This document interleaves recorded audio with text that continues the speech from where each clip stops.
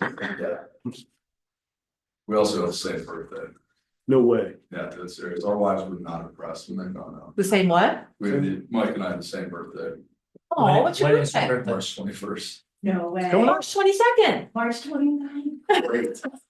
You guys should come with us. Yeah. Yeah, So you guys are Aries too. Yeah. Aren't you just slipped in there? Is yeah, that right? yeah, just by a day. Yeah, I think you're the first. And everybody who finds that out, obviously, it makes sense, which I find mildly insulting. Offensive, exactly. I mean, yeah, for sure. Okay, we gotta go here. Are we ready? Yes, ma'am.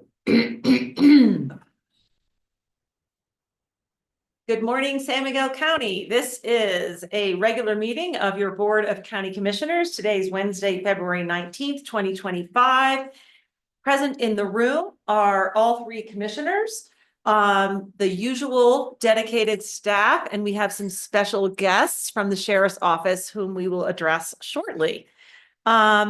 We are going to begin this meeting with a moment of silence for grounding and gratitude.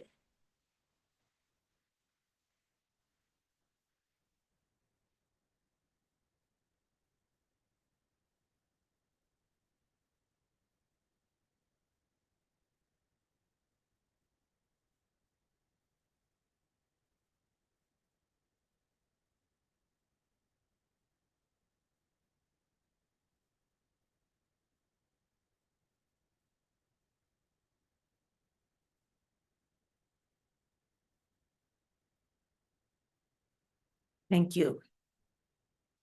Moving on to item 4, review of the agenda. Does anybody have anything to add, delete, change? Commissioners are saying no.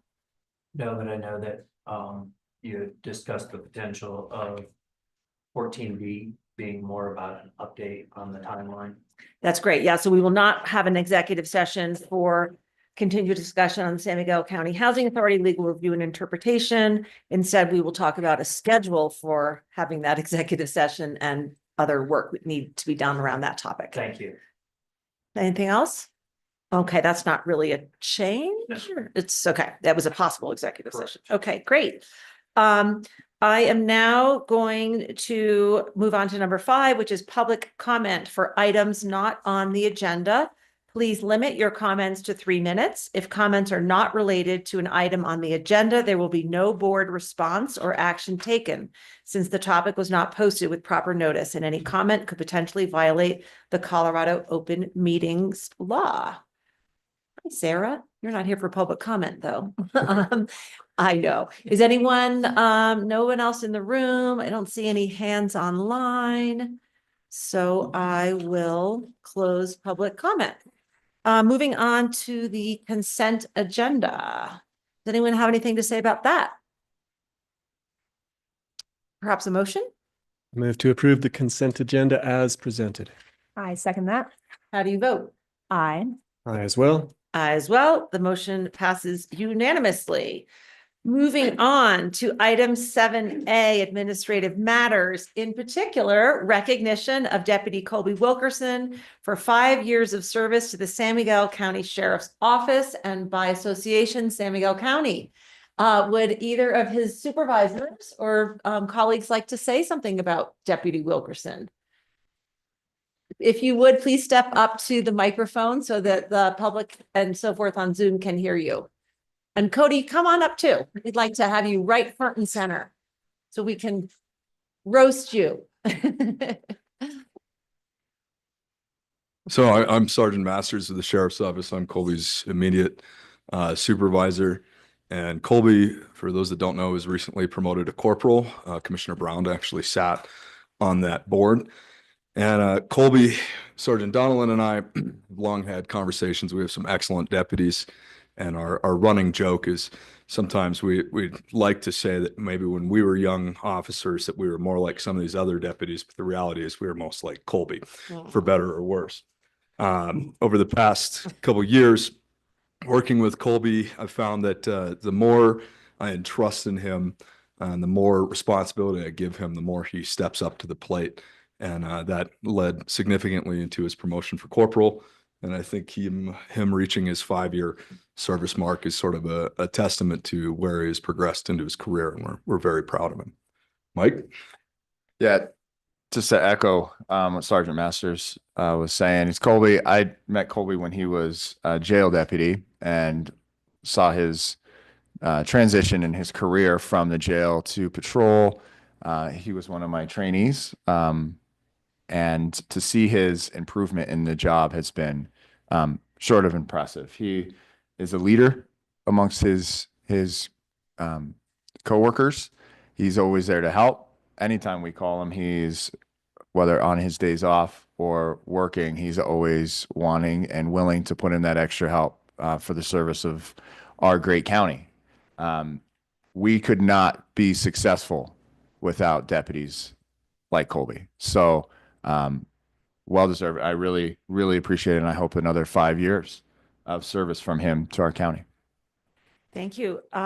Remembering that we had that interview and selected Colby as one of the 2 corporals, should we be calling him Corporal Wilkerson as opposed to Deputy Wilkerson? Yes. We should, right? I apologize for that. Look at all those stripes. Well, Colby, we greatly appreciate your service to the San Miguel Sheriff's Office. We had the sheriff in here last week talking about his situation and what will come next. And one of the things I think we all appreciate so much about your department is the peacekeeping approach that you take. And it's just, it really strikes the right balance here for this county. And we know that you share those values and that approach. We really appreciate it. Yeah, thank you. And I will say too, that when I was on the hiring committee, promotion committee, where we selected 2 people to promote to corporal, you were a clear choice. And I was really pleased to get to know you a little bit during that process. And I'm pleased to serve San Miguel County with you. Yeah, thank you. Would you like to say anything? No. Well, as Mike said, 5 years and counting, right? Yeah. Normally we would have a pin for you, but I think since your official anniversary was in January, you've already received that. Yeah, Is that correct? Yeah, I got it. That's my fault. I already gave it to him. That's fine. That's fine. That's good. All right. Anything else? Colby, I've got a quick question. Yeah. I know that one of the challenges here at San Miguel County is to recruit and retain employees. And what's kept you around for 5 years? I can't leave. My family owns a ranch in Norwood. So my wife and I are running it right now, and so it's kind of hard to get rid of acreage and all of that if you have to leave. But we actually just really like the area. We really like Norwood. We like the mountains and having Telluride so close. Great.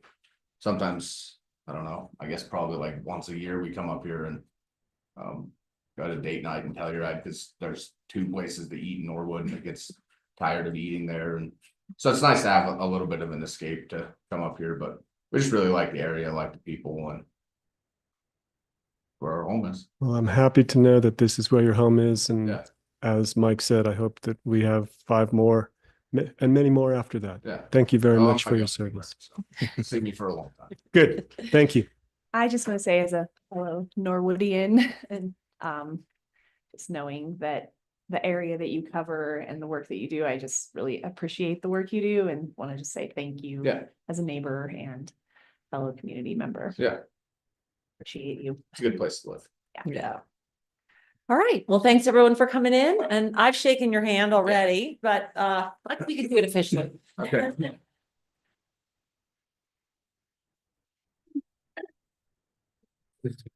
Yes, thank you. Good to see you. Thank you. Yeah. You get a picture with the commissioners? Yeah. Let's do that. Let's get a picture with the commissioners. Yeah. Oh, Somewhere in Oh, the shoot. back. Where, you tell us. Yeah, not there. This side. Outlet. Maybe we're not- Where? By the coffee machine? Yeah. Yeah. We don't this way. No. Sometimes we do the flag. Wait, where did you go? I'm here. Sandwich.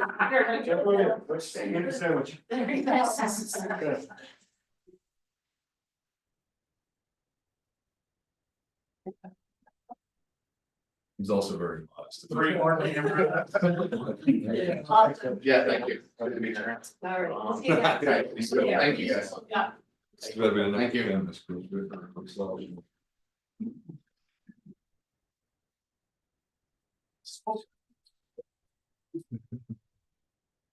Thank you all.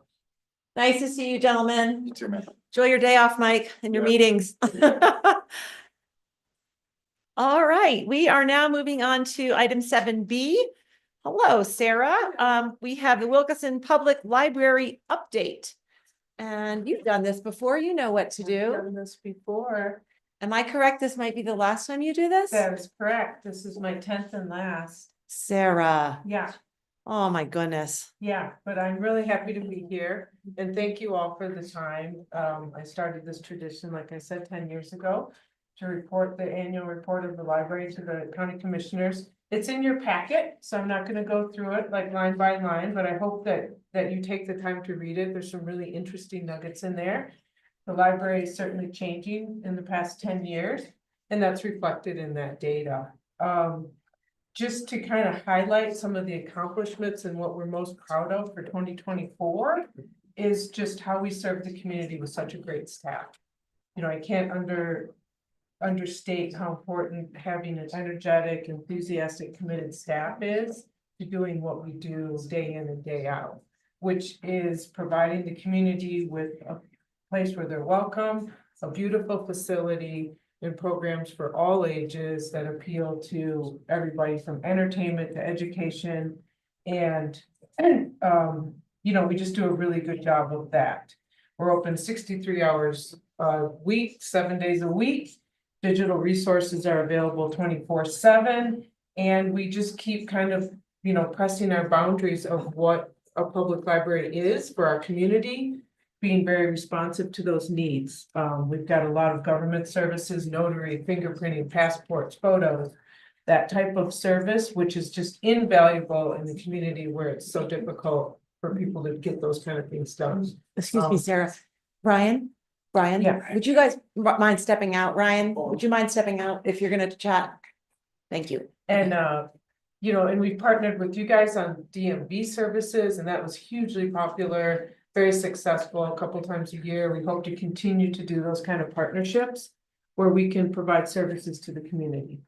You know, our numbers are up in most categories from 2023.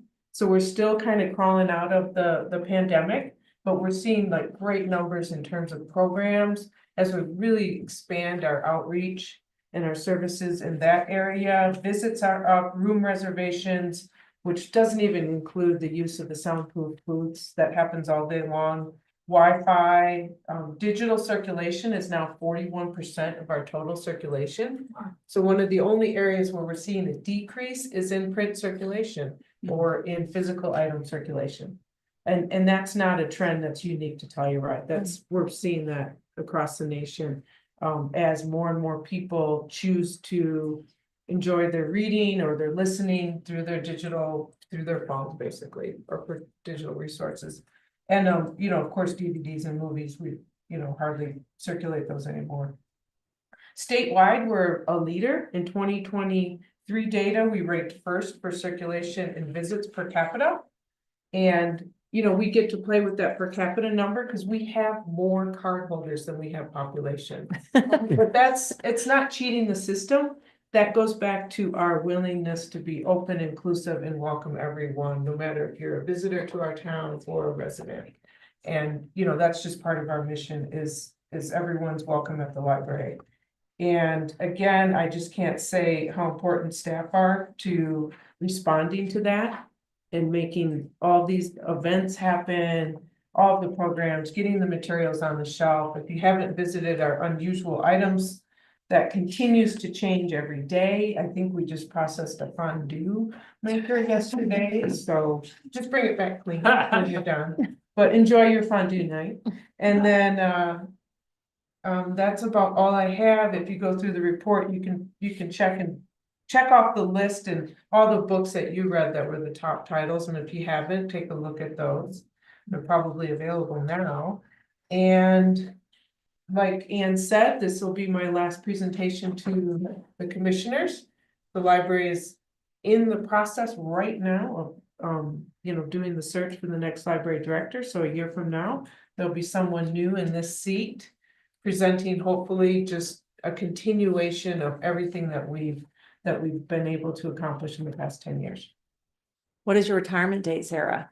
Probably April 1st or 2nd. Oh, coming right So up. coming right up. Wow. You're gonna make it April 1st. I know. Like, Like, "Ding-ding-ding." Yeah, I'm not going there. yeah, right around there, Yeah. right up at the end of the season. And do So- they expect to have someone in place but when you leave, or I'm will there not be a? sure. Yeah. We are anticipating having in-person interviews March 5th or 6th. Mhm. And there'll be a public reception to meet the candidates. We're kind of in the stages of frantically planning all of that right now.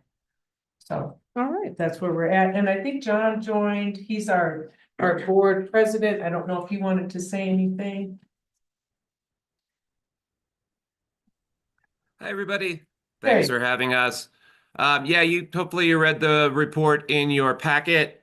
I just came by to say thank you to Sarah and her staff. They're really what makes the library tick. Wanted to thank the rest of the board, Brant Garber, Kelsey Brax, Kim Hoffman, and Kyle Kohler.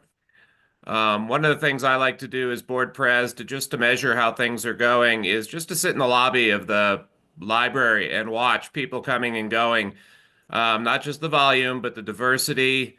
And it's a pretty amazing experience. If you get a chance, I urge you to do that. And then go upstairs and check out our newly renovated upstairs. That's what we've spent a lot of our capital money on in the past 3 to 4 years. And we have some capital ideas, some capital projects coming up as well. But overall, just wanted to thank Sarah for many years of service to the library. She's going to be a tough person to replace. We're in the middle of that process right now. So thank you all. And thank you all for your support of the library. Thank you, John. Yes, sir, Mr. Waring. Thank you both. Sarah, it's great to see you. And John, appreciate your service on this board. I know that it's a big responsibility, and I appreciate you stepping in and taking it so seriously. You mentioned future capital projects, and I'm curious if you could share a little bit about potential future plans. I know that leadership may be changing, and perhaps that would change the plan, but I also know the board tends to be kind of steady and long range. Yeah, I can let John take this one, like you said, with me leaving, I don't wanna like start a new project and be handing it off to somebody. Yeah,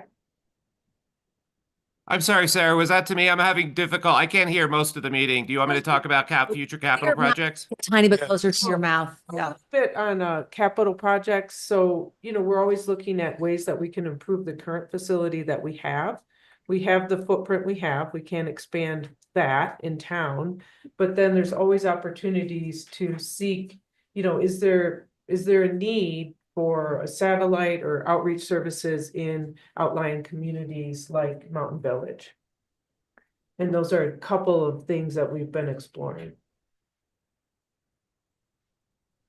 I'll just jump in here and say that a lot of governments or taxing entities like the library district will fund improvements, especially big projects, through bonds. They'll do bonds, and we tend to take in a little bit more than we need each year, and so we set that money aside. And every 3 to 4 or 5 years, we have a capital project that we put through. Renovation of the meeting rooms, renovation of the magazine rooms in the past, and then the most recent big one was the renovation of the upstairs. We have a couple of ideas that we've been throwing around, some big picture stuff. We've been talking about the possibility of putting a public rooftop deck on the library.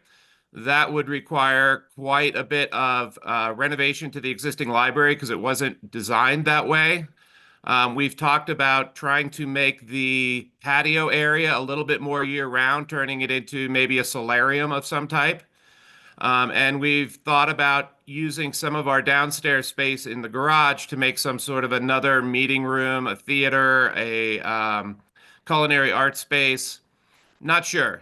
These things are all just kind of ideas right now, but we, again, continue to squirrel money away, and eventually we will use it to improve the library for the citizens. Thanks, John. That's a great answer to my question. I had a couple other questions. Well, first of all, thank you so Uh-huh. much. I don't know if I've already said this because I get so sentimental about libraries. I feel like I grew up in our public library at home. My mom was on the board and on the Friends, and I had after school jobs there, and obviously did research and homework and everything like that too. So I'm a big fan. And I really appreciate this library. And as you said, your staff is Mhm. absolutely outstanding. I'm flabbergasted every time I get that monthly email about the children's programs and then the ones about the adults programs, because I mean, you are so much more than a place to check out a book, obviously, but a community center and a trusted place and a safe space for kids and for our immigrant population and for anybody, visitors. As you said, the last time I was in there, someone at the front desk was, I don't think they were giving a restaurant recommendation, but directions to something. I mean, it's practically a visitor center. Right. And I just that can-do spirit and the how can I help you spirit is so appreciated. Mhm. So, I mean, I don't want to just go on and on, but it's so sincere, my appreciation and my enjoyment of the library. Yes, we So hope that people enjoy. absolutely. And Good every experience. improvement you make, I'm like, wow, that is super smart and helpful. I use those little soundproof booths. Yeah, it's great. So thank you. Thank you. Thank you. A question about invested in security systems allowing for potential after hours access. Mhm. Can you tell us more about that? Yep, the guys are there now. I think it's taken them a little bit longer than they were anticipating, but eventually we're trying to move to a key card access for the front doors, and then we have the glass doors and where you enter into like the real library. Right. The elevator situation. And so this would allow us to potentially allow patrons to use the program room in the lobby after hours with key card access or with like a punch card. And this is something that a lot of libraries across the country are doing. And it allows, and it would be, and it's not just in the evening, it could be in the early morning as well. And they're installing that system right now. We're not gonna have it up and running as soon as it's installed. We've got to go through a lot of policies and procedures. But eventually it could allow patrons to have access to that program room lobby area before or after hours. And Sarah, are you thinking that that would be a place for programming and a time for programming, or you're talking about just the public having a warm shelter to More for programming. programming? Yeah, Yeah. because we do run into that sometimes in the, multiple times a week that I'm at the library for a Yeah. program. Yeah. We bump up against the closing hours. Yes, So exactly. that's really Exactly. responsive Yep, and then in the morning too. in the Yeah. morning too. Sure. That's great. Mhm. That is so great. And I always thought that was a wonderful layout, the fact that you can access Yes. the program Yeah. room. We can lock off the elevator, lock off the lobby doors, the glass doors, and then you'll just have access to that front The area. front. That's fantastic. Mhm. Yeah, and I just also want to say to you and John that how much I appreciate as a taxpayer that you accumulate reserves in order to do your capital projects, because as the sort of the central body in the county that collects and then disperses taxes for all the jurisdictions, we also collect complaints about tax, the cost of our taxes, or the high level of our taxes, or the increasing level Well, of the our taxes. taxes haven't gone up. Our taxes actually went down. It's just the property values that. have I increased. understand. I do Right. understand that. Yes, you have Mhm. not had a mill levy increase. I Right. do understand that. Yeah. But anyway, what I'm saying is I appreciate that, that fiscal responsibility Thank and, you. and Yeah. the prudent Yeah. use of And the taxpayer board dollars. is really important with that. They're very cognizant of that role and very aware of the need to do that. Yeah. Very much appreciated. Thanks for your presentation. I feel lucky that I slid in here at the end of your tenure to Yeah. get one presentation. And I doubt there's anyone in this room who has not benefited from the amenities and the services and just the openness of the Wilkinson Library. It's incredible.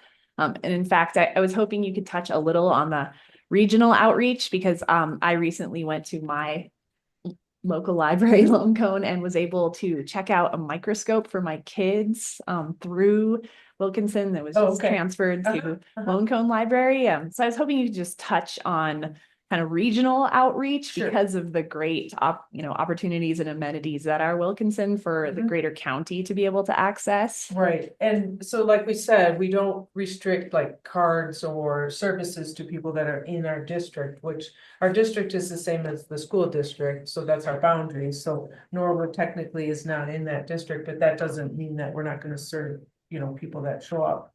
But the other part, the other thing that our library is a part of is the Colorado Library Consortium in Marmot. And through that, we do resource sharing. And the resource sharing, you know, back in the day was mostly just totes and totes and totes of physical materials. That's decreasing a lot, and a lot of it now is actual digital sharing where we buy books that are digital copies and then we actually share those throughout the system. So it's a little bit of both, but we're in that system and we get 5-day-a-week service, which is a lot for our little community, but we're constantly sharing resources through that. And that includes the unusual items. It does. I had Yes. no idea. Yeah, I Yes. didn't know Yeah. that either, and I'm We're so very pleased. trusting. We're very trusting. Yes, because that's a long way for, Just bring it back. Yeah. All you gotta do. Yeah. Pretty simple. it's a long way for a microscope simple. to Yeah. travel, right? we were- Hopefully it didn't go all the way to go to Grand Junction, get processed and go back, but it probably did. I- But Yeah. that's just how the system works. I'm wondering, and just since John's online, just as a food for thought, have you ever considered some sort of satellite operation down valley, perhaps in Placerville? Just planting a seed. Yeah, that is definitely a growing community and we know that there's a lot of full-time residents that live there. Yeah. How is speaking of satellite operations, how does the Lawson Hill pickup drop off used? How often is it? It's not used anywhere near as much as we had hoped it would be, but again, I think that just has to do with timing in terms of Right. we're in the middle of this drop in physical circulation. So the need for having that hold locker or that type of service is just, there's not as much demand for that as there used to be. Sure. But it is a great spot for some sort of central type service. It is. Yeah. Yeah, it is great. It's good. Mhm. All right. Any other questions or accolades? There's a hand up. Okay. Yes, we do. Yep. I just wanted to say thank you so much for all of your service to the library and to the community. The library has been this incredible safe space for my kids. I think I'm probably the only person that doesn't check books out of the library. But I use pretty much every other service. But like the meditation, the free yoga, the bilingual offerings that you provide, I feel like have really gone above and beyond what any library, what I would ever expect. So thank you for Thank you. exceeding expectations all the time. Yeah, and we are really proud of the outreach that we do to the Spanish speaking and immigrant population. And we have so many staff members they're continuing to work on their Spanish language skills, and we've hired several bilingual staff, so we're really proud of that. Well deserved. That's great. All right. Anything else? Oh, we do have a member of the public, and I happen to know, even though his name is not on the screen, I recognize the phone number. It is Doug Tooley. Doug, you have 3 minutes to speak regarding the Wilkinson Public Library. Please go ahead and unmute yourself. Hi, Doug Tooley, Mountain Village resident. I have been a great fan, especially bringing the writers in. I've done a number of writers workshops as well. A number of very interesting people that I hope I've been able to resonate with just a little bit. Just one particular benefit of the library that I'd like to make note of is it is one of the largest employers in the county. I don't know exactly where they rank, but they are up there, and they probably have, their employees probably have more community contact than any of those other agencies, I guess maybe except for TSG and the Lifties, but, educated contact, if you will.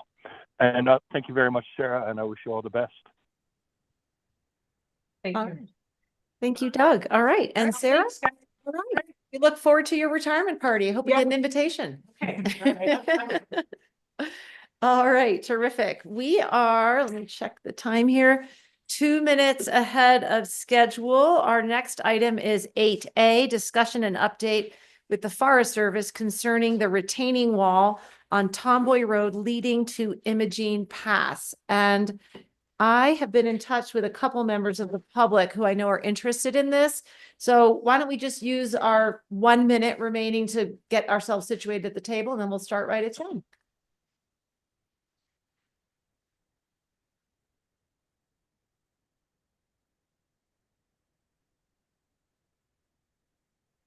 Hi, Ryan. How you doing?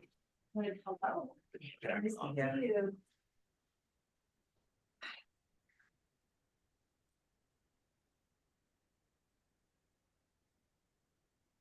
All right, Ryan with San Miguel County Road and Bridge. Hi, good morning, everybody. Megan Eno, the district ranger in Norwood. Yeah, pull that right up. Thanks, Megan. You got it. Okay. All right. Are you gonna talk us through something? Yeah, well, we were hoping honestly to have a little bit more to report at this time, from when we had the last meeting and then some of the work that we had done. So this is just kind of an update after that and the steps that we took after that meeting and then the discussion that we had. We included this as part of our Schedule A, our annual meeting between the Road and Bridge Department and the Forest Service. So this was one of the topics that we did discuss. I had asked Nico from Access and Motion to be here, and he said he would be here at 10, so he might be running a little bit late, but so he could offer a little more insight on the work that he did up there with some of the testing. But I guess just to jump in here, we had on November 18th, after that last discussion, the contractor that we worked with was able to access the area to drill. So we notified him right after the meeting, but when he was actually able to get up there and do that work, there was some snowstorms and some small snowstorm in between, and then some ice that he had to battle with up there. And he went up, worked a couple days with him and his crew, and they were able to drill some holes into the rock to kind of test the stability of the rock and see, what type of rock they were dealing with. And so Nico had reported back, and his recommendations would be to drill 20 feet deep every 8 feet, 35 degrees angle to stabilize the road, and also to drill 8 feet deep vertical every 3 foot for the retaining wall. So a lot of the information of the data that he gathered that he relayed back to us, and I had forwarded that to the Forest Service, it wasn't sufficient enough and it wasn't complete enough for them to be able to send to their engineers to come up with any other potential ideas or any other potential plans or offer any feedback. So we're kind of it was enough for them, for Access and Motion, and also for Earth Tech, who would be we were going to work with for the conceptual design, and also just to kind of give us an idea, not for any contractor, any work specific, but just to get a general idea of what are we dealing with? Is this something you guys can do? You guys being meaning, is it something that we can do that's not going to be, that's not outside the ball or the cost of what it's worth for that road? So Okay. if they can come up with a plan that's doable, it's affordable, that we can make work, that's kind of where we were at. And if not, what would it take? And then they could give us those numbers. And if those numbers are astronomical, then at least we have some idea and some data to be able to make a decision moving forward on the status or the future of that road, not just for us, but also for the Forest Service. We met with the Forest Service on the 28th, as I said, for our Schedule A meeting on January 28th, and we went through the comments. And so, yeah, it was as we said, there wasn't enough data for the Forest Service engineers to give their feedback, but we did agree that the initial plan at that time, with working through the county, working in cooperation with the Forest Service and working through the county and having us kind of spearhead any plans moving forward, was probably the best course of action. We've after discussing with them and, as far as specific designs that we might, be able to work with off of the information that we have, I asked asked Nico Services and the other contractor, Earth Tech, to give us some ideas with that of a wall that's not over 6 feet high, and we can get the road as wide as possible. There's no real true minimum or maximum width that we're gonna require, but just get us as wide as we can without going over 6 foot high.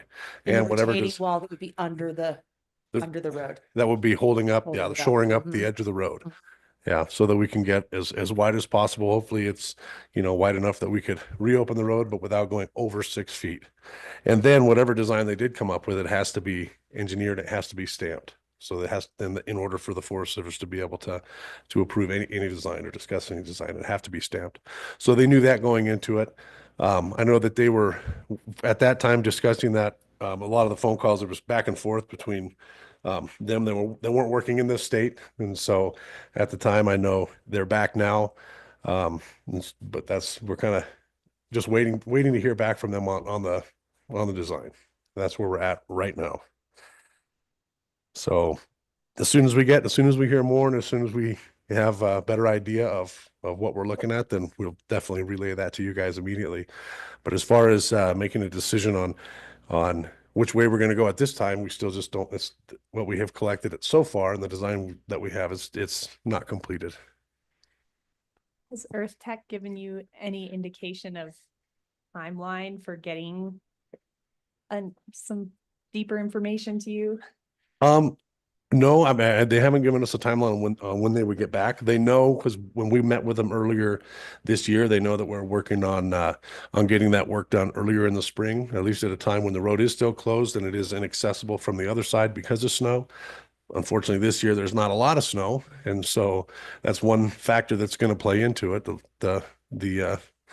If we don't have the snowpack up there, and if we don't have that natural barrier coming in from that north side of the road, then people are going to start accessing that earlier in the season. It's going to naturally melt off on its own, and so that pushes us to want to get a decision or get some more information a lot sooner, so that we can start a plan and get working on it sooner if we can.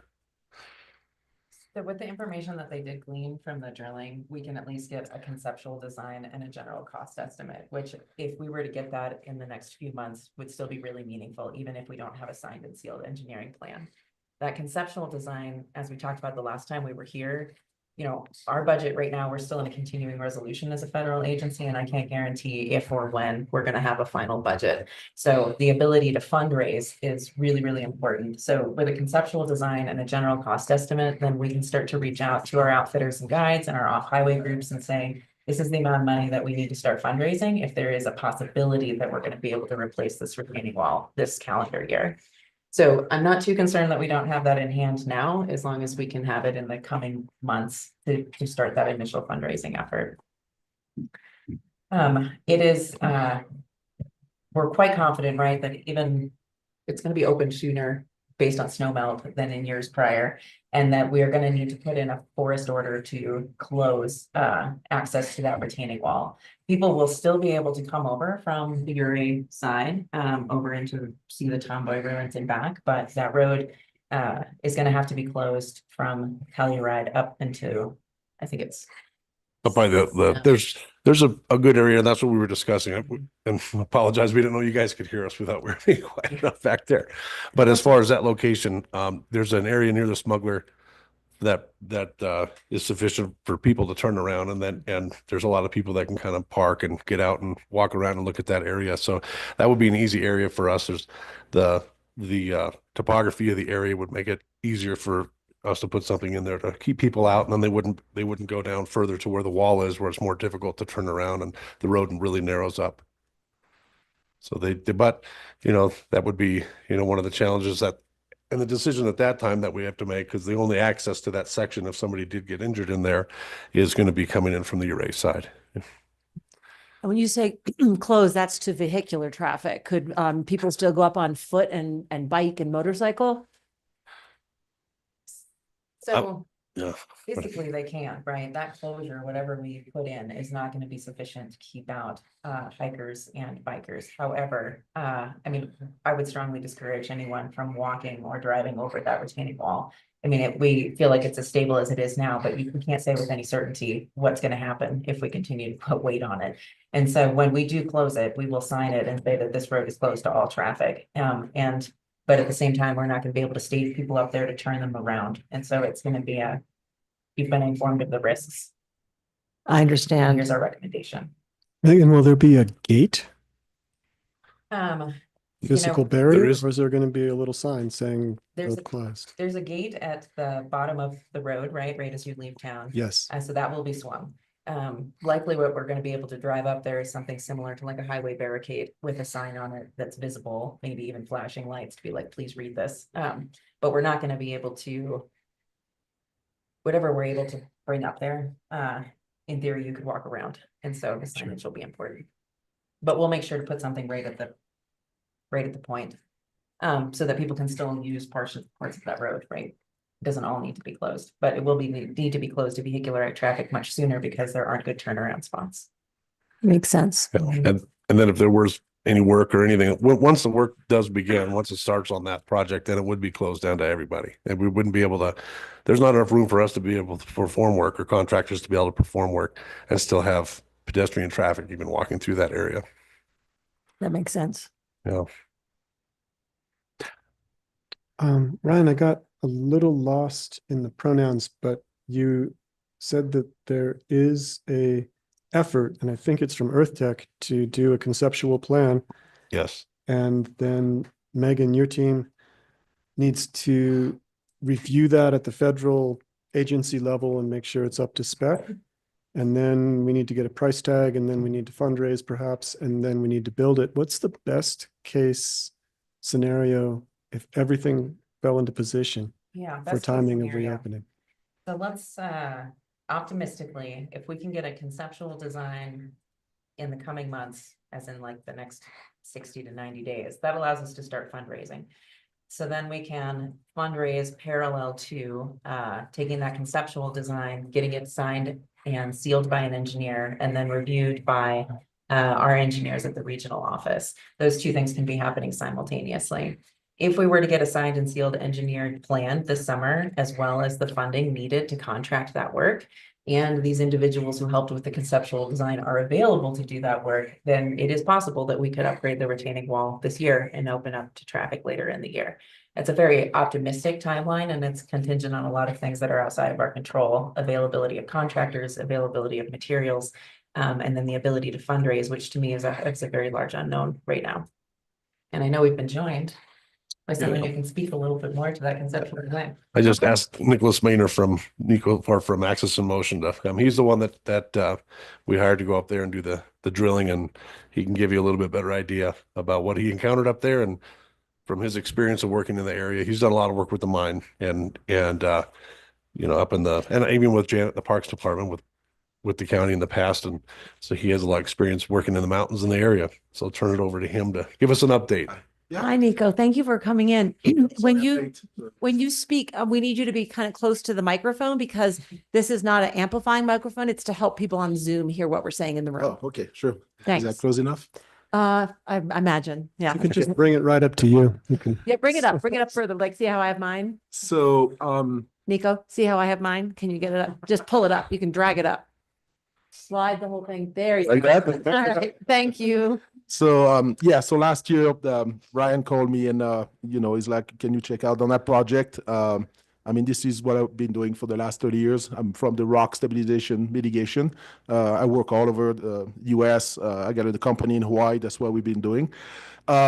So we did some drilling to figure out how bad was the rock, you know, because putting pins and rebuilding something, it's going to get washed out the next 6 months.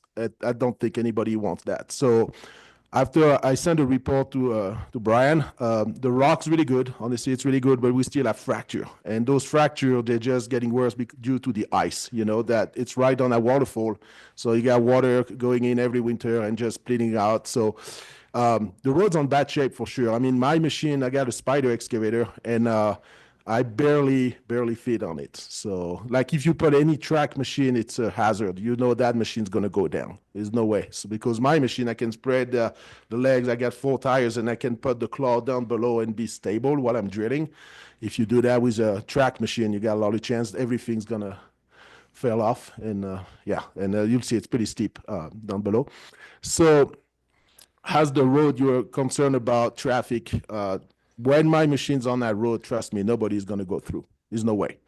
I'm part of the search and rescue. So my plan was we can leave a side-by-side on the other side, on the uphill side. So if we have anything on the uphill side, we can send a crew, or search and rescue can meet me at the halfway, can transit the equipment and go on the other side-by-side and go up there. I don't think it's going to be the case. UA, I mean, on the UA side, those guys are pretty efficient too. So, but just in case, you know, anything happen, who knows? For For the design, yeah, I got an engineer. He's ready to start that project. He's a guy, he's from Montrose. I like to work with local engineer because working with engineers from Phoenix and all that doesn't help. They don't know anything about mountains first. And if you need anything, a new design or whatever, it can be right there the next day. So the design, we can have a design, you say a month, right? So we can have that under a month if you need a design. The design, we were thinking, so basically is to drill anchors to stabilize the road. So those anchors going to be 45 degrees angle inside to hold the road by himself. And then we're going to have vertical anchors to build the retaining wall on top of it. And those 45 degrees anchors, they're going to be attached to a retaining wall. And that's why you guys didn't have before. Everything was just sitting on those rebar and boom. Now, under the waterfall, I was really impressed when we went up there, the amount of ice. It was early in the season, it was tons of ice. So I can imagine when that waterfall just falling apart, like right now, it's so hot. It really damaged everything. Even how good the retaining wall we can build, I think it's going to be an issue. I think we need to put a concrete pad on that section. So something like 20 feet wide with a V shape to drain the water, sink some rocks in it. So for grip, and for the jeepers, whatever. But I think it's going to be a big upgrade because water is going to wash out the gravel or whatever. It's going to, it's a waterfall. So you see it on the summer, those big monsoon when like Royer, when we get washed out, it's so much water. So I think I have a pad right there will be really helpful. But also we're talking about Royer. That's one thing we need to do at the same time. We need to do uphill, like 400 feet uphill. We need to do a drain for Royer. So make sure Royer's water is not going down to Twin Falls, because that's what happened. That Twin Falls was fine. It was a lot of water, but Royer bring all that water down there. So that's what you can see. It's no more material on that road. The road's like that now. It used to be like this, and now it's like this because you get washed out. Is the Royer drainage issue being configured into this potential bid? Well, we talk about it. I think that was more in the future, but I think honestly, as we up there, we can do something quick with really low, cost, like won't be really expensive, but because if we have the same monsoon we had last year, it's going to be the same thing. I work at the mine. We get stuck a couple of times, those big mudslide we have up there. It's just that thing. It's just a big funnel. And even if we just make a trench and make a big bump or something, that's going to help a lot. But at least the water is not going to rush for 600 feet on that road and washed out everything. So we know, while we deal with this initial retaining wall, we want to be able to plan for, I think there's 3 additional locations that are likely going to need to be stabilized and try to get ahead of it rather than waiting for them to fail again. Because I know we're going to be asking for external parties to be fundraising to replace this, I'm going to try to keep the initial construction to what I think is reasonable and fair, to try to give us something that we can actually accomplish potentially this year. But ultimately, we want to do the design work simultaneously for these additional retaining walls and to try to get ahead of them. Like Nico pointed out, it's a very volatile and regularly changing environment up there. If we're going to keep this road open as long as we possibly and humanly can, then we're going to need to start getting ahead of work rather than just responding to it. And I know a lot of the stakeholders were concerned, are you going to turn this into a highway? It's like, no, we physically can't change it into a highway, but we can prioritize areas like this one where we know it's just a matter of time and maybe a matter of days, right? So if we can think ahead, and then it'll allow us to look at other federal funding opportunities, state funding opportunities to try to get to those other retaining walls. But right now the ask is going to be largely a local fundraising effort if we want to be able to try to open it up this year. Yeah, no, totally. Right now I get a lot of calls since last fall, what happened in North Carolina, that big washed out on Highway 40. Yeah. So basically it's the same thing, except over there they lost the road. So everything cost millions and millions. What you guys have right now, it's not too bad. You still have the road. It's we can fix it for honestly a good price. If we lose the road, rebuild a road like that up there, you can multiply the cost by 10. And I live here. I'm a taxpayer too, so I think it's no, it's doable, but for sure like I said, we have a bad winter. It's not much snow, so I think at spring it's not going to be that bad, but I'm worried about the summer. If we get all that rain like we had last year, that's the thing concern me. When we worked there, I was really impressed about how dangerous it is to be under that waterfall, because soon as the sun hit that cliff, we saw rocks like that flying over our head. So basically, luckily I got the remote. So my machine was parked, we were drilling, and we were like 300 feet up. And you can see rocks flying all the time. And Ryan knows, those guys are there all the time. It's a sketchy spot. So you want to start early at spring, but you can't because it's deadly. And then you got a super short window because then you got the monsoon coming. So, and when it rains up there, you don't want to be on that gully too. So it's going to be, it's going to be sketchy. Ryan, yes, hi. Yeah, Commissioner Gleason wasn't here for that original discussion when this all happened. And so when we went up there, we met with the Forest Service the first time, and we walked through up there, and we walked all the way up past the tunnel, through the social tunnel up just before the smuggler mine. And we looked at multiple locations, realizing that where the catastrophic failure happened this year, that shut that road down. And that's what we were looking at initially to address, but taking into account that there's multiple locations where we could have something very similar at any time. And so, because they're already deteriorated to the point that it's not going to take a big event to lose the road further up from where we're working now. And so we had discussed that as part of a multi-phase plan where let's get this one going, let's get this addressed now, and then realizing that it's not going to be a fix-all, that this is just going to be a temporary Band-Aid until we can get those other areas addressed as well. So that section in Royer Gulch was discussed, and then above that there's other several other sections of the road where it could use some small walls at this time just to kind of restabilize it and get a road base or a road width that's wide enough. And we're not talking about 2 lanes of traffic. We're talking about as wide as it safely is for people to travel up there, and also for the mine to get some of their bigger equipment, and even us to get our equipment up there. We have a D4 dozer that's about the largest piece of equipment that we take up there. The excavators, we usually rent one that's smaller than the one we have because it takes kind of specialty equipment, but other than that, it's backhoes or pickup trucks that we get up there. The mine kind of similar, but that's kind of the traffic that we're taking into account. Well, thanks for that background info. It's helpful and makes a lot of sense to take some preemptive measures, or at least come up with a short-term, long-term plan to think about this. Because as we all know, that's a road that was built over 100 years ago, and erosion is not something that has stopped. So No. Yeah, and that's just Imogene. We have or Tomboy Road. We also have Black Bear that's not too far behind it in some sections as well. Well, that road was built for donkeys and stuff like that, and the thing too, it's like I work a lot for the Bridal Veil. The miners were working up there, so they were maintaining that road every year. Of course, I think we have a lack of maintenance because it was fine, but we really noticed maybe it's climate change, but all the rain we got every summer really affect everything. You see Black Bear just getting hammered, that road's getting hammered. And I think at one point we're like, if we don't act right now, it's going to be too late, because on Black Bear, same thing. You're losing the stop section, the first road, you're losing the 300 feet of that road. How are we going to fix that? It's it's no access. You get hard time to get up there with a side-by-side. So how are you supposed to bring material? How are you supposed to bring drills? And I know for the county, for Telluride, for sure, it's a big attraction, you shut that down. I don't know. I don't know.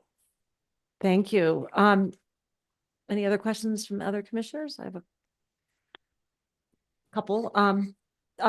Megan, you mentioned that we need to do some local fundraising to fund this. I understand from our last conversation, Mike, this is going to be directed at you, that there were some Jeeping associations statewide maybe that might be willing to pitch in. So we're not like doing bake sales and raffles, are we? Unless that's how we want to. It might not be off the table. So I was in contact with the Mile High Jeep Club just because I know from their past, they always endeavor on a large project each year. But they're more interested in, they said they could provide operators and operator time and stuff. I think it gets a little bit tricky because when we're talking about this type of fix, this is where you get into the state, my gosh, the OHV sticker funds use of those for off-roading. But those funds are applied for in October and then they're available a year and a half later. So the timing of that grant pool will not work, which is unfortunate but maybe that's when we should be looking at if we need a more structural fix of like Black Bear or something. So that we're not caught off guard for the next road, high country pass that might fail. In short, they said, once we know exactly what we want and what we need, to be back in contact with them, but they didn't have a large piggy bank. It was more about their in-kind support that they could provide to a potential fix. And you're saying that won't work with the restrictions and regulations and so Well, forth I'm that we just have? thinking of if this needs to be, as I've just heard, an engineered Yeah, plan that's largely going to be a project, we would have to bid out, and we cannot use that kind of hodgepodge in-kind labor on a county government project that has a bond and yeah, I has understand. insurance of its lasting success. That makes sense. When you do the concept and the pricing, Nico, are you planning to include in this year's project that temporary fix to the diversion of the Royer Gulch? You mentioned some earthwork. That would seem to make sense if that could be part of this project. Yeah. I mean, I'm proud to be a local, and I think me and Ryan been working together a lot, helping each other. I have no problem to do more for just make sure it's working, So if we have to do any things like that, even if we don't have the budget, honestly, I don't mind. No, but it's the way it is. I live here and been working for 12 years and it's fine. It's fine. It's totally fine. What we love too is to make sure we keep that road for the next 100 years. Because when you go up there, it's another world. I think we all love to go up there and enjoy that view. So and see Tomboy and all that. So no, it's something we can work on it. And I mean, maybe we're gonna be up there and working. We're gonna have boom, a big storm, and suddenly another part's gonna fall off. And I'm not gonna leave like that. We're gonna work on it and figure it out. Thank you, Nico. Ryan. Yep, I was just gonna add on to what everybody has been saying. And Nico and I, we'll keep working together. I know that he was out and he was working out of state, like I said, for a little while, but now it sounds like he's going to be back more. I know the Forest Service, the beginning of the year is always a tough time.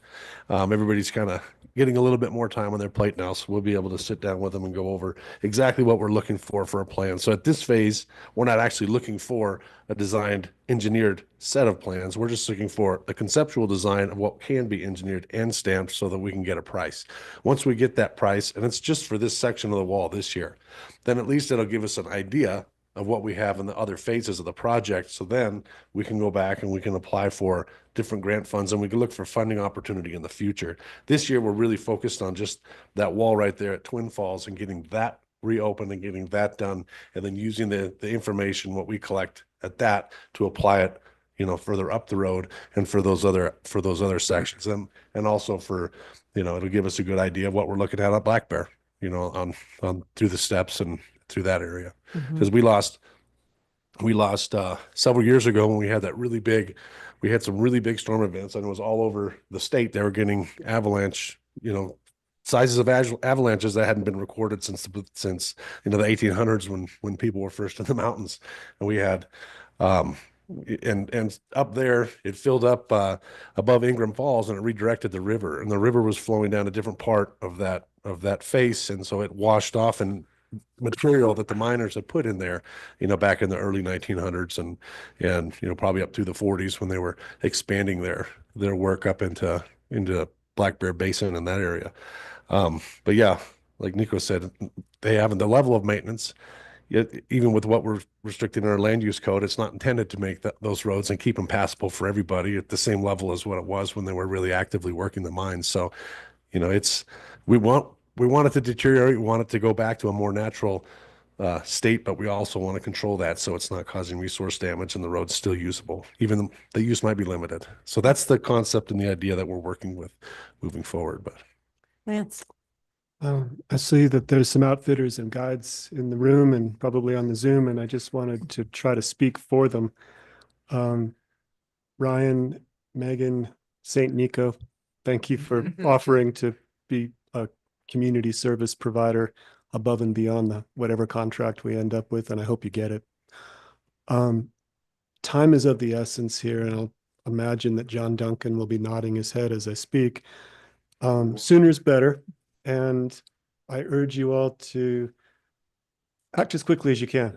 I know that this kind of project takes time. I know, Megan, that you have all kinds of hurdles and obstacles in front of you that I can't imagine, but anything you can do to leap over and around them and get shovels in the ground, get that remote drill rig going, and try to hit that optimistic schedule. I think that there will be appetite from the local community and hopefully outside to find any funding for gaps, but we need the number first, and that's on your shoulders, and that's the next step. So as you said, Ryan, conceptual plan, money, engineers, let's put the pedal to the metal. Absolutely. So we, knowing that we can potentially have a conceptual design in a month is, helps me stay optimistic. And my special use permit administrator right now is working with the staff on the Uray Ranger District as well as the Columbine Ranger District to assemble a complete list of outfitters and guides that operate on this road.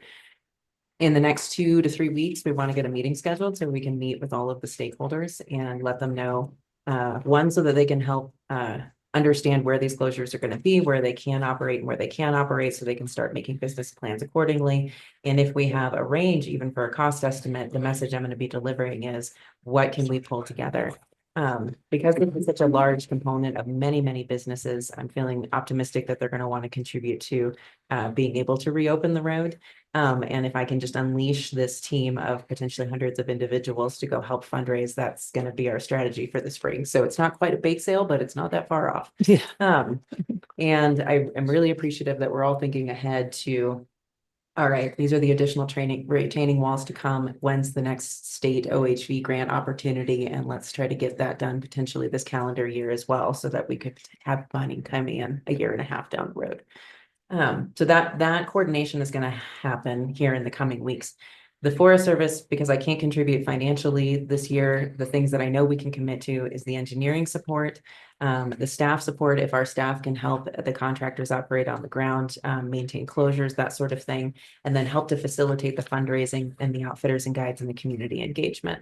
I've been very grateful that the county has committed to potentially being the contracting arm for this. So if we can fundraise and then give that money to the county, that skips a big potential stopgap for us in terms of not having a lot of control over contracting timelines.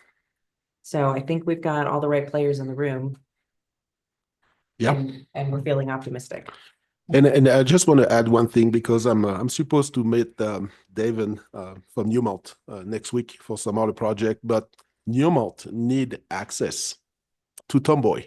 Yes. To maintain those drainage and all that, those culverts. So I'm pretty sure you guys can get some help from Newmont, because they have that contract. They need to maintain Tomboy, and without access, let's start there. Yeah. right?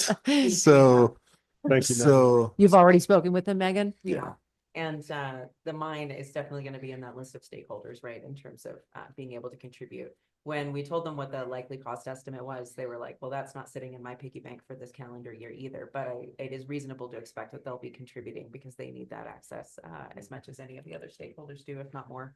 yeah. Then, and the thing too is that every year I got budget to work on the pipeline, power station and all that. I'm pretty sure they can match the PO to fix that specific location because it's the same area, and I'm pretty sure it can work out. And I mean, you know, I see how much money they are spending on the pipeline and all that for the power station, for the water and all that. I mean, it's a match, you know. I'm pretty sure it's going to work out, and for sure the thing will be everybody will have a big smile, but I'm pretty sure it's going to work out. So I'm glad you talked to them. I work a lot with, I mean, I've been working with them for the last 12 years, and yeah, I think I'm pretty sure they're going to be on board. So. Megan, you intimated that you have a round number in your head. Is that something you're prepared to share so we can start to get our heads around it? I would not commit. Yeah, I hear the chuckling in the room. Because I've heard everything from, well, actually, Nico, why don't you answer this question? Yeah. What would you estimate? See that? If you're not prepared to answer the question, that's perfectly fine. It just sounded like you had a number in your head. No, I got numbers because this is like what I've been doing for the last 6 months with all those projects in North Carolina. It's the same scenario and all that. Like I say, North Carolina lost everything, and now for 300 feet of road gone, it cost around $2 million. You guys have the road. For sure, we don't have the access, but honestly, I think on my side, work with design, you're shooting at $500,000. Okay. That's my guess. That's helpful just to start conceptualizing and talking to others. It's a rough number.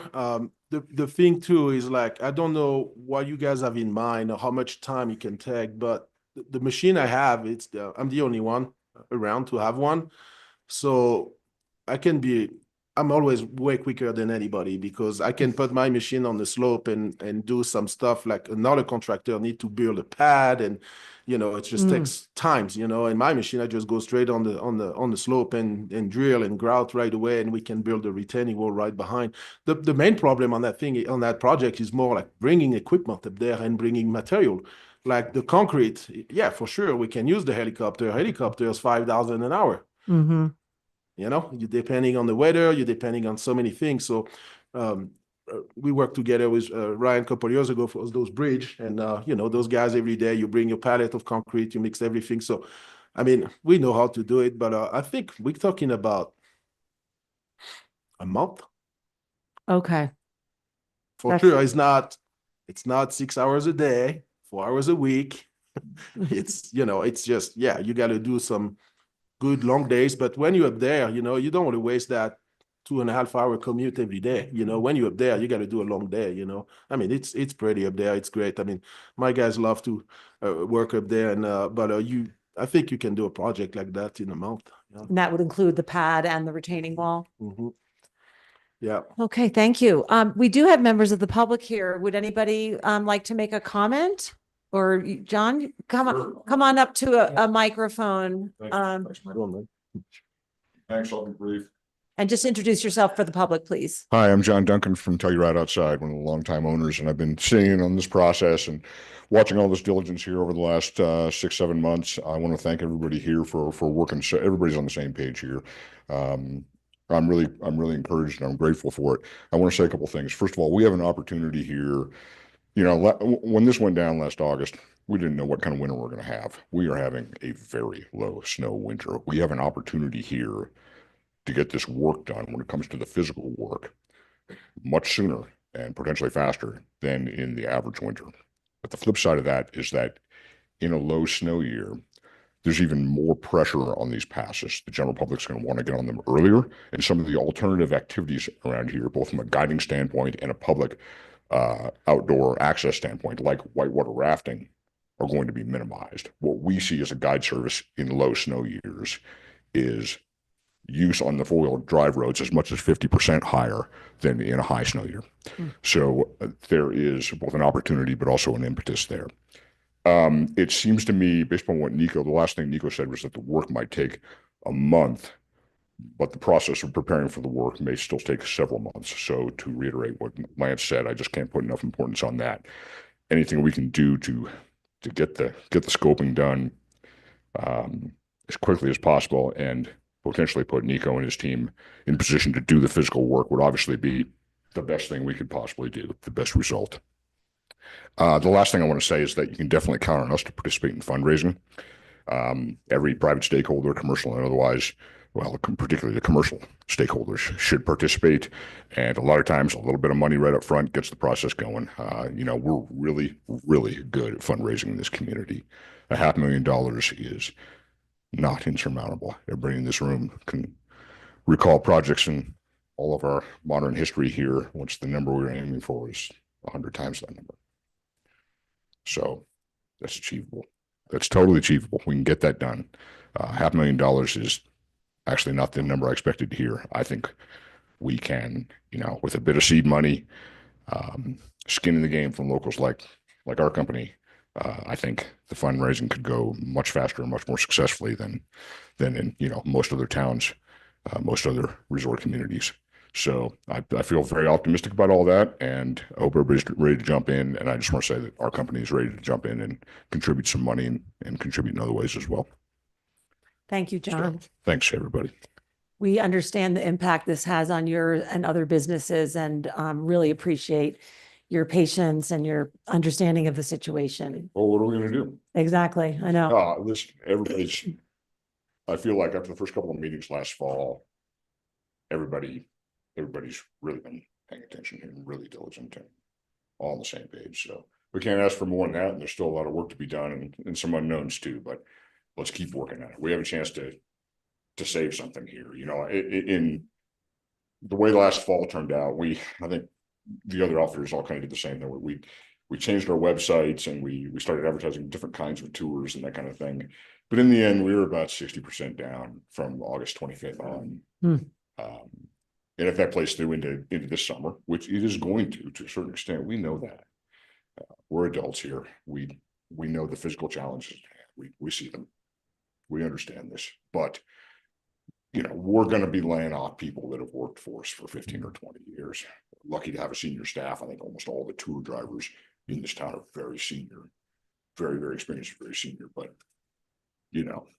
that's going to have a real impact on people's employment scenarios and certainly in dollars and cents on outfitters. And it kind of is what it is. But we can make our best possible effort here. It will make a difference. It will certainly make a difference for us. So, thank you. We will be sure that we are all making our best possible Yeah, effort. I know. I can see that, and I appreciate that. Gentlemen in the other second row, did you come to speak or listen about this topic? Forest Service. Okay, you're good. All right. Nothing to add. No. Okay. The next one. All right. Thank you. Any other questions? Yeah, Galina. Yeah, I just, Megan mentioned that the Forest Service will be willing and able to do community outreach. I'm just logistically wondering who's going to take the lead on this fundraising grassroots efforts, because I think the sooner get a start there, it's better to have the money ready to go. And so I'm just wondering what that logistically is going to look like. So my first effort is going to be to convene all of the outfitters and guides and stakeholders, including Newmont, in an initial meeting. And I'm going to ask that very question. I am not the right person to be a fundraiser. I'm a government bureaucrat. However, within this group of individuals, I suspect that people will be able to self-identify who can potentially take what effort. So we're going to brainstorm as a team, and I will act as a convener and a coordinator and then support those in any way that I can. People don't take kindly if the government is begging for money. However, community stakeholders, I think they'll feel differently if those are the folks that are coming to them to identify the need. But I'm very confident that we already have leaders within that community of folks, and that we'll be able to coordinate, hopefully not just one, but multiple efforts, and then bring them all to the same as they develop. It was really lovely to hear how optimistic John is, and I'm gonna take advantage of that enthusiasm and probably put him to work. And who will be responsible for contacting the Mile High Jeep Club? Is that still Mike's as the contact? Reach out to them again. I was just theorizing or hypothesizing with Jared about we'll investigate if we can make those contributions. If San Miguel County Board was open to it, could be the receiver of those contributions, and they could then be tax deductible to folks that are contributing to it. So another potential little benefit for us being a recipient in Oh, that. The only thing I get a little bit hesitant about is if we're all hearing a number that I think is better than I was hoping. mhm. But I also, until Nico gives us a final bid, I don't want to say that's it. Yeah. And then it ends up being, 100,000 more or whatever, and then we're gonna have some angst in the community. Mhm. Likewise, I don't want us to wait. So I Right. think we just need to be very careful in saying, we know that it's likely to be at least this much. And obviously, before we get to full fundraising, we will have already confirmed what that final number is. And so we would be continuing to solicit beyond what. Perfect. And does I don't know how this works. Has the county historically been able to accept tax deductible contributions? Or is that an Most open counties. question? I have in previous counties. Yeah, so okay. I know legally we can. Okay, It's only just to ensure that when we embark on this effort, that we're communicating clearly about which portions may or may not be tax deductible, so that we can instruct folks. that's terrific. And I think if we end up needing a nonprofit partner, we have options within the community if for some reason the government can't receive those funds. I know that we can receive them. but Okay. The question is whether or not we can provide tax deductions. No, that's what I mean, though. Because I think that would actually, well, I mean, I'm assuming that would help the fundraising efforts. And so if we can't, as a government, receive these particular We funds, will definitely confirm this here shortly. that's great. Report back. And then we can touch base with other organizations if we need support with that. And guess who I'm talking about? Sorry. Okay. I was just curious, Megan or Ryan, is there anything else you need from the commissioners or from us to help this move forward as quickly as possible? I don't need any other. I mean, we've got the direction. I don't think the direction has changed from the beginning, from our last meeting. So as long as we have that direction, we know which way to move forward. With this last discussion about the funding, this is a plan that's going to take there's a lot of moving parts. There's a lot of working parts that have to come in together. So if we do, move forward with a design build option, once we get that figure, that estimate, that's something that we move forward with. I think once we start that project, then we're going to need to be able to write checks, and knowing where that money's coming from is one thing. Getting the work done, in June, and having the road reopen in July or August, but it's another thing whether we can get that full amount, whether it's, $400,000, $500,000, $600,000, because it's, I know Nico has said that he's willing to, make some concessions and do some things. I don't know if he's willing to float $500,000 for. No, we wouldn't ever ask us to do that. Exactly. No. So. No, but I can get a really close number this week. Next week, I guess. Ryan asked me, but I've been traveling a lot. We got a lot of emergencies in Hawaii too. So I was there, just back. Los Angeles, they're all calling us too because they have the fire and now it's mudslides everywhere. So everything's going down. Honestly, I think we're pretty lucky compared to those guys. But the thing is, like he says, a lot of moving parts. For sure, for people who need that road for their business, because I know most of them. I know drivers, I know all the guides, I know all those guys. It's always, you get text, hey, when you think it's hard, it's hard to know people. You want to help them. As soon as we can work up there, for sure, I will be ready. Like I said, the only problem is that with that section is it's super dangerous. It's an avalanche couloir. You don't want to put 6 guys up there and get washed out, because then that's going to take years to do the project. But I think if you guys doing the part about the financing and all that, my part is kind of easy compared to you. I just got to be ready, and boom, we started drilling and build that wall. Yeah, you tell me and be ready. Yeah, we'll stay in touch for sure. Yeah.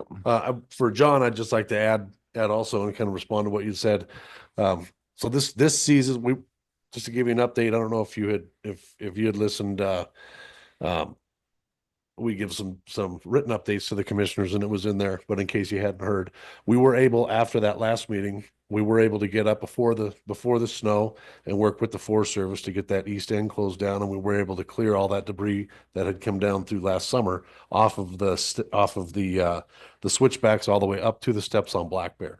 And so majority of that damage that had that road closed down has been addressed, and it took us a couple days, but we were able to do that with their assistance. So that part of the road, is ready to go, and we'll just have to do whatever came down this winter, but we're not getting a lot of snow. I don't think we've had a lot of activity on that face right now. I can't say it's not going to change before the end of this winter, but at the rate we're going, historically, we always had Black Bear open right after the 4th of July. I think with the knowledge that we're not going to be working up in Tomboy and up on that road, that our resources will be able to start working on Black Bear, especially with the amount of snow that we've got. I'd say that it's very highly likely that road will be open, much before the 4th, and it might even be open, earlier than, sometime in June. So that will be one road that you guys will be able to operate on earlier than you have historically in the past. Ophir Road, I know. Before you keep going off there, do you have any concerns, or do you or anybody have any concerns about this, the status of the steps currently, just with the additional erosion that happened?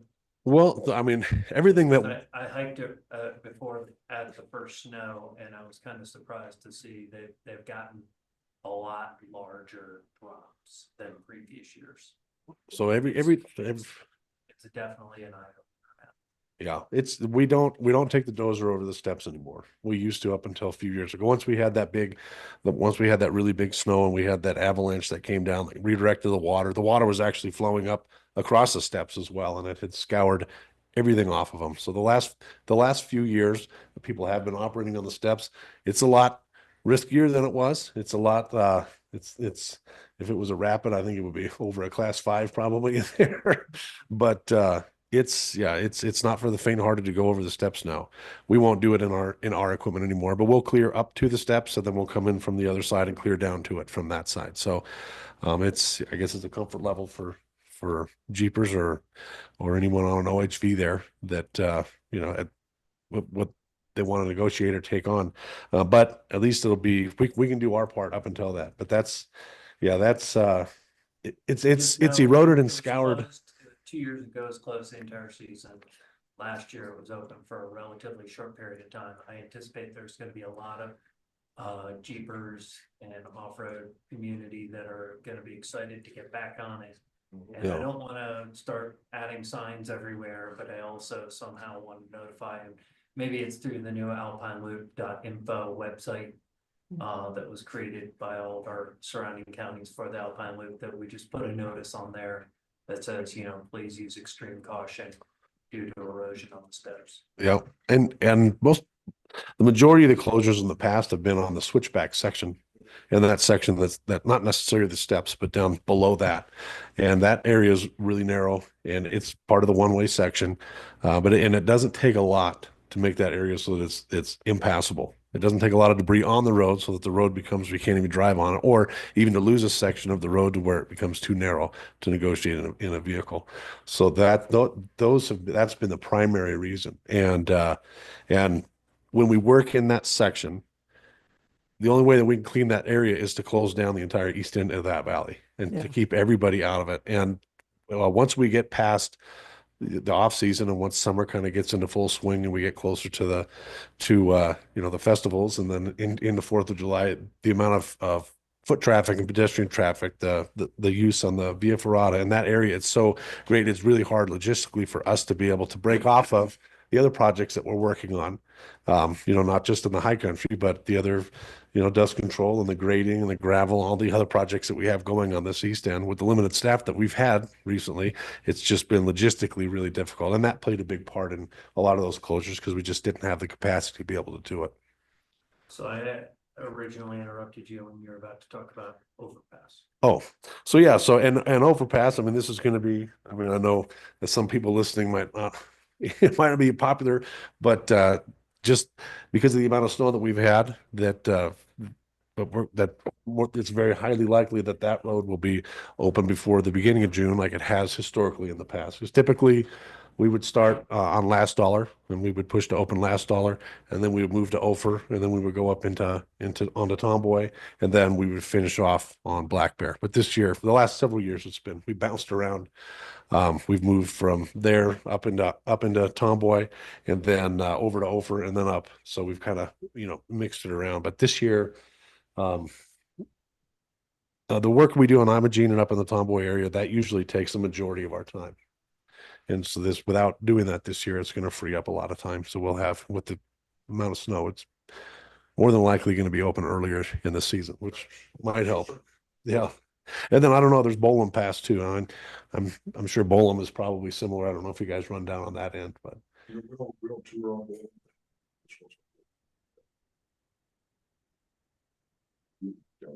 Because it's definitely very slow, longer and slower than you might first expect. So it's kind of like not one of my favorite places. I love it. Yeah. All right, terrific. Well, appreciate everybody's contribution to this update. And again, the good feelings we all share about being on the same page, working in the same direction, recognizing the need for speed. So I think we're good. Thank you so much. And Nico, we're lucky to have you here in this community. Thank you so much. Thanks for coming, John. Can we take a 5-minute recess? Yeah, let's do that. It's a perfect time. So the next item on the agenda, which should begin at around 11, is the Road and Bridge Department update. We will take a break now and resume at, let's say, 11:05. How's that?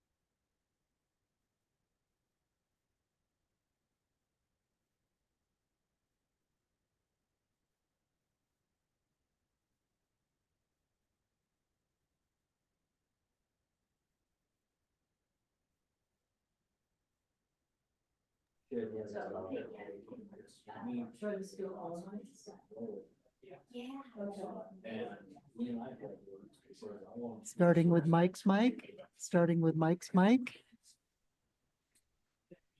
Check, check, check, check, check, check. Lance's mic. Everybody speaks louder than Lance. Ann's mic, Ann's mic. Galena's mic.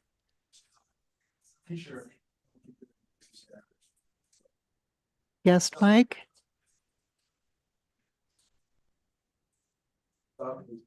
Guest mic 2.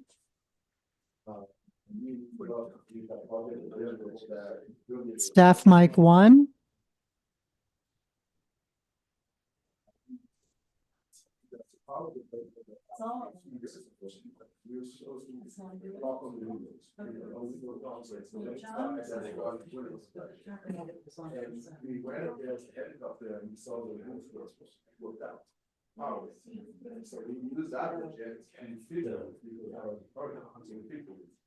And now what I do is just close all the windows and all that and start flashing my college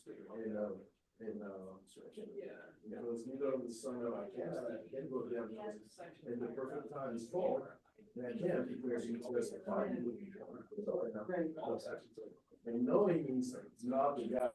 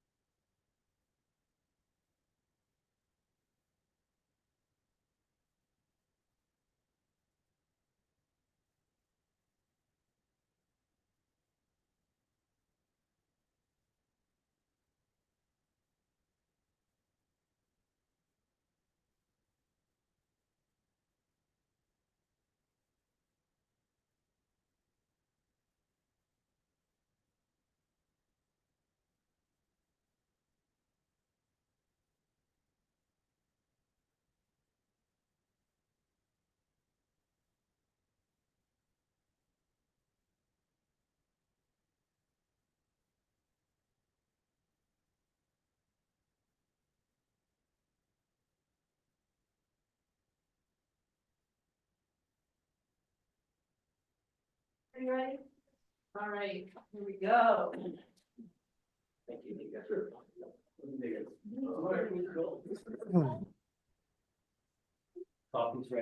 Appreciate it, Mike.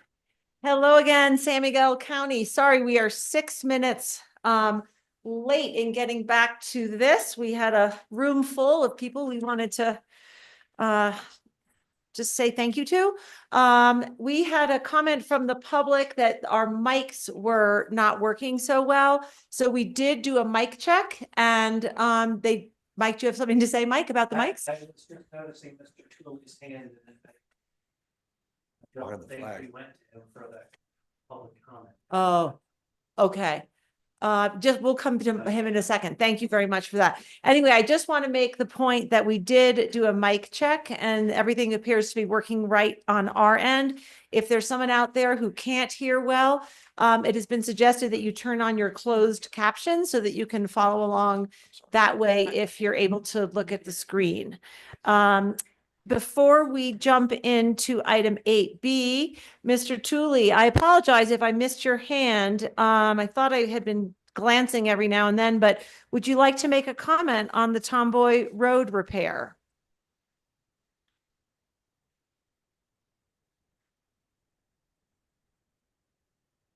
Mr. Tooley, are you with us? Okay, well, we will assume that your hand is up. Oh, it's down. Okay, great. All right, thank you. Moving on now to 8B, update with the Road and Bridge Department on projects, the capital plan, staffing for peak winter and summer, etc. And we have, of course, our Road and Bridge Superintendent, Ryan Rigetti, here to present and discuss. Ryan. All righty. So Ryan with Road and Bridge, still here. Yeah, so this is just an update with you guys on kind of where we're at and what we went through and where we plan on going and some of the changes and that we'll be seeing. And I've been working with the guys, over the last few years. When we first started here, there was a 10-year plan. The 10-year plan had kind of gotten to the point where a lot of the projects, they weren't done and they would just get pushed to the next year. They would get pushed to the next year, get pushed to the next year. So when I was looking at it, we had 10 years of plans that we weren't working anywhere. They were just kind of placeholders of things that we would hope that we would do someday. We had, but knowing that, we weren't going to gravel 23 miles of road or, chip seal, 15, 16 miles of road every single year that was on the plan. It was kind of a unachievable plan. And so we've been working, with the supervisors to try to develop a plan. So that's what you guys have in front of us. And then on the back, there's some other stuff that we'll talk about later on, in the discussion topics. So, but as far as, where Road and Bridge Department, that's from 25 to 30, it gives you, this isn't set in stone. This is still an evolving, a plan, but these are projects to give us an idea of about how much gravel we can lay out in a year. And how much gravel we need to crush on a cycle on what we can affordably do, what we can attain. And as far as chip seal projects, we do want to make sure that we get the asphalt maintained. Chip seal projects they're more than likely to be accurate and what we would be doing moving forward to get to the roads. And so, but the gravel projects, because of the weather, because of unforeseen things, that does change quite a bit. We might have 57P that gets a storm event, and then we've got 5 miles of road that we have to re-gravel it. All of the gravel is completely gone, and that forces a change. So anyways, that's kind of that has information in there that we'll discuss throughout the hour here. And so that's why I handed you guys that. Major projects that we're wrapping up, the Applebaugh, we're working on finalizing that now, getting all the paperwork. We're at the paperwork phase of it. All the work has been completed. And so we're working with CDOT on the paperwork side and reviewing everything and going through there. We already made a notice of final payment and for the project. And so that went out. We didn't receive any notifications from any subcontractors saying that there were any issues. So we're clear after the 10 days to go ahead and process that final payment. And so that's what we're working with our our finance department to get that done. So all the paperwork's in order for the reimbursements through CDOT and federal highways.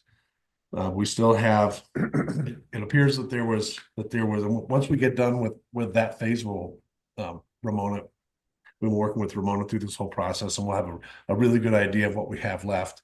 The contractor that we used, SCH, to do the project management was the same contractor that we used selectively, or that we went through the selective process in the beginning. So we're eligible to use any additional funds that were remaining after this project to pay that. So it'll help, with that, with the 80/20, and also with the cost that's passed on to the HOA for that 20%, and also for whatever's remaining on the construction management. So we should I'm sorry, I'm unclear on that. So it's possible that that it costs less than we had budgeted and have funding for? And if so, what will happen with the excess funding? So the project management, when we went back, well, I guess to give you guys, both of you, I don't know how familiar you are with the Applebot project, but this project started in 2015. That's when we first submitted the application. And then throughout that, we were awarded the initial grant in 2016, and it wasn't enough. We went back, and already we were given additional money at that phase. And the way that it worked out was, it started out, it was a little hard to follow. So anyways, the money that we had, the initial engineer's estimates, they were under what it was when we went out to design. And then so we started working on some value re-engineering and try to cut costs. And then we wound up, with the challenges of the pandemic that occurred, and then that kind of helped, that slowed things down. But this project has seen quite a few delays. We've had to go back and ask for additional funds multiple times. And after that last round, when we got the additional funds for the construction, there wasn't enough in there for construction management. We chose to just go ahead and move forward with it, rather than to try to go back and get additional money for construction management as well, just because of all the delays that we've already had. We had enough for construction, and so we moved forward with that. We worked diligently to try to save money in construction, where we offered materials in kind, or we were, parts of the plan that we modified, that we didn't require. We were able to do, with the engineers, and then with CDOT and federal highways, with them lifting some of the requirements. And so that wound up saving several $100,000. And that $700,000, because we went through the competitive process and selected the engineering firm to do the design through that federal highways process, we were able to use them for construction management, and we could still apply those funds to that at the end. It was eligible. If we didn't, and we used somebody else that wasn't selected that way, we wouldn't. Those funds would be ineligible. What remained would just go back. Okay. And so it worked out. It worked out good, and it appears that we have, some additional funding that is going to be eligible to use, which will help soften the blow on the end. And so where will that additional funding go, Ryan? It'll go to the construction management side of it. Oh, okay. Okay, I see. Okay, great. Thank you. So that's wrapping up. We're at the final phases. We should be completely done with all of the expenditures on the construction side. We just processing the final payment now and sending that out, and we'll still get some small construction management, just some final engineering for review. And if we get audited, if this project gets audited at the federal level, there'll be some small additional costs beyond that. But we're just as far as going through the paperwork. Yeah, but we're looking good on that project, which is nice. Congratulations and thank you. Get wrapped up. And Mike, I know you had a lot to do with that also. So, and then paving projects, we finished up the Ophir Road paving, of getting that half mile done. We were able, even with some of the challenges that we faced early on in the season and some of the delays that we had there, but we were able to get that wrapped up the same season. We haven't received any issues or any phone calls or anything so far since that's been done. So everything seems to be operating well. And as far as vehicle speed or anything, we haven't. I'm sure in the summertime we might get some, but everything appears to be working and functioning properly. I know the drainage in that area has been draining well. It's been functioning as it was designed. And then we also finished up the Trout Lake. That's been holding up well. I know that we were originally thinking about letting that wrap go, but then, you know, we moved forward and got that double chipped. So you guys will see that's later on. We'll want to both Ophir Road and in Ophir Road there in that 5-year plan, because once we get that first surface down, we'll want to retreat that surface to extend the life of it. So that's going to be in the 5-year plan, along with some other roads that you see. So yeah, those were probably the two biggest ones where we're changing surface types. The rest in that 5-year plan, you're going to see that we're pretty much maintaining the surface types that we have. As far as if it's an asphalt surface already, it's going to remain an asphalt surface. So, but that's later on in the discussion. That's moving forward in the future. That's something that we'll probably need to sit down and talk about, is our paving plan for long term. RFPs for our chip seal projects for 2025. Ryan, can I interrupt? Sorry, you said we'll need to talk about our long-term paving project plan. Is that not part of this? Yes, he means in a few minutes. Oh, okay, Yeah, okay. it's a little bit deeper. I'm with you. into the- Thank you. I thought we needed another meeting and I was like, I thought that was this meeting, but No, thank it's you. gonna be another hour. Yeah, okay. Well, Thank yeah, you. that might be, you know, future years down the road too. Okay. Yeah, not for this to go into effect, but just with all the other changes and everything that's happening, especially on the east end. Thank you. So yeah, we'll go into that in more detail as we keep going. This is just an overview of projects and where we're at. You're doing great. And where we're going. The RFPs for our chip seal projects this year, we got those out and they're out right now. We're inviting bids on those. The chip seal is pretty much going to be the major asphalt projects that we have in the plan moving forward. The crushing RFPs for gravel, those are out as well. We were able to get those out. And so we're actively seeking bids on those right now. We've had several calls from different contractors that are interested in submitting bids. So that's good. We're going to be putting together our dust control RFPs. Those are the next ones that are going to be going out. So as far as the roads that we apply dust control to on the east end, and then also, you know, throughout the county. So on the west end as well. So those are all going to be put together. So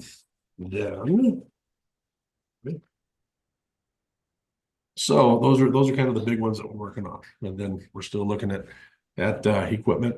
I know we're putting together bid packages right now for the water truck conversion that we had in the budget. I'm gonna be sending some info to Mike here pretty soon for that. Size water truck you're looking? 4,000 gallon.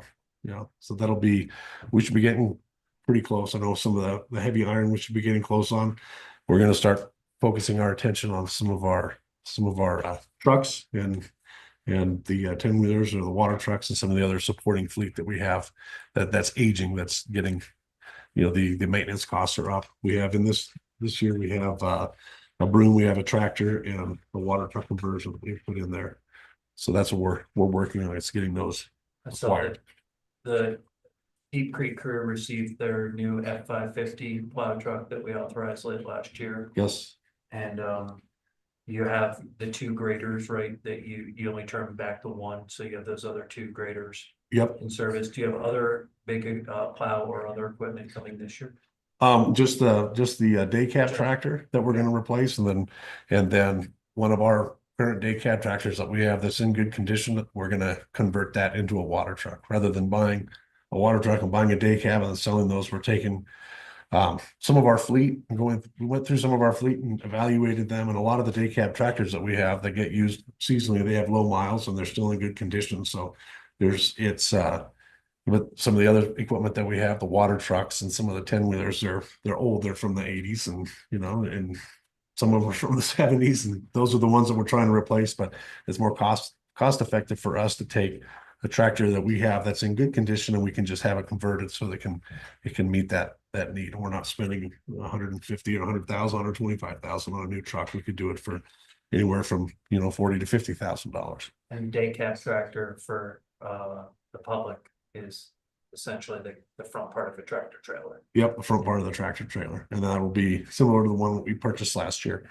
And then that will haul the trailers and also the belly dumps for the gravel that we haul. All righty, so the west end, just a little quick update on the west end. Operations are, remaining mostly unchanged on the west end of the county. Staff's going to continue to maintain and improve the roads and the infrastructure as needed. Personnel, we're going to continue to make progress on storm damaged roads in the area. And they're going to continue to respond to future incidents and, as needed, but there's not a whole lot of changes on our west end. This unseasonably warm and some extended season that we've had, we were actually able to get caught up on a lot of the storm damage that we received throughout the summer and late into the season last year. So we had quite a few roads that were washed out, quite a few roads that were inaccessible, not that they were seasonal roads, but, primarily summer maintenance only roads, but because of the season, we were able to actually get in there and get a lot of those reopened. So it's less work that the guys have to do early in this year, early in this construction season. So yeah, so they were like 20R. It's further in 20R going out to the big jet boat ramp. We were able to get in and get that so that it was clear and passable again. There's a section in there that drains out the entire Gypsum Valley, and it all crosses in one area. And it's a low crossing that by design is always just flooded out. I don't know anything beyond that point. Is there's not really a lot of there's residents. It's really seasonal access. It's river access, or it's summertime access for recreation. And if we were to do something permanent along that section, it would cost a lot of money.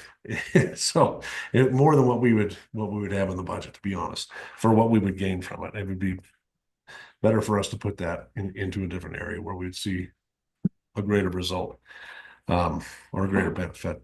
But it's still important. We still, got that road open. P16, S22, 16R, 25R, R25, K20 East, and West, and 28T, 14R, and also sections of 19Q that all saw major storm damage. Some of those had big rocks and big debris, and we were able to get the dozers out there and get those cleared off and have some of the material hauled in and get some washouts, and they're open and accessible again. So that was a big win for the crew out there, for the staff on the west end. And that was nice. Now they can focus on getting some of the gravel projects done. Staffing on the west end, it remains steady, but nearly full crews. So we're that's keeping staff in that area hasn't been a challenge as much as it has on the east end. So, but yeah, that's been consistent. We're still looking for a lead equipment mechanic out there. So that's one of the positions that's been hard to fill, but it's more of a specialty type of equipment, and it's not a semi-skilled position. It's more of a highly skilled position. So very unique. So it is a little bit more difficult. We were hoping that we were going to get somebody earlier on, but that didn't happen. Just for the commissioners to know, we reevaluated the pay on that one and increased it. To make it more appealing, more competitive. What do you do when you are out a lead equipment mechanic? How do we take care of the equipment? Well, so what we've done is we've just relied on contractors, and so we'll put it on a low boy, and we'll haul it up the junction, or we'll haul it into a shop that can handle that, or that they have the experience to be able to make that repair. Costs us a little more on that end. I mean, we're not spending it on the position side of it, but it's still costing us more on that end to get the work done. So, and probably taking longer if you have to transport it. It takes a little bit longer, and there's a little bit, more involved with having that repair done, but we're working around it, and we're making it, we're making it work. So this year we're going to be crushed. Well, not this year, but during our Schedule A meeting with the U.S. Forest Service that was here, the U.S. Forest Service has a pit in Beaver Park that years ago they crushed a pretty good pile. Several years ago, we finally exhausted that material that was in that pit, and we put it on some of the roads, the Schedule A roads up there in the Beaver Park area. We worked with the Forest Service, and we're including that in our crushing bed this year. And so the Beaver Park area or that Beaver Park pit is going to be, you guys will see that if you look at our crushing pit. So we included 15,000 tons of material that the Forest Service felt safe committing to that, but that's going to be in 2026. So 2025, we're going to be crushing in Klondike. 2026, we're going to be crushing in Zadra and also up in Beaver. So that's, which is good because a lot of that area, a lot of the Schedule A roads that we don't add gravel to, we haven't added gravel to in many years. We just haven't had the available material to do that. But now this is going to give us that resource for that area. We'll see a benefit right there in the Beaver Park area. And also if we can get up over the top, going out towards Woods Lake, and it'll help out in that area. Two questions. First of all, can you remind us what Schedule A roads are? So the Schedule A is an agreement that we have with the U.S. Forest Service. And it only goes back to roads that we had in our county inventory system that the Forest Service also claimed as Forest Service roads. And so back in the 80s, we filed a RS 2477 claim on all the roads in the county. And What year, sorry? I think it was in the 80s. I think it was maybe around, not exactly, but I'm guessing. I looked at the road 87. records yesterday afternoon and I noticed the bulk were 1980. Yeah. So I'm wondering if that was when that action was taken, but I would like to find the documentation. Okay, I have that file I gave to Amy. I can get that to you. Thank you. Yeah. So yeah, that's when we finally made the initial filing. The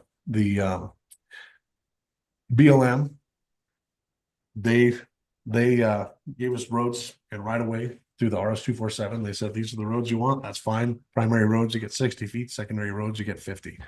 And they gave us those right of ways, and we included those into our county system, and so we claimed those. We claimed those as part of our county. Are you familiar with an RS 2477? I'm not. No, I'm not either. I'm learning. The super, and I might butcher it, so correct me. But it's a federal rule that allows, if a road has been used by the public for a specific duration, generally 40 years or greater, or I forget, it might be 20 years or greater, but the county can claim an adverse possession of that road and claim it as a public county road if they wish.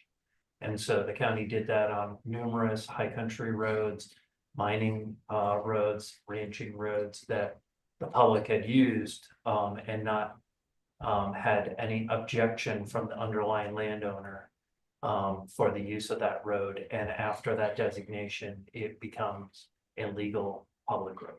And what was the name of that process? 277 was the federal bill number. Okay. Which allowed that process to. I think, was that 1978?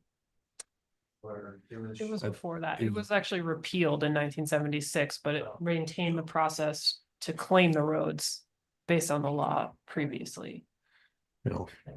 So yeah, and our claim to the road goes back to roads that we had in existence that were part of the system before the federal lands were enacted, before the Forest Service and before the Department of Interior had those public lands. So that's what our claim was for. And so anyways, the Forest Service, they didn't recognize it. They said, well, that's fine. You know, we see that you claim this, but we want you to go road by road and prove that this is, prove your RS 2477 right to it. And so a lot of those roads, we still continue, we add them to our inventory. The federal government still, just like Tomboy Road, they still recognize it as a Forest Service road. But as what we do is, in order to maintain it, in order to claim it still as a county road, we've done that through this agreement that they came up with, which is called the Schedule A agreement. So they're forest system roads that we include, and then we get highway users tax, or they're eligible for HUTF funds. Some of them are, some of them aren't, depending on the classification of the road. And we'll go into that later, a little bit later on in the back of your packet. I have some stuff in there for you guys to kind of explain how that whole process works. But anyways, the part of the agreement is that we do the work, we do the manual labor part of it, but then the Forest Service is responsible for the supplies. So if there's culverts, or if there's signs, or if there's road base, or if there's bridges, improvements like that, then they're responsible for paying for that material side of it. And then our crews actually do the physical labor part of it. We have the equipment, we lay the material down.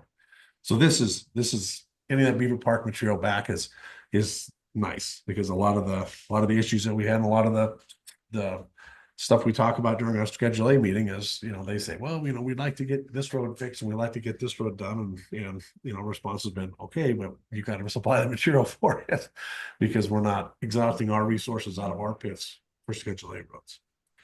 So that's I guess a quick breakdown. That's very helpful. Also, I'm looking at the gravel crushing 5-year work plan, and you mentioned a number of pits, but I don't see the Pathfinder pit on there. Yeah, we won't be able to crush in the Pathfinder anymore. Oh, So because this is- it's running out. Well, our time is running out on the Pathfinder. Yeah, So that's what we're- I was getting at. We're gonna be working, you'll see that there's, I don't know if did I not include that one? We currently have a very large gravel stockpile from the crushing that's occurred the last 2 years at Pathfinder that we're gonna need to find an alternate placement for, hopefully on the site, but what might have to be distributed amongst other East End sites. So that Ryan and his crew can start doing the rough grading to the future development plan. Okay, so there will be some work taking place at the Pathfinder site in 2025. We're gonna be hauling a lot of material out of the site. Out of in there. 25, Mhm. yeah. I mean, right now with what we crushed last year, we don't have room to crush anything this Yeah. year. So 25 wasn't on the schedule anyways. Well, we were planning on crushing in 26, but if we did that, then that's gonna push off you guys working until 28. The direction we received from you guys was that you wanted us to kind of wrap it up. Thank you, And so Ryan. that's the direction that we moved on with this plan. Yes, Mr. Gleason. I just had one question back on the Schedule A, just so I have a total understanding of Okay. this. So the Forest Service is providing materials, funding for any kind of improvements, but the county is providing work, labor and equipment. Yes. And that there's no financial contribution from the Forest Service for that. That's That's our our agreement. portion of the Schedule A roads. Okay, I just want to make sure I was crystal clear on that. That's a very simple way to explain the agreement. Yeah, Yeah, I'm they- sure it's way more complex. Yeah. But that's probably all I need to understand right now, so.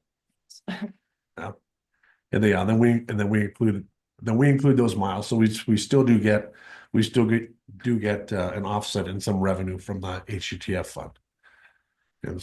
But we'll go into that a little bit later.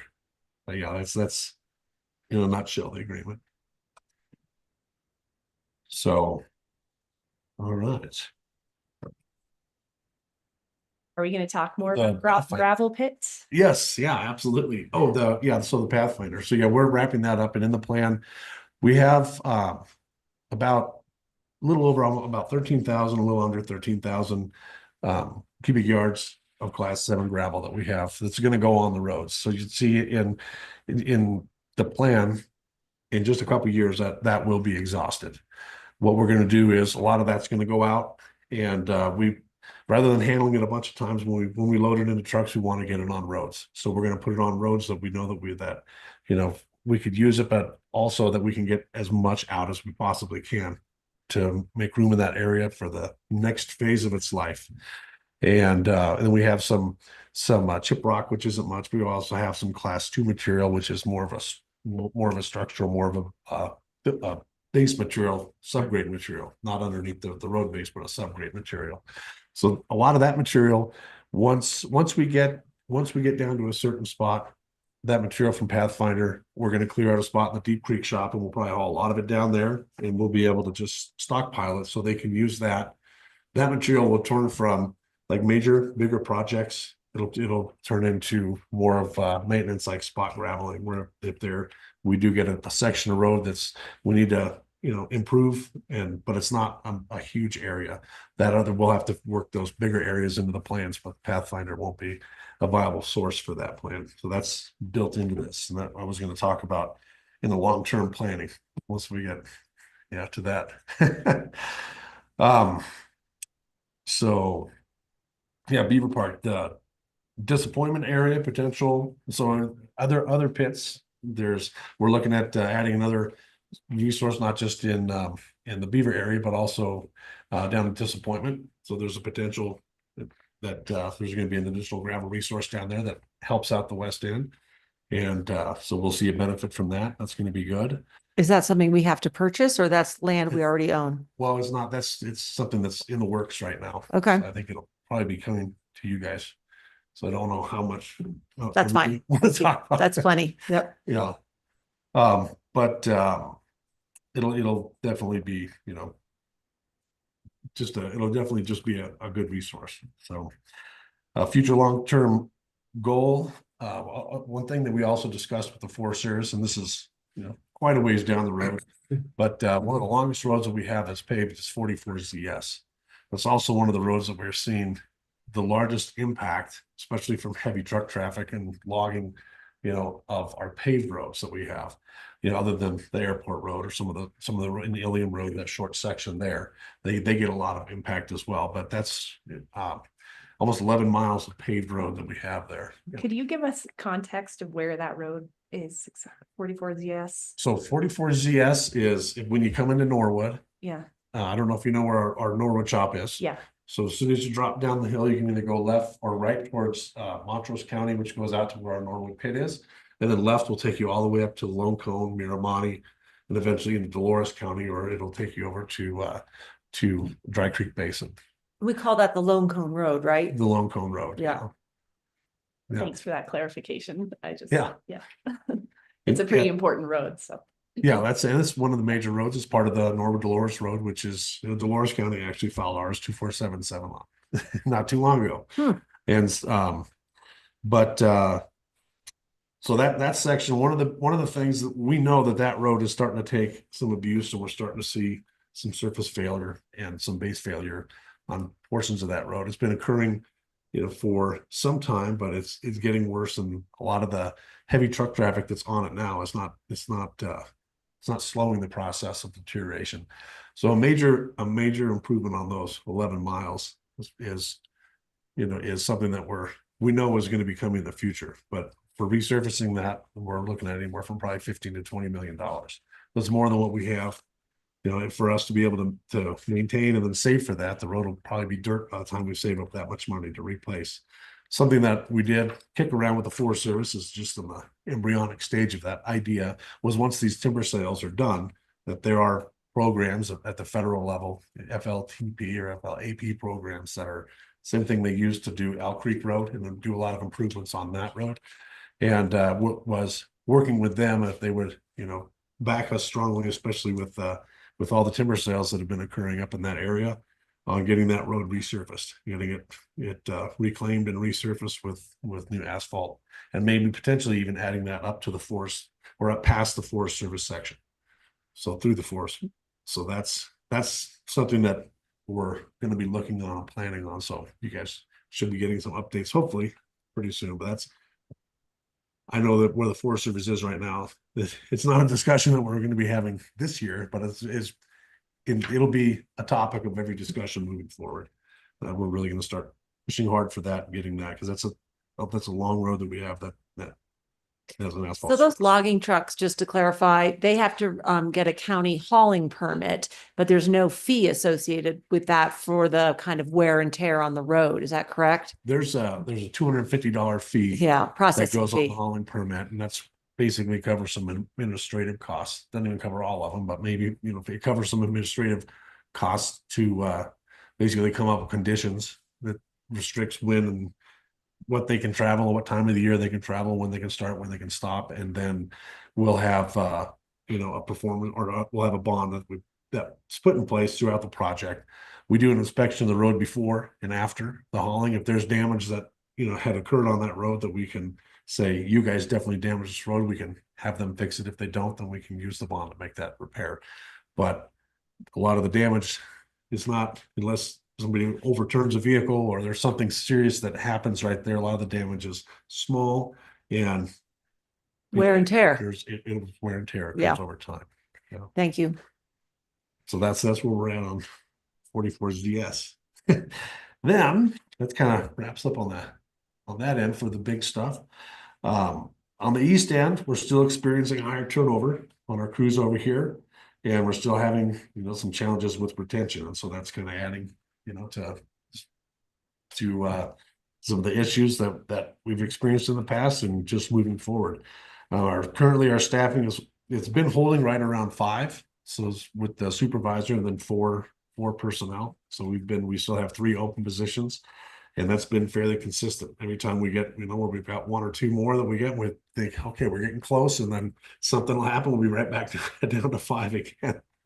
So that's just been a challenge. And then, you know, losing, I guess one of the biggest changes that we're going to see is losing the availability of our gravel on this end. That's probably an impact that everybody's going to feel more on this end than anything else. So it'll have an impact long term, especially on the west end as well, because what we're going to have to do is it's going to slow down some of the projects that we have on the east end, because the hauling time is going to be longer on some of the roads, especially, but a lot of the roads where the hauling times are the longest, we've been trying to address while we have that resource there available. But all the material is going to need to come out of the Norwood pit.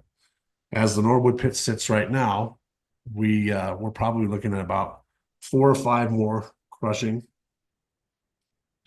seasons in there until we're going to start to exhaust that material source.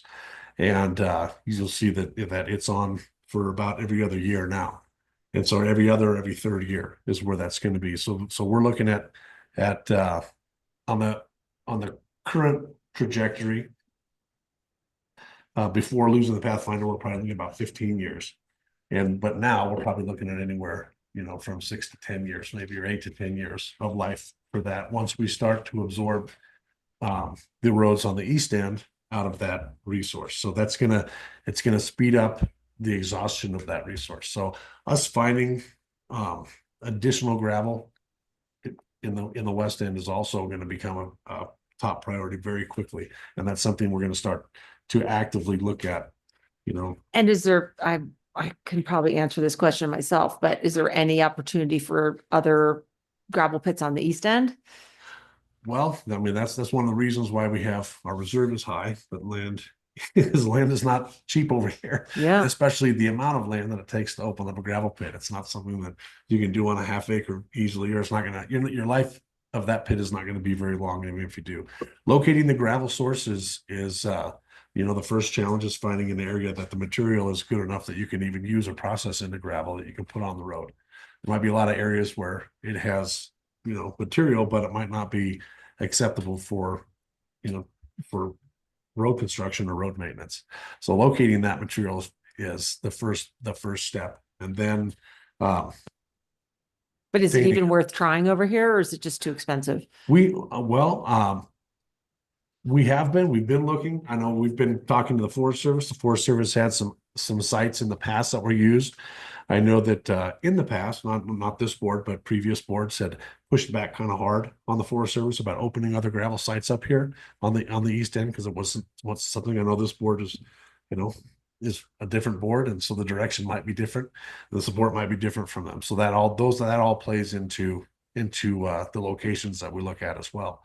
But realistically, that for us finding that and securing that resource for the future is going to be something that we really have to look at, and something that we're going to be working very hard on. Okay. You know, moving forward. Mhm. So we're aware of it, and you know, we're working on ideas, and we're going to continue working with Mike. I mean, we've located, I've already walked a section with Mike. We located a parcel a while ago. We walked it, I think it was last spring or something. We walked through there, and that was I think that particular parcel was a couple $1 million just for but whether logistically we can Road Bridge does have a reserve to purchase future land for gravel pits.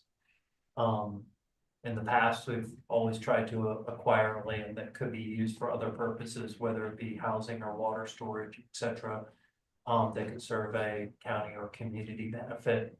I wonder though, as we get more, we start looking more urgently if we don't start reaching out to private property owners for leasing portions of their property for gravel.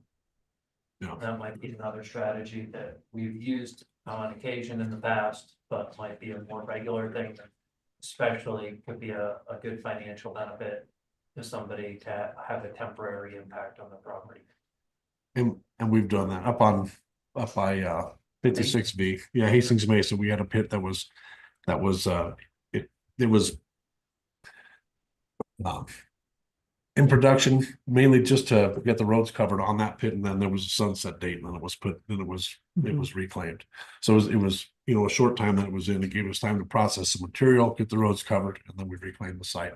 So those options are, and typically that there's a royalty fee that comes that's negotiated during that process, anywhere between $1 to $5 or whatever it is that's negotiated at that time. But that's what we paid kind of consistently has been around $1.50 per yard that we purchase. So it might be more now, or that might have changed a lot since we've done that in the past. I'm sure probably has. Yeah, like everything.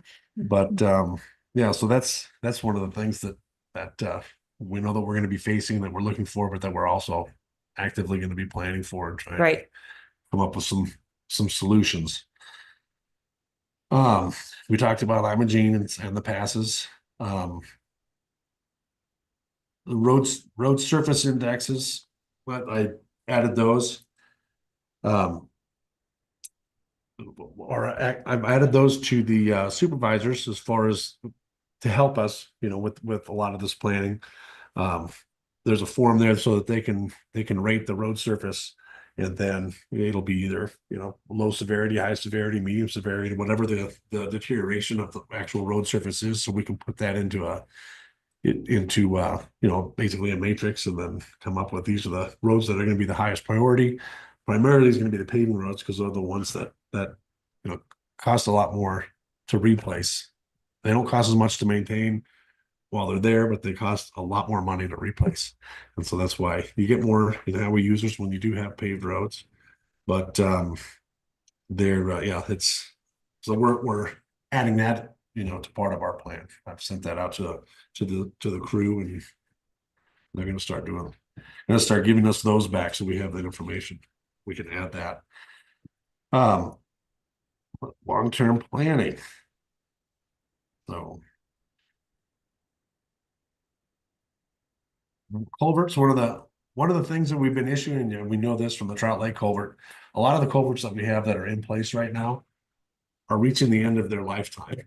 So culverts typically have, especially the galvanized culverts, anywhere from 40 years, around 40 to 50 years of life expectancy until they've failed. This area, with the soil type, with the water type, with the formations that make up these mountains, it's not as kind on the culverts as some other areas. So we do see a kind of a quicker deterioration. But a lot of the culverts that we have inspected, especially after the Trout Lake failure, we know that we're going to be replacing those, and not the culverts that are 30 inches, 36 inches in diameter, but some of the bigger ones that are that same size, either 4 feet, 5 feet, 6 feet, 7 foot culverts, and they're longer lengths. We know that those are going to be repairs that we're going to have to look at budgeting, and not just absorbing in the overall maintenance side of it. So that's another area where we're going to start adding to that 5-year plan, is culverts. As far as work plans, that document right there is going to be evolving and changing, and we'll be adding things, we'll be cleaning it up. Sure. So, but yeah, that's where we're at right now. So let's see, I have bounce around here a little bit.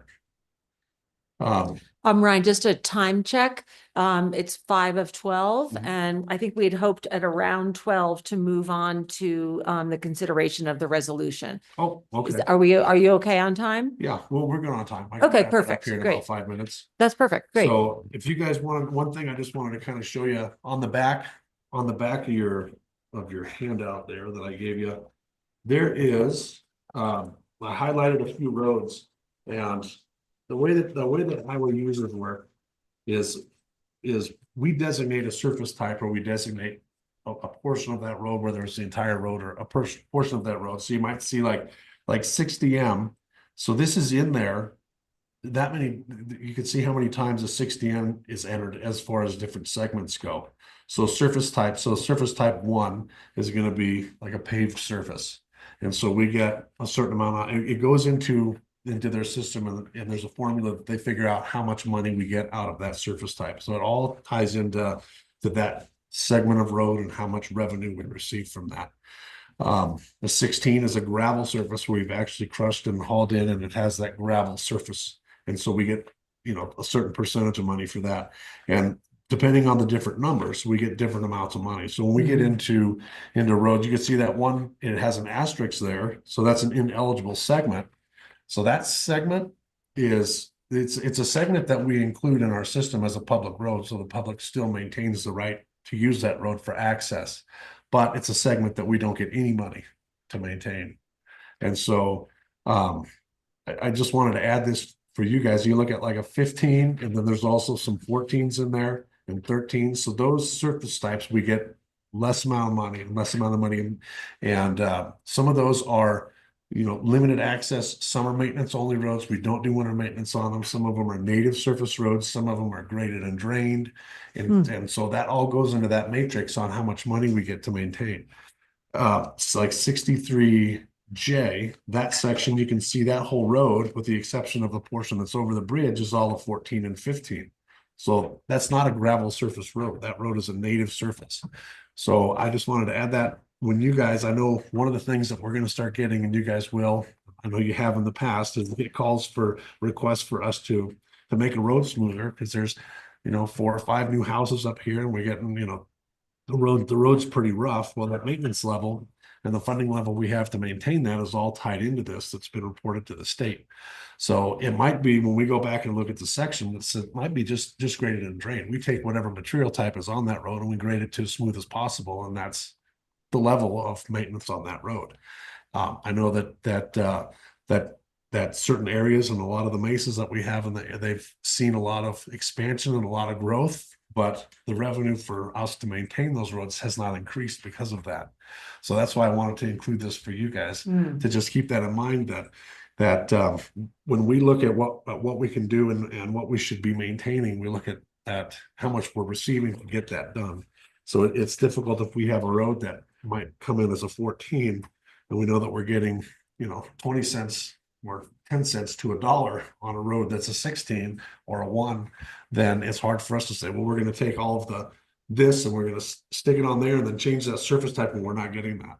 And we can, and we have done updates like we did with 63A. You see there's a new section there that's now a 1 that wasn't before. So the following years, we'll start to get more revenue for that section to maintain that section.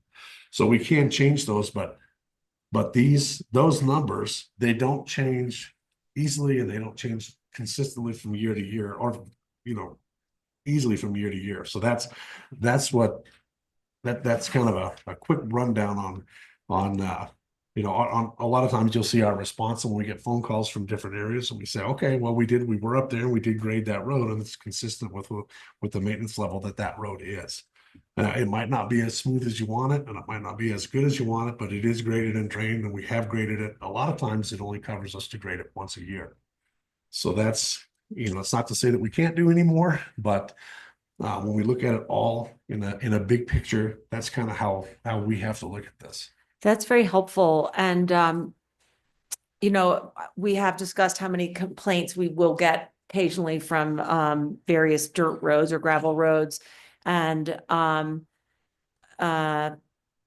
it's important that we are able to educate landowners about the expected level of maintenance that they can, plan on. And I'm just wondering if is any process for that. If someone decides they're going to build a house up on the remote mesa, because that's their private property, and they're able to do that, like, how do we set expectations so that they don't expect, just because they built their house, that we're going to maintain that road to a different level? Yeah. And it's really tough. That clarity, or that information that they should be getting. A lot of the realtor, a lot of that when they purchase that, it should be research that they've done. Yeah. Because anytime, and we do receive phone calls, you know, in the office, and they'll ask us, you know, well, what should we expect when we're looking at this house up here, and we don't sugarcoat it. We'll let them know exactly, this is what you can expect in the summer, this is what you can expect in the winter, and you can expect, you know, higher maintenance costs on your vehicle because you will be driving on a road that at times is going to be extremely rough and extremely rugged. It'll be very dusty at times. So we get that information out there, and but yeah,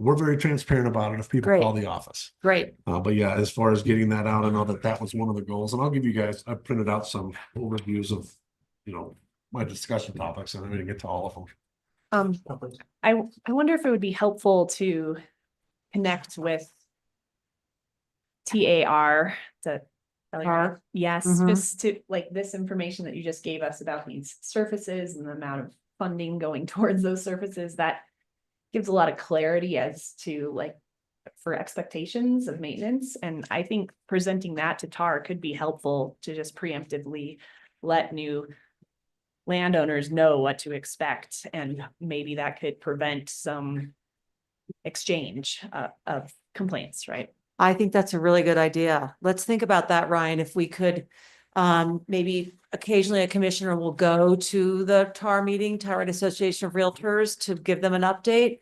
And maybe that's a topic we could cover, and you could come along and support that, We can put together some handouts or something for them. or some slides or Very- something. Yeah, very Yeah. brief, but Because I, pointed information. Yeah, and we have that in the code in San Miguel County's Code of the West.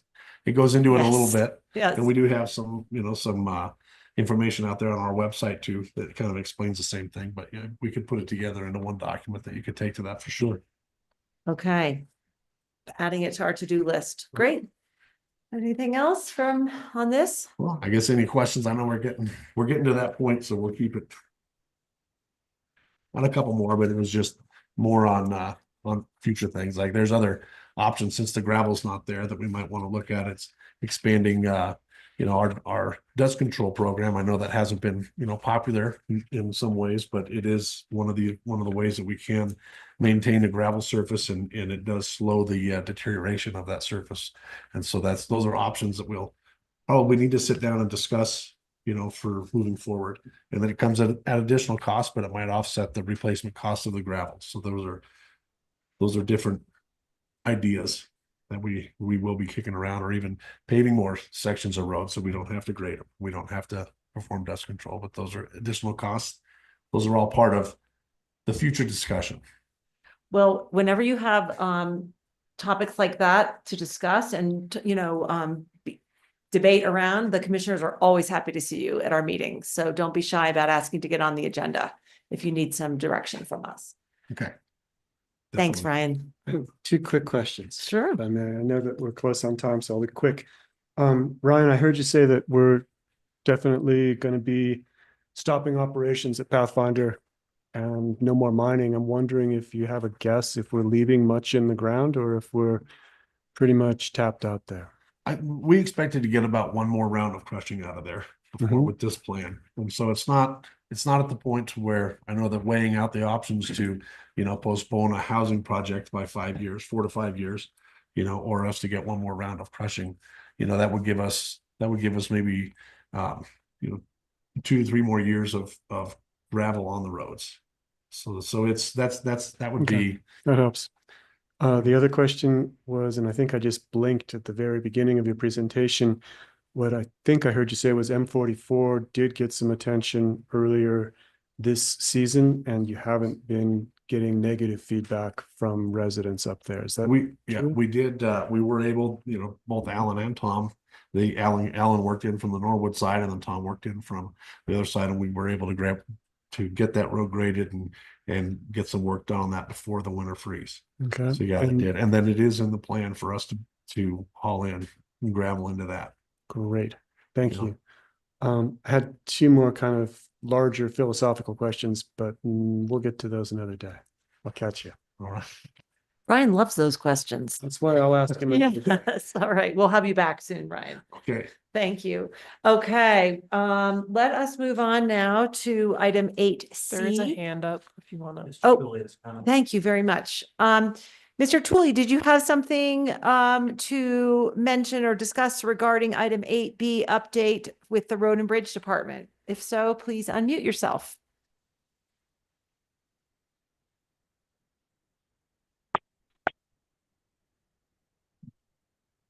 Mr. Tooley, are you there? Looks like you are still muted. Okay, we will move on to item 8C, consideration of resolution 2025 dash. I'm sorry, you missed it. We've been having some muting and updating issues. Okay, Mr. Tooley, this is the second time I've gone to you and you weren't available, so I'll give you one more shot here. Go ahead. Yeah, *6 the number of times. I don't know what was going on. I'm getting prompts from Zoom. They're telling me to do it, and it may be that the whoever is running the meeting is doing it as well. So we're reversing each other. But I did that several times. I'm on 20R going out to Big Gypsum. I mentioned that at the last meeting. And it's good to see that particular problem area is on people's radars. I'm certainly not capable of evaluating it. There is recreation potential out there beyond just the Rafter launch point. That area has also been, there are people that are trying to get that established as a climbing area comparable to Indian Creek over in the Canyonlands area. I don't know how much success, but there's some potential there. And then quite a bit in what they call Little Gypsum across that bridge at the mouth of the Slipknot Canyon. Lots of recreation potential out that way. If you've not spent time there, that area is worthy of a weekend. The mining stuff is old enough to have some historical significance, some recreation significance. Nothing fantastic, but it's kind of interesting to poke around in. And all sorts of roads. Mountain biking potential. You can get up on the rim above the Slipknot Canyon from that side in Montrose County, but access through the Big Gypsum in San Miguel County. It'd be a good thing for, if there's ever a need for joint operations, that would be a good area to do some joint work with Montrose County. Big picture, looking at that Norwood to Dolores Road, I think there is a case for additional highways out there, most likely state. I would think some sort of a connection from either Delta or Montrose to Norwood, Natarita, Nucla. I would hope that that's somewhere in the cards. And Norwood Dolores would be after it. But, again, that's a kind of a joint county thing that you would think would happen at some point as the West End evolves. And then lastly, a question for Ryan. Do mine tailings have any potential as road gravel? Thank you. I think he said, do mining tailings have any potential as road gravel? No? Yes. Yes. Not the tailings for sure. I know that other counties and other areas have used waste rock piles and they have crushed and processed those, but not the tailings. The tailings were used in the late 1800s and early 1900s up here on some of these roads, and I know that they're super fun sites to try to treat now. Yeah. Okay, thank you, Mr. Tooley. We are moving on now to item 8C. Again, consideration of resolution 2025-04 on the temporary portion of a road closure on County Road K69. Ryan Rigetti is here to discuss this. Ryan Rigetti, Road and Bridge, still here. So this actually came up. We've been issuing a permit to the town of Telluride to maintain that, to do winter maintenance on a portion of the county road K69 for multiple years. And they've been doing it consistently since they put in their water treatment plant up there. So there was that plan all the way up until recently had them going through a section of private property and then picking up the county road further on. And so it made a section that was inaccessible, and it just would become inaccessible because of the road conditions and the weather. So this change in their plans, they're unable to use that portion of private property anymore. So now they have to clear the county road portion from the end of where they maintain, and then their maintenance, it goes directly into the non-winter maintained portion of our road. So it continues and gets all the way up to a section of the road that becomes very narrow, and it's difficult for people to turn around, and it's difficult for people to navigate, especially in the wintertime. And so this happened in the past, but it was more weather conditions like what we're seeing this year that caused it. So we had closed this road down in the past just for vehicular traffic, to protect the road surface, to protect that area there from damage. And so because the town is plowing this section and people are able to access that area, it has caused some issues. And so they came to us asking if we could barricade that area and close that area. But because it's winter maintained now, that area is still open to the public.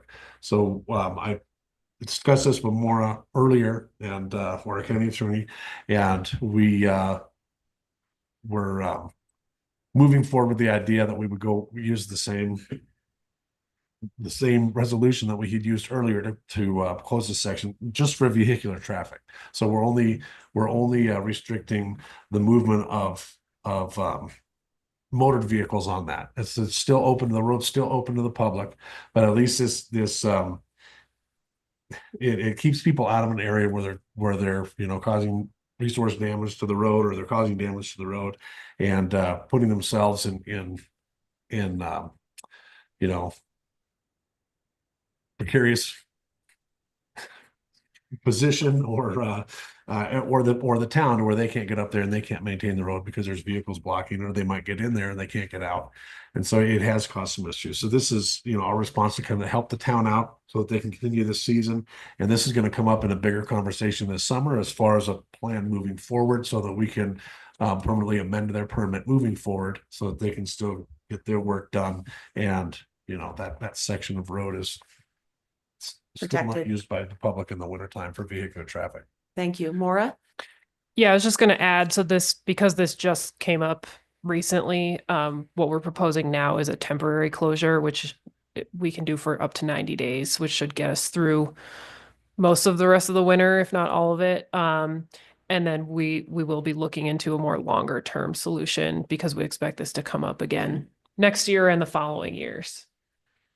Commissioners, any questions for Maura or Ryan? No, it is clearly stated, and I understand the problem, and I think that this is a good Band-Aid solution. Yeah, makes sense to me at this juncture. Me as well. Do I have a motion? You do. I move to approve resolution 2025-04 regarding closing a temporary closure on a portion of County Road K69. I second that. How do you vote? Aye. Aye. Aye as well. The motion passes unanimously. Thank you, Ryan. Go take a walk. You've had a long morning here with us. Appreciate it very much. And thank you also, Maura, for working with Ryan to find this temporary solution. Appreciate it. Okay, we are running a few minutes late, and I'm sorry for Grace Franklin, who means so much to us, but I would ask that you please come forward for item 9A, which is recognition of our Public Health Director, Grace Franklin, for 5 years of service to San Miguel County. Yay. Grace, we discussed this before about who would like to speak about your service, your 5 years of service, and we all want to speak. So just bear with you. Just bear with me. I was not a commissioner during COVID, but I did work for the Public Health Department at that time. You were my boss. And that was where I learned a lot. Well, really opened my eyes to what county government was all about, and the best of county government, and the best kind of people who work here for us. I was so impressed. First with you and the rest of the public health department, but then as I got to know the rest of the staff, my admiration and appreciation just grew. But you were the first that I got to know, and you really are a shining star in our community and in the San Miguel County staff. And that was certainly true during COVID when you were a brand new arrival and asked to step up into an extraordinary role. And you did so with so much grace and patience and intelligence, and just handled it so well. We are so grateful. And as COVID has moved into the backs of our memories, getting further back, you continue to lead the public health department with just everything we could ask for. And I continue to get to work closely with you, and I'm so grateful for that. Just so much appreciation for your 5 years. And we are expecting at least 5 more. We have the contract right over here. Anyway, thank you so much for your service to our community and the county and everything you bring here. And we look forward to lots more years with you. That was me. I got to go first. Who wants to go next? Mike, you ready? Okay. I heard saw Lance giving you the Sure. side eye. So Grace was one of the first directors that I had the pleasure of being a part of the recruitment and hiring for. And it was after we had hired another public health director that on our welcome party walked up the stairs with me and said, "Hey, I have bad news. I actually have to resign from my position 2 weeks in." And we had done an exhaustive search to get to that point. And when I realized, looking through the previous applications for the role and saw Grace's resume, it stood out. And within 15 minutes of calling her on the phone, I knew she was the right person for San Miguel County to chart a new future, to rebuild our public health department. And none of us had any idea that less than a month or two into your tenure, you would be thrust not only into the forefront of the leadership of how to respond to this pandemic, but also into the public eye. And you handled it with such intelligence and grace. As Commissioner Brown said, I got to see it firsthand. And I feel like you really charted you're the beginning of the low drama overachiever young leaders of San Miguel County. And I feel like your peers see you as a leader, and I think we all are immensely happy and feel lucky to get to work with you. So please keep up the great work. Thank you. Thank you. I'll just follow on that by saying, when parents name their children aptly, they really embody their name, and you really do navigate your work with grace. And I just knew you from afar, watching you manage COVID in our county. It was just such a daunting task, and you took that on with just strength and solid leadership and compassion and grace. And it was just very fortunate to have you at the helm. And your reputation certainly precedes you. When I was in Denver at the new commissioner orientation last month, there were so many people, especially in the health and human services realm, that just came up to me and were like, "You're so lucky that Grace is on your team, and that you are well known throughout the state as just being a leader and managing our health in such a wonderful and compassionate way." So really appreciate you. Thank you. And thanks for your 5 years already. Grace, You need a tissue, Lance? I just am a little overcome because Yeah. I remember COVID really clearly.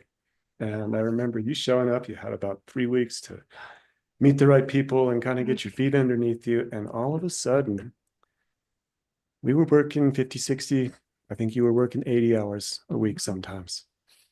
And it was a big challenge, and you rose up, and I hear the word leader used a lot to describe you.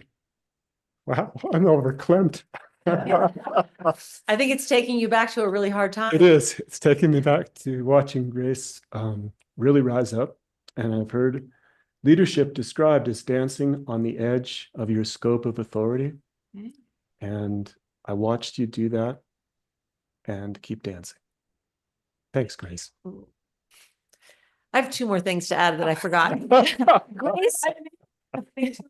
Grace is I'm going to get the term wrong, the president of CalFO. Is that correct? So Of the board. of the board, right? So speaking of state recognition, CalFO is help us out here. Association, local public health organizations. Right. So she is the chair of that board. And so that just speaks to her recognition and leadership across the state. And one thing I really meant to mention is that during COVID, Grace, you were so conscientious about our Latino and other immigrant population. And you really, I think, the outreach that you made sure was happening to that population was extraordinary. And we were unlike many other counties in the country where we had about an equivalent of vaccination rate within our immigrant population I guess our Spanish speaking as we did Latino in our general population. And that is really extraordinary because you, through really thoughtful hiring and leadership, put the right people in place to do outreach and really help to build trust with that community and this public health and more generally the San Miguel County government. And that's a big culture shift that you initiated. And I think we've seen that spread throughout the community, based on your kind of initiation. So I didn't want to forget to mention that. And thank you for that. It's very generous. Thank you. Would you like to say something? Yeah, I guess thank you all. I'm very thankful for the leadership here and the work I do. I feel very fulfilled, have an awesome team, and really love just working with the community. So I'm looking forward to another 5 years, but I won't sign a contract about it. But I'm really excited for the work ahead because it's not stopping just with COVID. Yeah, it does not stop. So Grace, we have a little pin here. I borrowed one when I went to the Capitol a while ago, and Herman's like, you have to give it back. You haven't made your 5 years yet, so I know what the good stuff that's coming. There you go. Thank you. You're amazing. So lucky to have you.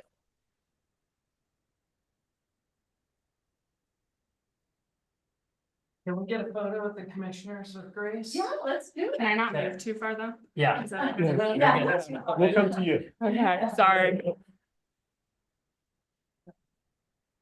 Actually, That's why I saw that shock in your face. I was sitting in front of you during that.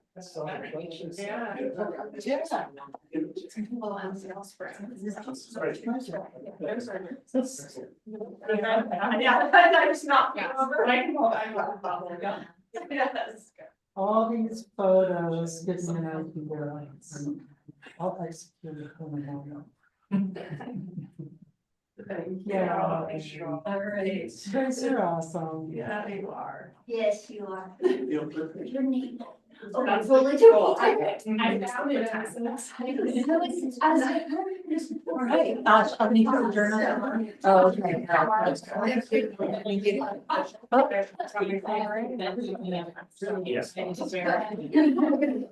Mr. Tully, did you have a comment to add to our recognition of Grace Franklin? If so, you may unmute yourself.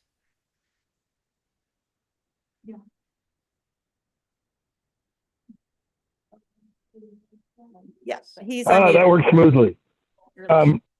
Yes, Doug Tooley here. I was present at Grace's first DOCC presentation, which was also the first time COVID was discussed. I recall discussing with Manager Bordonia, the outbreak in Milan or in the ski area near Milan. As you recall, we did get a ski area. The first outbreak in the state was in Summit County. We did have a Summit County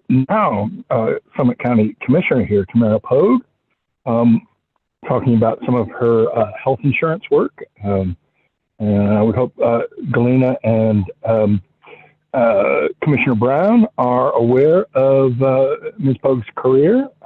Certainly a very highly relevant one at the county level and with healthcare. There's also an enamored Hope Logan presenting with Paul Reich. I forget what, something from Tri-County Health. I believe she was an AmeriCorps intern at that time.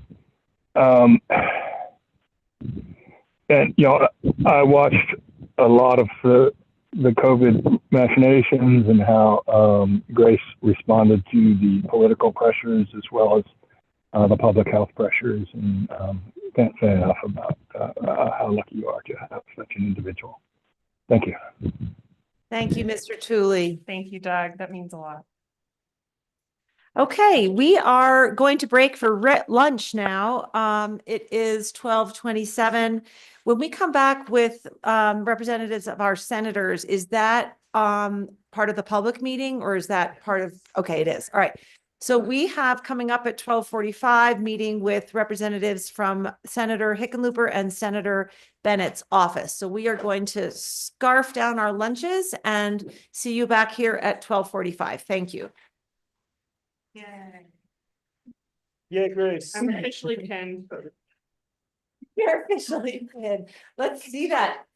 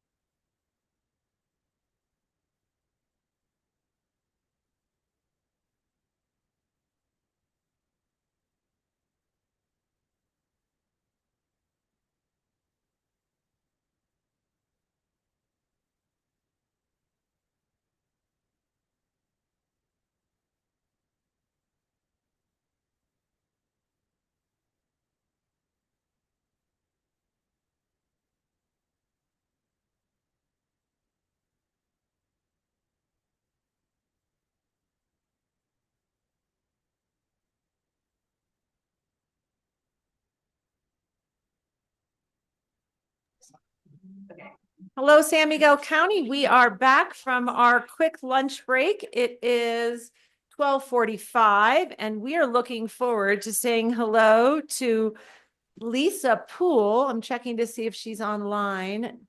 There she is. Hi, Lisa. Lisa is the Southwest Regional Director for U.S. Senator John Hickenlooper. And I believe simultaneously, or maybe following, we will also be hearing from John Whitney. Does anyone see John online yet? I don't think so. Not yet. Okay, so Lisa, thank you so much for joining us. And I assume that you have a few thoughts to share with us, and then maybe we'll have a little time for questions. Does that make sense?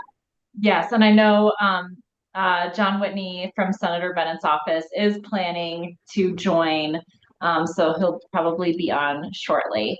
But yes, thanks for having me. And I see in the agenda that we have until 1:30. Is that right? That is correct for both of you together. And yeah, before you start, have you met Commissioner Galina Gleason? I haven't. Hi. Hi, it's nice to see you. Thanks for being here today. Yes, thanks for having me. Welcome to the Board of County Commissioners. Looking forward to getting to know you more.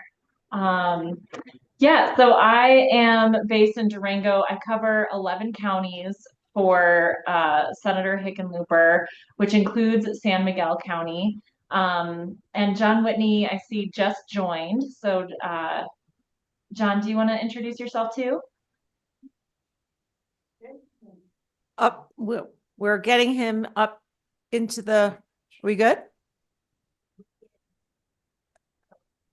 Oh, we're getting him into co-host mode. Thank you. Oh, so that he can turn on his video and unmute and whatnot. You know, why don't we let Lisa, why don't you make your comments first, and then we'll hear from John, and then we can have our conversation. Yeah, if you don't mind, you know, John and I have been kind of tag teaming these lately since we have been kind of doing them. There's just a lot going on. You have a process. There he is. Hi, John, you're unmuted. Hey, sorry about that. Technical difficulties on my end. Apologies. But yeah, we're just diving in, John, and then I confirm that we have until 1:30. So yeah, we can just kind of dive in. Fun to start with some good news, reflecting on some things that that were passed in the lame duck session. So I can kind of kick us off there, then we can then move into the new administration and some actions being taken there. So first off, you know, from last Congress during the lame duck session, we saw a big win. So Senator Hickenlooper, along with Senator Romney, were able to get the fish bill. Longer title is Upper Colorado and San Juan River Basin's Endangered Fish Recovery Programs Reauthorization Act, into a must-pass bill, the NDAA, the National Defense Authorization Act. So we're able to extend that bill not just for 1 year, but for 7 years. So that's really great for threatened and endangered native fish species in the Upper Colorado and San Juan River basins. And it authorized, you know, we had been, as we were writing the bill, we had asked around for what funding amount really made sense for that. And so we received lots of stakeholder input on that, and we're able to get that amount into the bill. So $92 million in the next 7 years. So, and then another thing, you know, we were celebrating lots of investments, continuing investments from the Inflation Reduction Act over the last, and the bipartisan infrastructure law over the last couple of months. You know, I saw the airport in San Miguel County saw investments. We saw $25 million to the Southwest Water Conservation District. That was announced in mid-January, and so that was part of the from the Bureau of Reclamation And that was for increasing drought resiliency, restoring habitats. That was that $4 billion within the Inflation Reduction Act to mitigate impacts of drought was really championed by Senators Hickenlooper and Bennett. So we're glad to see, more investments there, but since it was a very recent announcement, we have yet to see those funds be obligated. So we're hoping that, all these great investments from the Inflation Reduction Act and bipartisan infrastructure law are seen through, because they really are very important. John, do you want to talk about any wins? Yeah. So, the lame duck, can you guys hear me okay? Yes. Yeah. Okay, great. Sorry. Yeah. I've got computer issues lately, but, yeah, so the lame duck session is always kind of a volatile, crazy and exciting time where we make a big push to try and get as many bills over the finish line as we can. And pretty much every, Senate and House office is in that mode. And, we were really hoping some big packages would come together, including a public lands package that could have included the CORE Act and the Dolores NCA, which you guys, of course, in San Miguel County have been stalwarts and longtime supporters of those bills. I think we had things worked out pretty good in the Colorado delegation, the Senate offices, our House office. I think we were all ready to go with those bills. We made some changes in your county, as you know, since Lance and I chatted about them, and that was those changes smoothed the passage to move things forward, get a final consensus from everybody, and we're ready to move forward. And I think the U.S. Senate could have put a package of public land bills together. The ingredients were there on both sides of the aisle. Unfortunately, in the U.S. House, those ingredients were lacking. There really wasn't a willingness from the majority over there to move forward with a large, ambitious public land package that could have also included some forestry bills and could have been, an incredible moment of achievement for the U.S. Congress. But it slipped through our fingers, the big package, but we did, get some smaller bills through that were quite nice. Lisa talked about the fish bill, of course. A couple of others that we got through. We reauthorized the Flexible Housing Partnerships Act, which is the authority we've chatted about several times, and some of us have been out and kicked dirt on some of those sites that could be eligible for that in your county. And, we got all the changes we wanted in that bill. So we got authorization up to 100-year leases. We've got a provision now that allows for offsite improvements to pay for the lease. So for those that are familiar with the authority, the local government, the Housing Alliance, they do something of value to the Forest Service. Previously, it had to be on the parcel where the housing was built. Now it could be offsite. So hopefully that helps. I don't really know where that authority is going. To be candid with everybody, it has seemed to be underutilized by the Forest Service to date.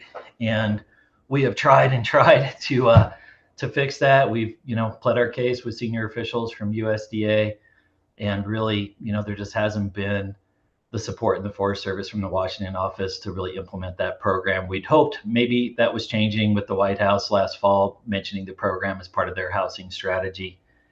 Now, with the change in administration, all the changes at the Forest Service, I don't really think we have a clear idea of how that authority is going to be implemented, if it's going to be implemented. I mean, the Forest Service, we'll jump into this later, but they've lost 10% of their staff. They were already understaffed, already would struggle to implement authority like that. I don't think that's going to get any better. So a couple other bills maybe worth mentioning. Good Samaritan mine cleanup, that was born and bred, that bill in the San Juans many years ago, kind of started in Ben Campbell's day in the late 1990s. There's been an effort to try and get that passed. And for those not familiar with Good Sam, it's something that allows folks that didn't cause the mining contamination to go in and fix it without getting liability under the Clean Water Act. And there's been numerous attempts by the Colorado delegation to pass a national bill, most notably after the Gold King, but it's been really hard to get a national bill through. This bill will be a pilot bill that will allow 15 sites in the country to use the authority. There could be sites in the San Juans that could compete for that 15. I'm not tracking on any in your county. There are some maybe in the headwaters of the Animas or the Uncompahgre, but if there is something that should be on our radar in your county for that authority, let us know, because the state will be working on drafting a bill, or not a bill, but a proposal of 50 or sites around Colorado. A couple other ones, Rural Outdoor Investment Act was a bill that Michael Bennett did with Chuck Schumer, and it simply allows the Economic Development Administration, when they are funding federal projects, to now consider recreation as one of the things they can fund. And so we think that'll be great for the West Slope of Colorado. And we've already had some preliminary discussions with EDA about, what could that look like? But the nexus on EDA, for those who haven't worked with them much before, is it's got to be tied to good paying jobs. So, if you've got a project that's recreation based and maybe needs a planning component or something to pull it together, as long as it can be demonstrated that, it's got a component that creates a lot of good paying jobs, there could be possibilities there. So that's kind of the quick take on the lame duck. It put the lame in lame duck is the bad joke that I've been making, because, it really could have been an incredible lame duck where we got a lot done, long-standing bills, and it slipped through our fingers. And I don't know when the window will open again to get some of those bills through. So we will start the journey again on the Dolores and the CORE Act with reintroduction coming relatively soon. We're working on pinning down the date for the CORE Act probably within the next couple of weeks, and then reintroducing the Dolores NCA probably sometime in early March. Great, thanks, John. Yeah, and I was just able to pull it up that I was talking about the bipartisan infrastructure law funding for the airport, the Telluride Regional Airport, and that was 2.6 million. So I'm really hoping that gets obligated. Let's see. So yeah. I don't want to interrupt your flow, although I just did. But can you share with us, and maybe you'll get to it later, but what you really mean by the funds getting obligated? Yeah, that's a really great question. So what we're seeing is, as the Trump administration is trying to implement as many clawbacks of federal funding as possible, if funds have been awarded and obligated, as in the money has been contracted and it's in their bank account, that is, much harder to claw back, though we've seen some attempts at freezing those accounts, which is illegal. However, there is still we've seen this happen where if that contract hasn't been finalized, or the money has not been in that bank account, obligated is what we call it, then there is opportunity for that to be pulled back. And when Yeah, you, in that an bank, obligation can vary from grant to grant, and I mean, the definition of obligation can vary sometimes agency to agency. Sometimes the feds may have obligated it and maybe the transfer to the bank account hasn't quite happened. And we're actually seeing that a lot right now, where they have kind of obligated it, but when people went to the portal to actually transfer and pull down the money, they haven't got it. So it's a fine point of law that, probably attorneys might need to look at for each individual account in certain cases. But generally what we're seeing is really what Senator Bennett would be very concerned is an illegal impoundment of money and a delay in getting this money out the door. I mean, the Constitution is very clear that Congress has the power of the purse. Any money they appropriate and obligate, or appropriate, I should say, and should be spent.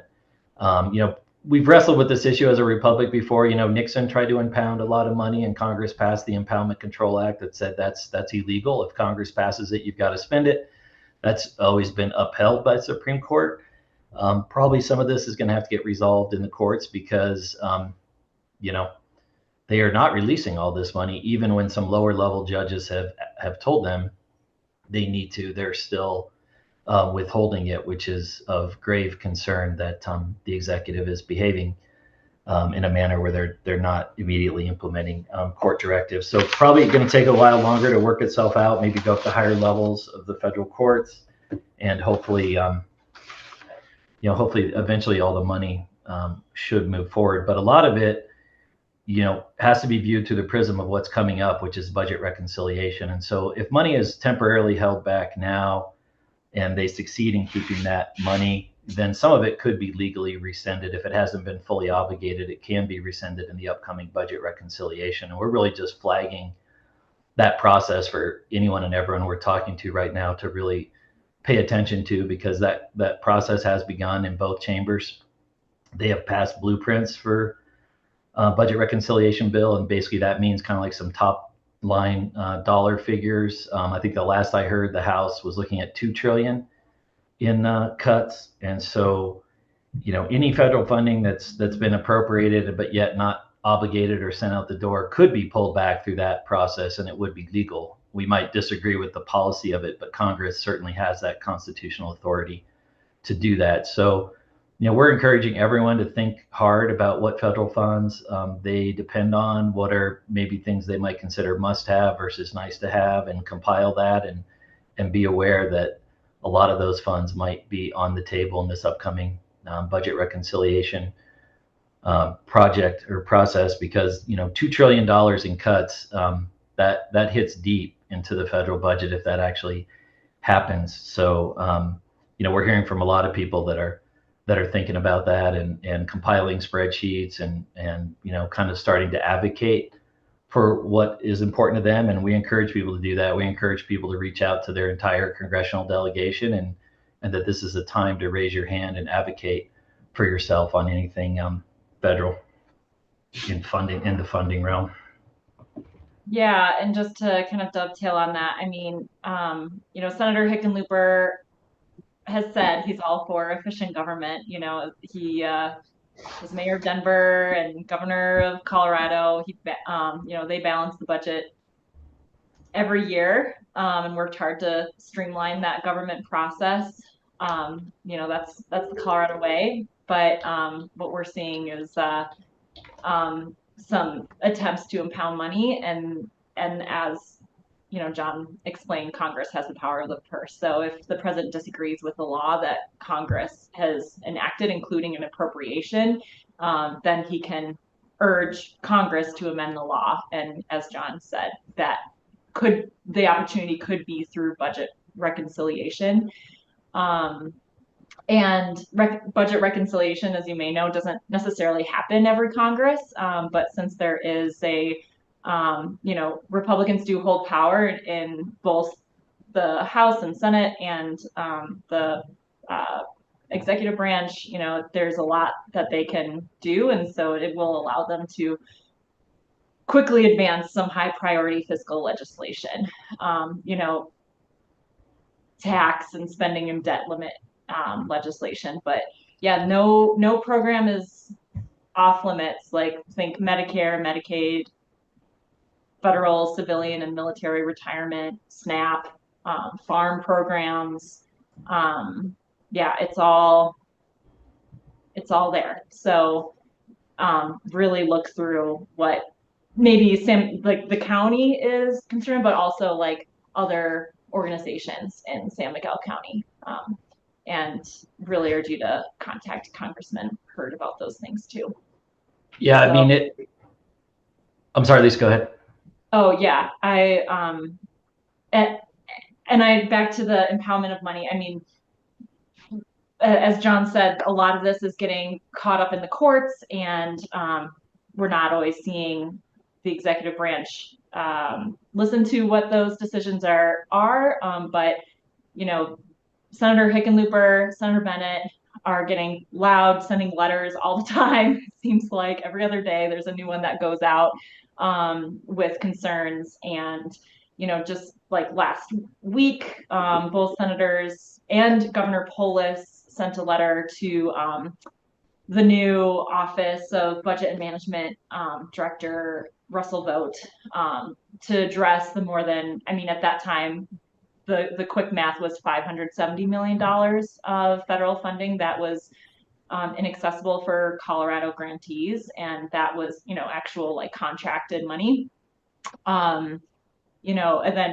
But then with all the layoffs that are happening from federal employees, both senators are sending them about the National Park Service, whether it's layoffs or just hiring freezes. That's going to have huge impacts out here on the Western Slope with the National Park Service, the BLM, the U.S. Forest Service. There have been several letters going out, and you can always check our both websites, Senator Hickenlooper's website, Senator Bennett's website, of like what actions are being taken. And of course, we try to keep up and just send them to you directly.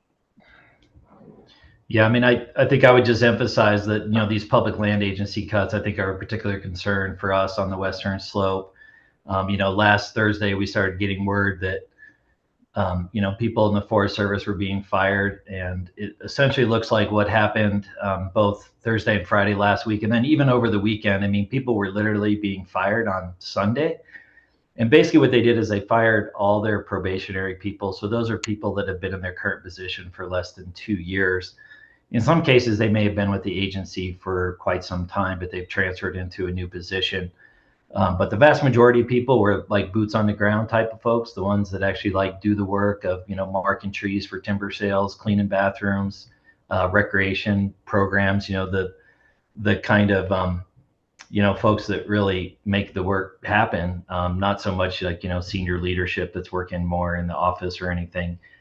And this is this is a big concern, I think, to both senators. And so, we joined together as a delegation and fired off a letter to the USDA secretary on Friday, asking her to rescind that decision. We don't anticipate that will happen, but nevertheless, we will ask for the right thing. And we will push back on this because it's going to have devastating impacts on Western Slope communities. Amongst the people that got cut were the regional timber forest strike crew. These are the folks that actually travel around the state and mark all the trees for timber sales and, actually make those timber sales happen. So, if a community is trying to do work to, do some thinning projects or restoration forestry in their community, that may not happen now because they fired the people that actually make it happen. And, many other examples like that, in recreation and other fields. So, and then the BLM news hit today that they started a similar process where they've started firing all their probationary folks as well. We don't have a final number on that. I heard this morning it might be 90. So we don't know exactly what's happening. A lot of the 90 in Colorado. Yeah, in Colorado. Thank you, Lisa. Nationally, far more. So in the Forest Service, I think the final number as of this morning, I'd have to look, I think it was sitting around 115. So about 10% or so of the Forest Service staff. So a big hit to them. There's also talk that there probably will be quite a bit more there. So, we need to be braced for that. It's hard to say what the courts are going to do with this firing because, people were told they were fired for cause, even people that had exemplary performance reviews. And so, whether or not that is something that's permissible is something the courts are going to have to dig into. I don't think our statutes were really written with the thinking that something like this mass firing would ever happen. So it's uncharted waters. But there's also talk of, the agencies ramping up for what is a legal process to reduce staff, and that's called a RIF, a reduction in force. The last time that happened in a big way was during the Clinton years. But, the rumors are that could entail, cuts of, 25, 30% for a lot of federal agencies. And we're talking mostly about the public land agencies because that's what we interact with most here on the West Slope. But it's happening to all the federal agencies. Essentially, all the federal agencies have either fired their probationary folks or will fire them soon. So pretty major steps that are happening here, and a lot of strong concern from both senators about it. And then I know I've heard from San Miguel County on immigration issues in the past, and I just wanted to raise awareness that, both senators are working hard in that sphere too. I know there was an executive order that took away the sensitive places of sanctuary. And so Senator Hickenlooper is co-sponsoring the Protecting Sensitive Locations Act to limit immigration arrests at sensitive locations like schools, hospitals, places of worship. So, yeah, we're busy right now.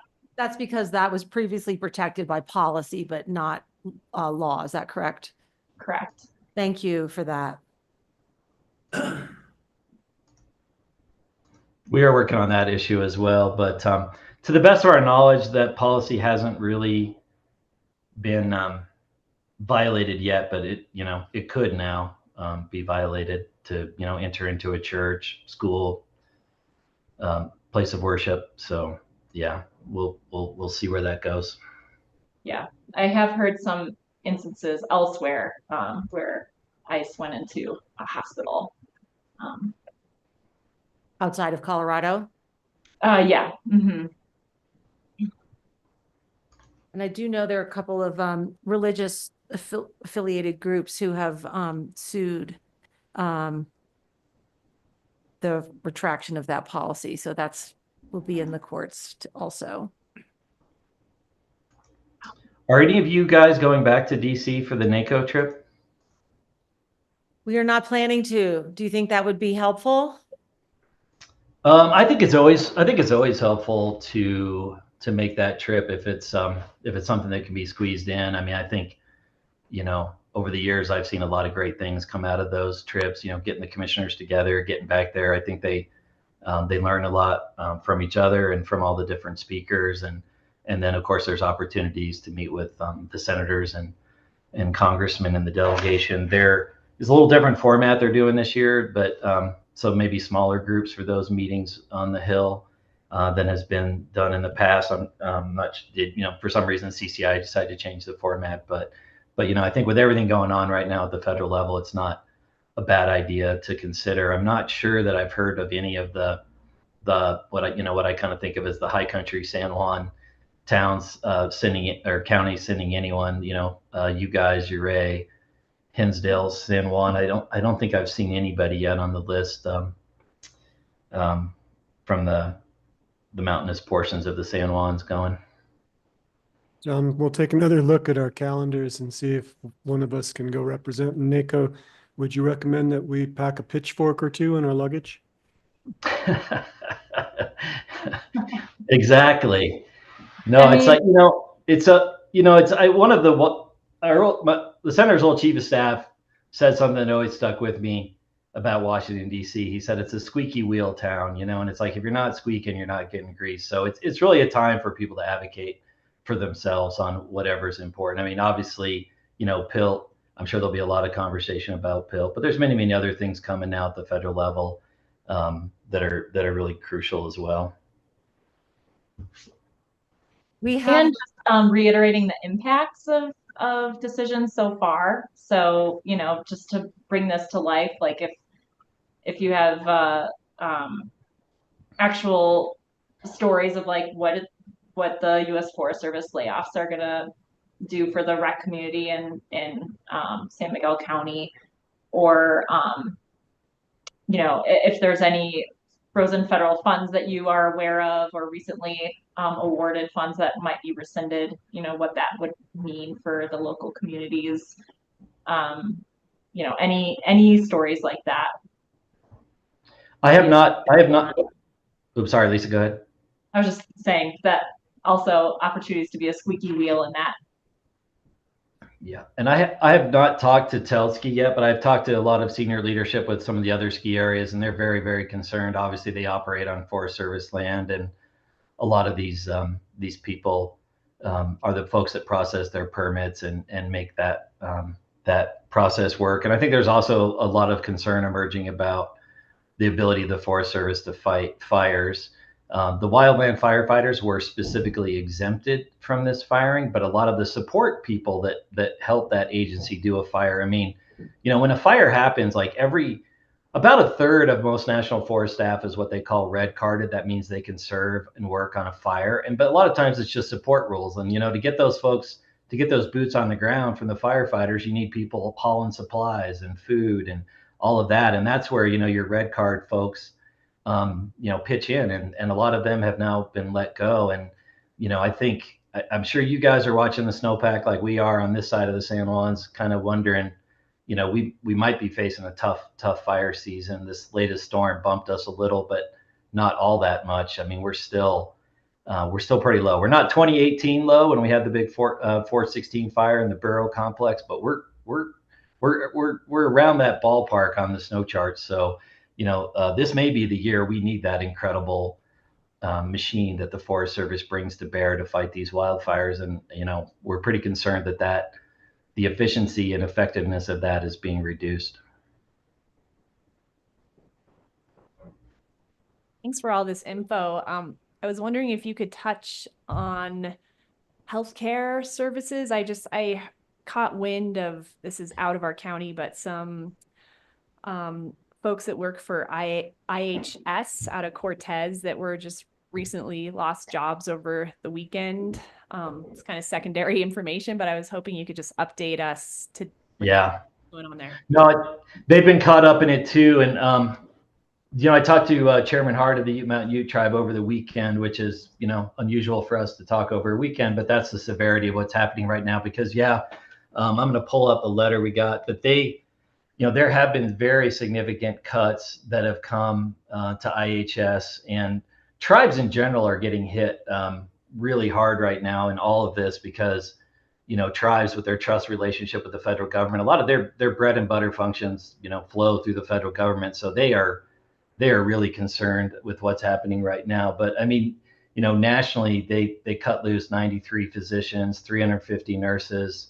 And then, the local numbers, are smaller, but I mean, IHS in the best of times is understaffed and not always able to serve everybody. And so for these kind of cuts to happen there is very concerning. And I know the tribes are mobilizing to advocate on that, but that's going to be tough. And there's been confusion because, those termination emails went out to IHS employees, but then RFK Jr. decided to rescind that. So there's just, there's a lot of confusion in not just for IHS, but lots of different agencies. And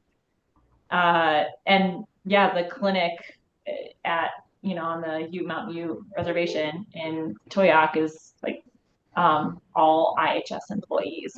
And since they do have turnover, a lot of them are in their, probation period, which is just what all new employees are on. So huge concern, and where John and I are working with the tribes nearly every day.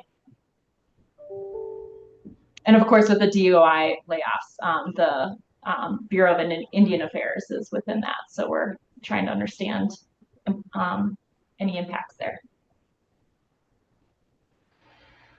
Closer to home, I'll just mention, we are still trying to finish up the work on the FY25 budget, which we're halfway through the fiscal year, but, Congress has not actually passed that. We'd hope that would happen in the lame duck. It did not. So here we are. It's on the docket to hopefully get finished in March. Amongst all the other programs, of course, your county has 2 congressionally directed spending requests pending. The town of Norwood has about $3.5 million for water, wastewater work. And then the clinic there in Norwood has, I don't have the number in front of me, I think it's $120,000 or so for some help with transportation and other expenses at the clinic there. So we will hope those will get across the finish line, but no guarantees in this volatile climate. If I were betting, I would think the congressionally directed spending will make it into the final package that passes, but nothing's final till it hits the president's desk.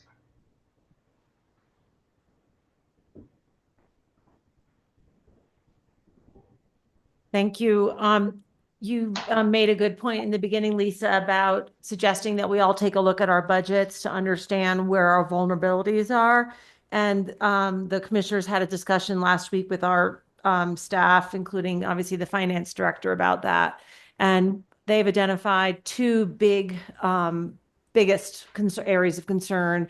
The first one is our PILT funding, which hang on a second, 2020, I think we were anticipating about $1.4 million in that that was in 2024. So I would imagine something comparable in 2025, we're hopeful. And then human services is really a concern. That's almost $1.6 million. And that is, really services and assistance for our most vulnerable population or among our most vulnerable population. So, and we do not keep a reserve in that account because that helps with certain funding mechanisms, if you will. So those are our big vulnerabilities. That's about $3 million, which is a little less than 10% of our budget, but altogether, the areas of vulnerability are over 5 million. So about 14% of our budget. So it's, yeah, we're all going to feel it if this all goes through. I'm really hoping that PILT will not be touched because that's just something that counties around the country really depend on. But who knows? Everything's on the table.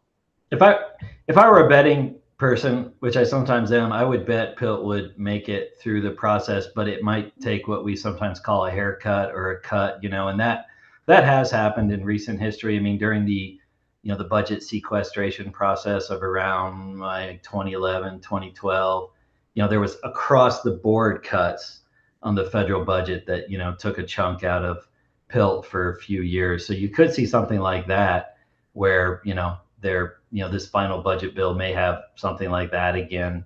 I'd be shocked if PILT got zeroed out. I mean, there's such a large constituency. So many commissioners will flood the Hill and for this NACO conference. And I guarantee every one of those commissioners will be talking to their senator and Congress member about PILT. So I would think it'll be okay, but I wouldn't take anything for granted right now. Mike, for your human services, I mean, that's like, you're talking like various types of like child support services and veteran services. Like, is that all, when you say human services, that's kind of all encompassed? I don't think veteran services are under there. I'm looking at the notes here. It says food assistance, which is SNAP, child care, yes, child welfare, and then our administrative costs. Those are the biggest items in there. But let's see. Yeah. But those are big numbers, and we're already as a county obviously subsidizing that. And then there's concern at the state level about funding there also, given the projected deficits. So that's a real area of concern, but one that our commissioners feel is really important. So we'll do what we have to do, or what we can do. Mike, did you want to say something? I didn't. Oh, you had your camera on, so I thought we were going to hear from you. It's okay. That's all right. Oh, very sobering conversation. Yeah, I wish we had better news, Ann, but that's the lay of the land right now. I understand. It's challenging times. I think, I would say Senator Bennett is very concerned with where we are right now on a number of fronts. And, if you're following his social media or, his press releases, he's out there. And I know Senator Hickenlooper is as well. I mean, this is a very challenging time for the federal government and for our nation as a whole. Yeah, you and I were in touch after Senator Bennett questioned RFK Jr., and I was super proud to have him as our senator with those questions very direct questions he was asking. And unfortunately didn't seem to move the needle far enough, but I think we all need courage at this time. And I appreciate that your offices are digging deep and standing up for what we Coloradans believe and what we need. So thank you very much.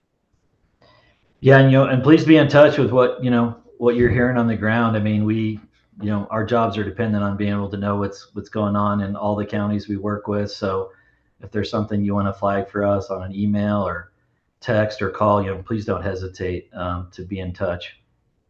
Appreciate that. Commissioner Gleason, did you want to say something else?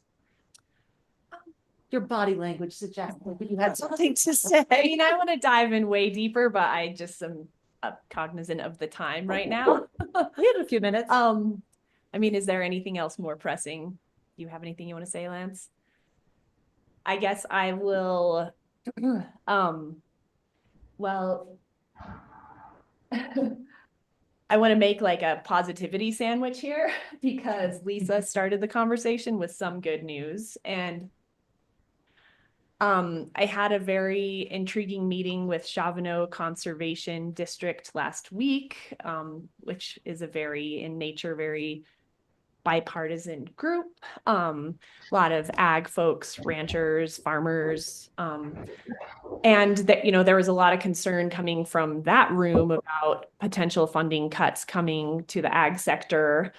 And I'm a little hopeful that there might be some pushback from a wider range of folks who are being affected by these cuts that, might not necessarily, they might have voted for this current administration, but suddenly their life and livelihoods are getting affected. And I'm going to make some efforts as a commissioner to just reach out regionally, even neighboring counties and their commissioners, and talk about ways that on local levels we can push back to some of these cuts that are affecting our entire communities.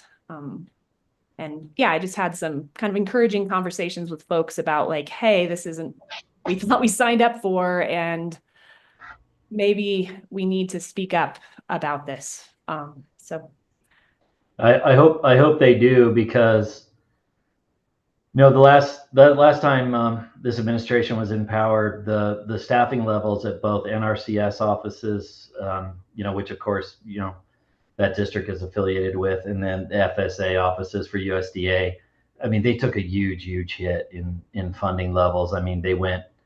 I don't have the exact numbers in front of me, but I mean, went from something like 200 to 120, and then they rebuilt in the Biden years back to 180 or something like that. Those are not exact numbers. But I think that probably we're going to see that again. And we got a letter, or I saw a letter from one of the cattlemen associations up north, and they were, pointing out that, some of the NRCS offices are already closed. And so there's concern, and, that's what happened last time. And I heard a lot from that, Chavano district, during those years, because they were very upset. And there was not much that could be done. And I think, frankly, people waited too long to raise their voice. They waited until the offices were closed and the staff were gone.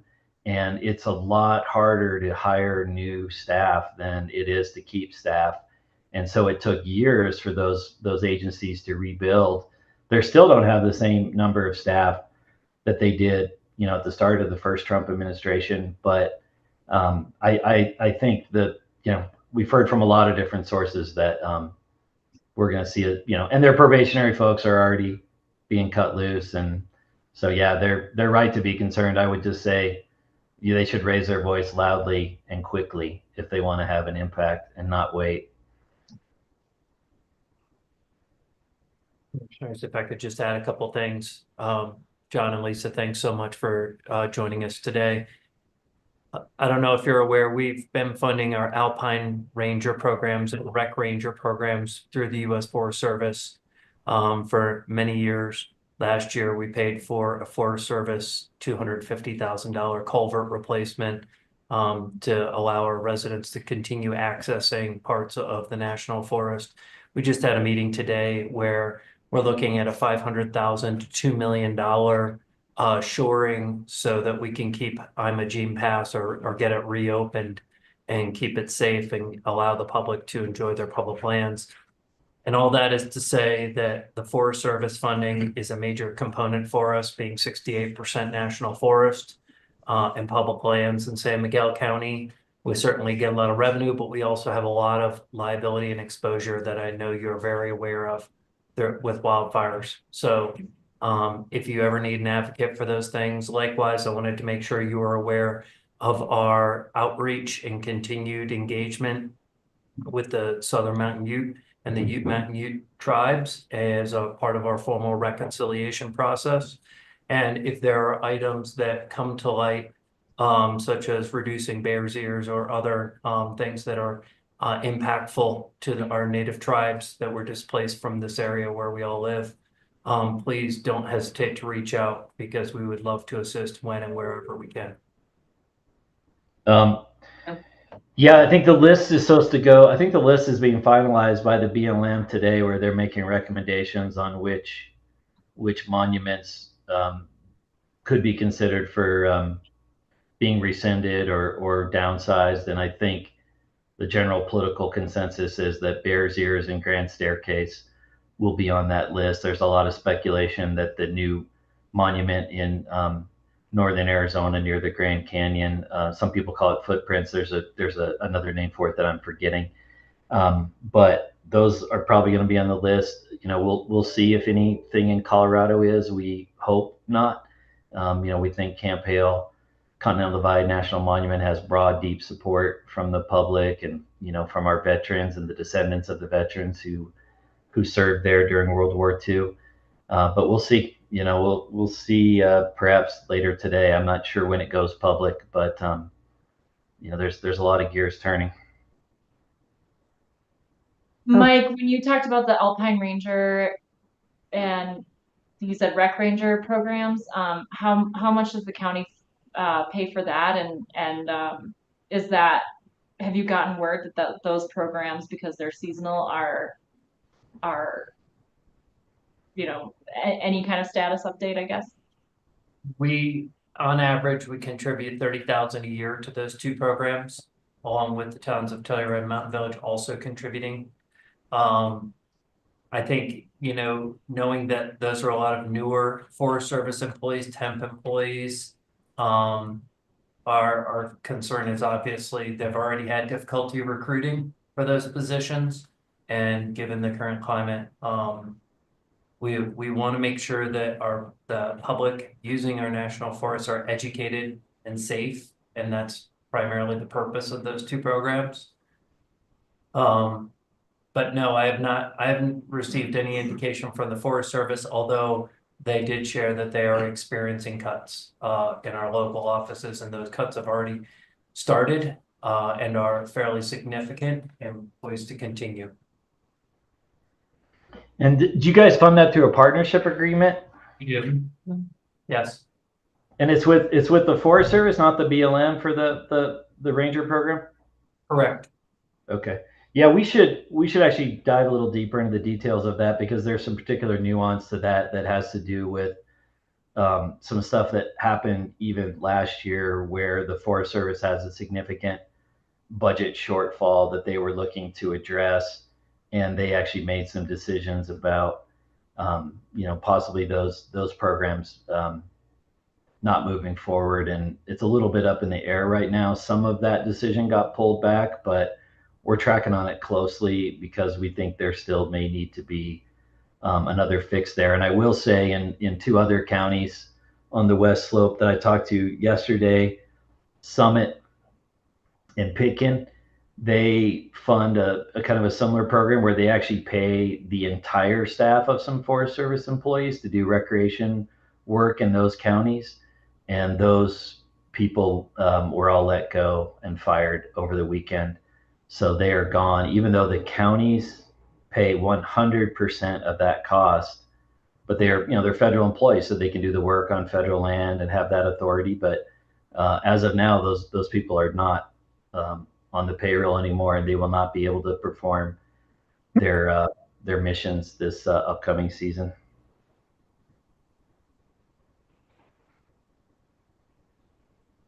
We have a Star here who I think would like to make a few comments. Our Natural Resources Director, Supervisor, whatever you are. Star, my mind's a little muddled right now. I know. I think we're all in that space. Thank you, Thank John. you. Star Jameson, Natural Resources and Climate Resilience Director here. I had a meeting with the Forest Service. We have a recreation collaborative, which is a recreation roundtable where we receive updates from our federal partners, agencies, and with the hiring freeze, I know that the local organization, the Telluride Mountain Club, has started hiring seasonal employees to do trail work here to fill that gap. They have said that they can't do that, you know, for the long term, but for now they can do that for this coming season. And the projects that we had slated here, also they had specialists who were vacant positions, and so now not able to fill the vacancies to conduct NEPA. for some of these projects. So those were all put on hold as well. And as well as the probationary period, I do know that it is not just temp employees and that it can be leadership, because if someone took a promotion in the federal government, then they can be subject to a probationary period and to also lose their job. So that does include leaders. And then I we did lose some senior people on some national forests that were new to their more senior position. The majority was kind of boots on the ground, GS 5, 6, 7s, but there definitely was some GS 12s and 13s, higher, pay grades and seniority that lost their position as well. I would also say the U.S. Fish and Wildlife, we've been highly invested in the Gunnison sage-grouse as a threatened species here in San Miguel County. And we just recently had our Gunnison sage-grouse coordinator with U.S. Fish and Wildlife. I believe the new person is less than a year, who runs the Gunnison sage-grouse meetings here. And I just received an email, and we're all just fingers crossed that we're going to have our RIS meeting in the next couple of months for the recovery strategy. So I would include them as an agency, as well as NRCS, and the amount of agriculture that we have in the West End. And I think that covers and then of course the BLM we work closely with, and hopefully we'll be able to maintain all the folks. I do believe that they had some vacancies as well, because we've gone back and forth with some of the travel plans that they've had. They've been put out and pulled back. I know they've been struggling with staff out of that office as well. Yeah, I think it's safe to say that, the public land agencies are not going to be able to do as much moving forward. They've lost a lot of good people, and sometimes there might, be people that should be removed. Not saying there ever isn't a case where, staff forces should be reallocated or rethought, but there's rational ways to do that and actually consider it. But what really happened is more like a hatchet. I mean, anyone in a probationary period except wildfire fighters. And so it's, we lost some of the best people in those agencies, and they're gonna suffer from it. And that's why, I mentioned, NACO is an opportunity. I mean, I think the Western United States needs to speak up on these public land issues. I think the whole country needs to speak up on some of these other agencies. But if there's not, concerted pushback, more of this will just, continue. And as I mentioned earlier, I mean, there's talk of downsizing it at these agencies that could go as high as 25, 30% that could be in the works. Those are unverified reports, but in this current climate, we're taking them seriously, that stuff like that could perhaps, at least be under consideration. Well, thank you both so much for your time. And it's wonderful to have you together so that we can kind of hear, coordinated and independent efforts.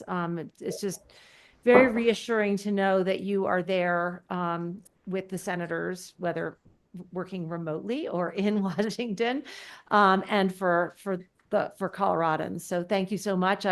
Please come back anytime you have more to report. It's really useful to get this direct feed of information and also your perspective. So thank you so much. Mr. Tooley, I'm sorry, but we are running behind and we need to let Ms. Poole and Mr. Whitney go. So if you would like to address them directly, we can help you find their contact information. And then also we will make time at the end of the meeting for public comment if you have anything else to add on anything on the agenda. But we need to keep moving with our staff and members of the public who are here for very specific topics. So thanks, Ann. Appreciate you know where it to find so her. much. Take care. Feel free to share my email address with any members of the public who want to get in touch. Thank you, Lisa. Same here. Thanks so much. Okay, moving on to 10 minutes late, item 10A. We are now, hi Linnea, moving into the topic of Department of Human Services, which we actually just touched on a few minutes ago. Our first item with Linnea is Approval of the chair's signature on the Human Services Department balance sheet for November 2024, December 2024, earned revenue and expenditures, November 2024, December 2024, expenditures through electronic benefit transfers, December 2024, January 2025, check register for the month of December 2024, January 2025, county allocation / MOE report, November 2024, December 2025, and the 2025 caseload reports. Linnea Edwards, Director of Human Services. Welcome. We've been seeing a lot of you. I know. Good afternoon, commissioners. In regard to the finances, there are 2 months worth of finances for you guys to have reviewed, just based on some scheduling. The prior month, I would direct you to, so what we presented in our expenditures and our revenues is kind of that December, that last month of the county fiscal year. But if you look at the Mo report, that it puts us in the middle of the human services fiscal year. And so if you see that, you'll see the percentages that, we're looking at about halfway through our fiscal year as of December. So working through those pieces on the human services side, and things are looking like we'll end up where we are expecting, minus the CCAP situation that we've been talking about over time. But things are about where they've been the last couple of years. That's good news. Yeah, absolutely. As of right now. So I would just direct you to those Mo reports for anything specific in our specific fiscal year. And then as far as caseload trends, if we want to move to that piece, I'm happy to kind of talk about some of those things.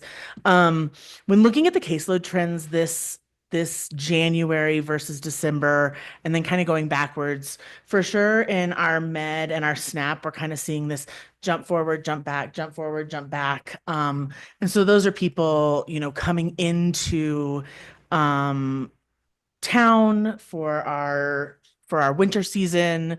Then maybe they're only working a certain amount of time. They're coming back off services or on services. So we're seeing that jump now, which feels a little bit more, I'm going to say normal, because we're out of that public health emergency. And so that trend seems to be more on track from past years when our seasons are happening. And so we'll see another jump again as the winter season starts to roll out and we get into off season. The one thing I did want to really point out that I continue to think is very interesting. So we've been doing a lot of LEAP outreach this year. We've kind of spread ourselves and allowed a couple employees to do that LEAP outreach over both San Miguel and Ouray counties. And it's working. Because we are a couple months ahead of where we were last year. So we're definitely seeing people, meeting people, getting them applied for services with LEAP, and making sure that they have all their verifications. So I like seeing that LEAP outreach piece work is interesting, because we've been kind of doing that for the last handful of years, and now they're tracking those numbers. So that's what I would point out on the caseload report. That's good news. Any questions? I did not have questions on this. Anybody? Well, nothing jumped out to me. There's a lot of numbers to process. Thank you, Linnea. Appreciate that. I'll move to approve the chair's signature on the Human Services Department balance sheet for November 2024, December 2024 earned revenue and expenditures, November 2024 and December 2024. Expenditures through electronic benefit transfers, December 2024 and January 2025. Check register for the month of December 2024, January 2025. County allocations in the MOE report for November 2024 and December 2025, and the caseload reports. I will second that. How do you vote? Aye. Aye. Aye as well. The motion carries unanimously. Thank you, Linnea. We will keep you here for item 10B, consideration of the chair's signature on the child support purchase of services intergovernmental agreement with Montrose County Human Services for the year 2025. Would you like to speak to that, Linnea? I'm happy to. So Montrose County has partnered with us for many years to provide our child support services. We want to continue to have this agreement with Montrose County. Child support is a very complex system, and they have a unit within their human services in Montrose County. And just based on our caseloads, it made a lot of sense years ago and continues to make sense for us to remain in partnership with them.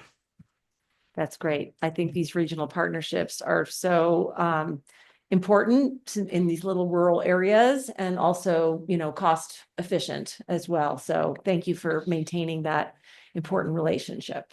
Absolutely. Any questions from the commissioners? Selena? Move to approve the chair's signature on the child support purchase of services intergovernmental agreement with Montrose County Human Services for the year 2025. Second that. How do you vote? Aye. Aye. As well, the motion carries unanimously.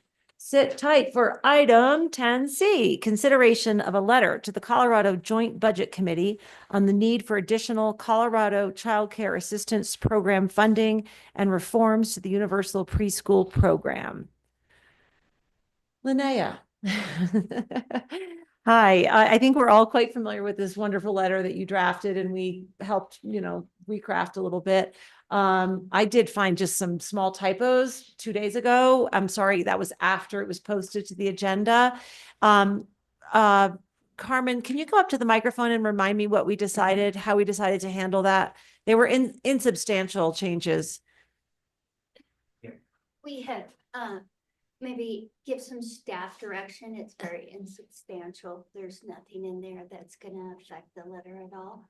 We'll go ahead and send it, and then to have the final document the way it is being sent will be ratified on March 5th. That's perfect. Okay. So, how do the commissioners feel about this letter? Should we state that for the public record? Yeah, I think it was a great letter. I saw those unsubstantial changes, just some little punctuation typos. But I feel it's ready to ship off. Okay. How about you, Lance? I am moving to approve chair signature. I think we're not voting on it. Is No. that correct? We're just giving direction and. If you want to, that's fine too. Oh. Just Jared has got a finger up. If I may suggest, commissioners, if you make the motion as amended per the discussion, I think that would be effective, right? We'll make those minor adjustments. We'll send the letter. That way it's both timely and we don't have to revisit.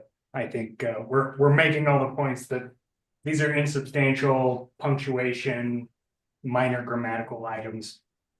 Let those be what they will be. I'm very comfortable with that if the other commissioners are. I'm so comfortable, I'll continue my motion. I move to approve consideration and signature on a letter to the Colorado Joint Budget Committee on the need for additional Colorado Child Care Assistance Program funding and reforms to the Universal Preschool Program with minor non-substantial adjustments as discussed. And seconded. How do you vote? Aye. Aye.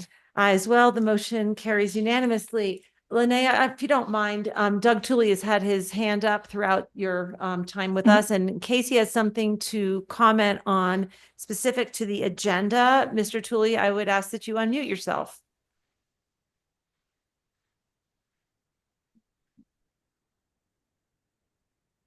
Oh, hand is down. Okay, let us carry on. Thank you, Linnea. Absolutely. Keep up the good work. Thank you. Okay.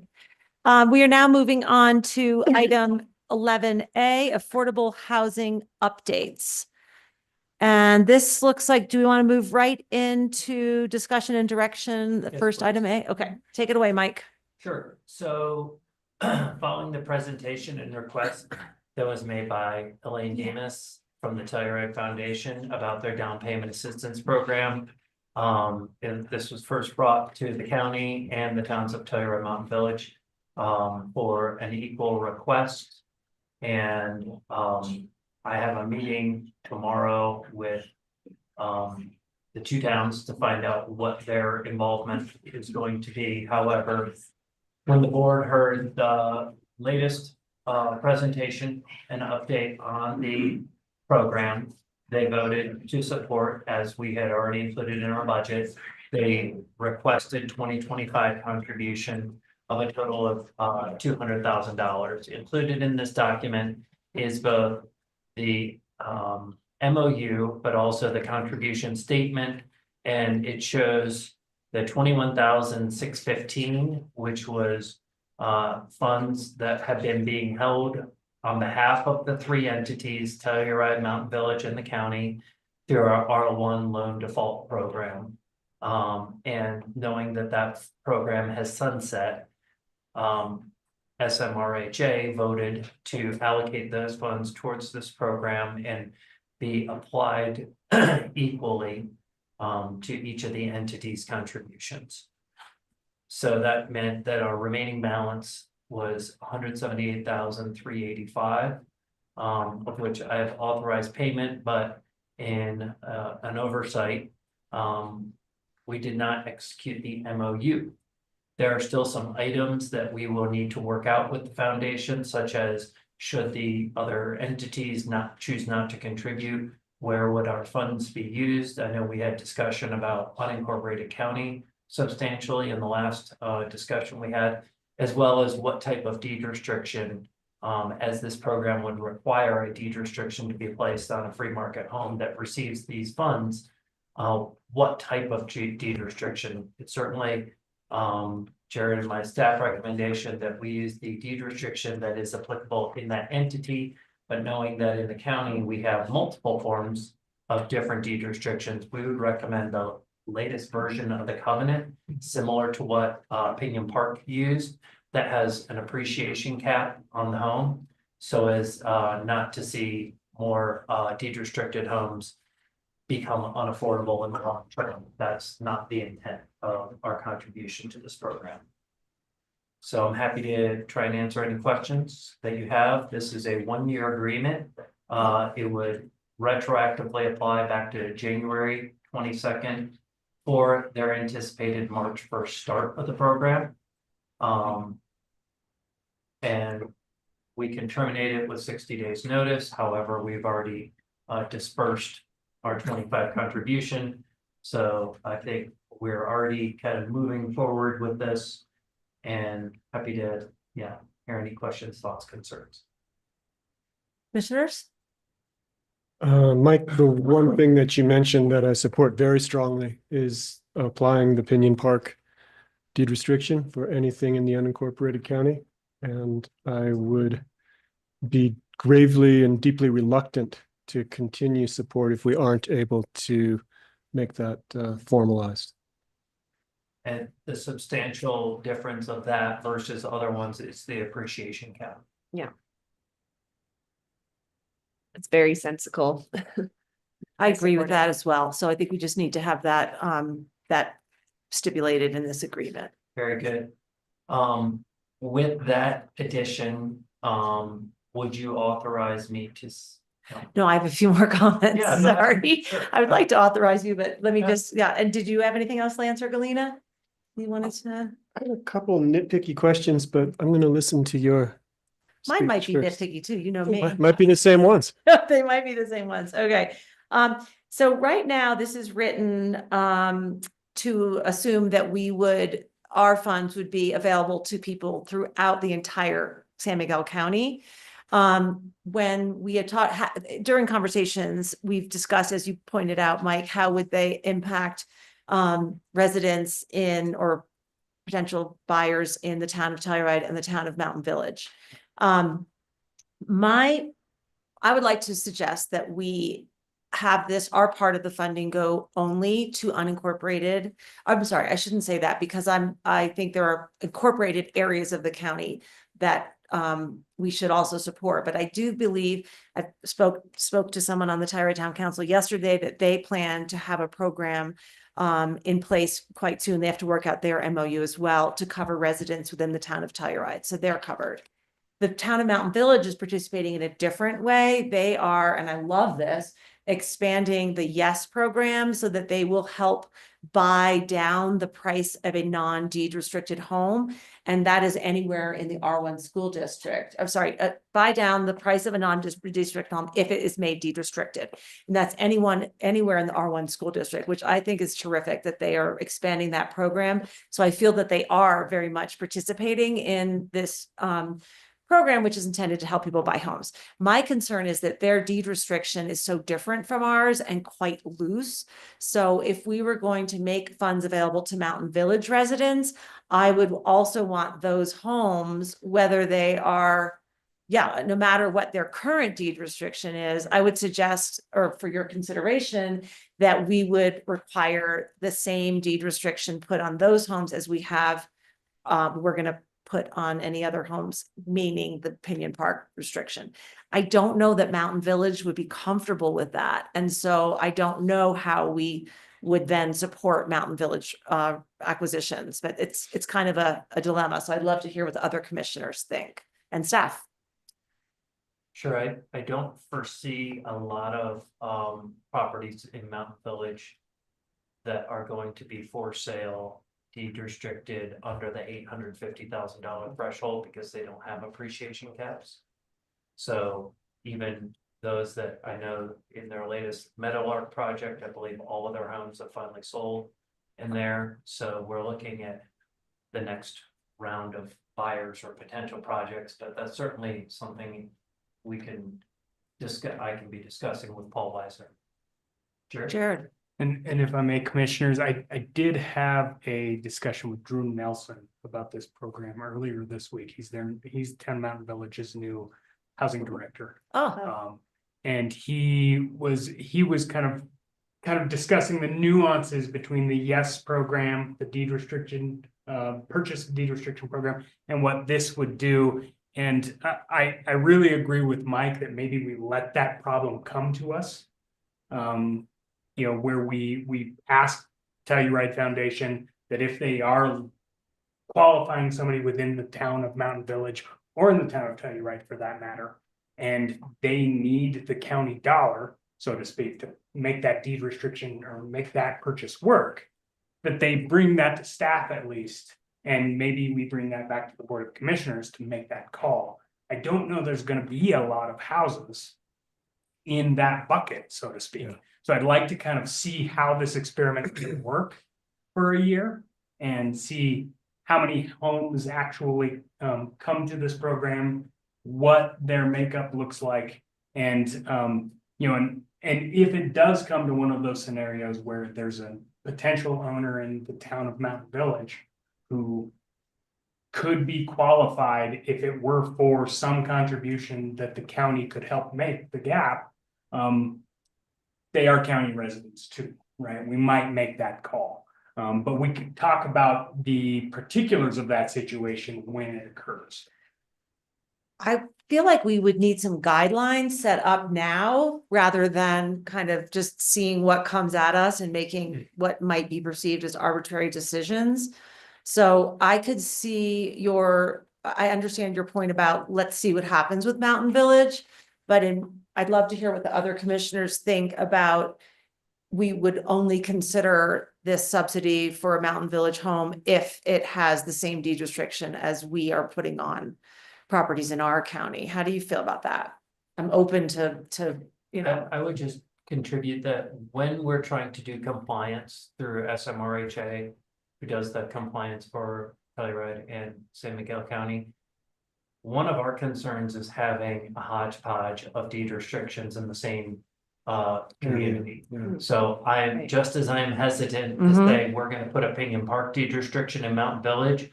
I would not want a Mountain Village deed restriction in Two Rivers or in Lawson or another area of the county, because that is going to make it it's going to make it more difficult long term to administer. So then if we did, I hear that point, and well taken. My concern would be then that we would be buying down or, contributing to the sale of a home that is not price capped. And so I think maybe that's an easier line, is that we will only contribute there, and if Mountain Village. And I'm gonna be having this discussion relatively soon with Paul and Zoe, so. I can share that. This agreement it wouldn't be impacted by that subsequent agreement between us and the towns of Telluride or Mountain Village. I understand that we would need to convey that to the foundation as we consider contributing to projects in that entity. And I think that Mike's definition of our concern being conveyed to all those entities might be enough to set up the foundation for the potential conversation that Jared referenced, where we had somebody finds a unicorn in Mountain Village for less than 850 grand, and our county money is the thing that gets them over the finish line. But we've already stated clearly to all the entities that could be involved that we will not be able to participate without a compensatory price cap. So I like that. Can we include that in these documents then? That we would only participate if there's a price cap on the property? I think we don't put that necessarily in this document, but instead it's between the two towns. Because This those are- document does not specify where the funds can be used and under what terms. Well, it does say that it can be deployed to properties located in San Miguel County. So that's the geography. Right. And then on page where it talks about the program guidelines, the very last page, it talks about eligible properties. And that's there are 5 bullet points, including the last one where it says it must be deed restricted. And we're going to add the part about deed restricted. This is for the, sorry. Okay, so this would just be for homes that are having new deed restrictions, that they would be subject to our current deed restriction. But anyway, there are program guidelines in here. And so I think this would be a place where we would want to say that we are only gonna, that's really nice, gonna participate on properties that have a price cap. Yeah. Sorry, but not to change existing deed restrictions on a property, but Correct. if we are applying a new deed restriction. Correct, and should Mountain Village in the future choose to implement a price cap, then that would make all of those properties eligible for these funds as well. However, sorry, we have properties in the county with existing deed restrictions that are not price capped that we would be willing to participate in. So I think we have to be fair, don't we? It's really just with the YES program that we need to ensure that the deed restriction that's put on it has a price cap if we're going to participate. Yes, and I see Drew has his hand up. He'd like to speak. But Jared, did you have something too? No, I know. Hi, Drew. Please unmute yourself. We'd love to hear from you. Drew Nelson in Mountain Village.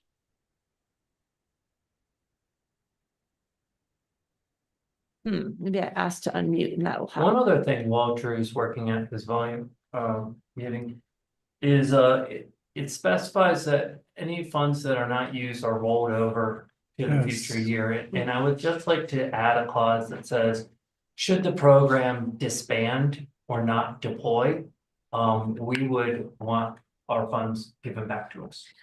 I have It's- that comment as well. Me too. Yes, at the bottom of page 2, it says that the funds would be deployed to an appropriate charitable program that we agree on with the foundation, and I agree. I think that those monies should come right back to San Miguel County.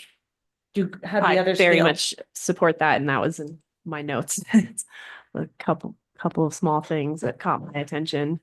Lance, you go to that too. Yeah, there's also some other language at the page 9, I believe, variant. No, there's no page 9. Section 9 variants, which is under page 6 of 8 in our packet. And it seems to talk about the initial donor, that's us, understands that any contribution once accepted by the foundation, that's them, represents an irrevocable contribution to the foundation and is not refundable to the initial donor. So I think we've got 2 places where we'd have to adjust the language in order to fulfill that goal. I think that is okay because then it's followed by the termination clause, which talks about where the money will go if everything falls apart. Mhm. Is that would be the time, or are you thinking you'd like to be able to pull that money back for sort of any reason? I think Mike's right that if the program vanishes, then we would like to get a refund and not have the money vanish as well.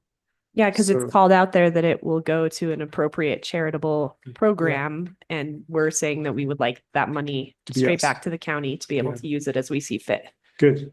Right, but I don't think that's in section 9 on that particular page. It's Both of in those sections would need some a couple of different modification. places. The part in 9 that I didn't love under variance power is that the board of directors of the foundation retains the power to modify any distribution recommendation.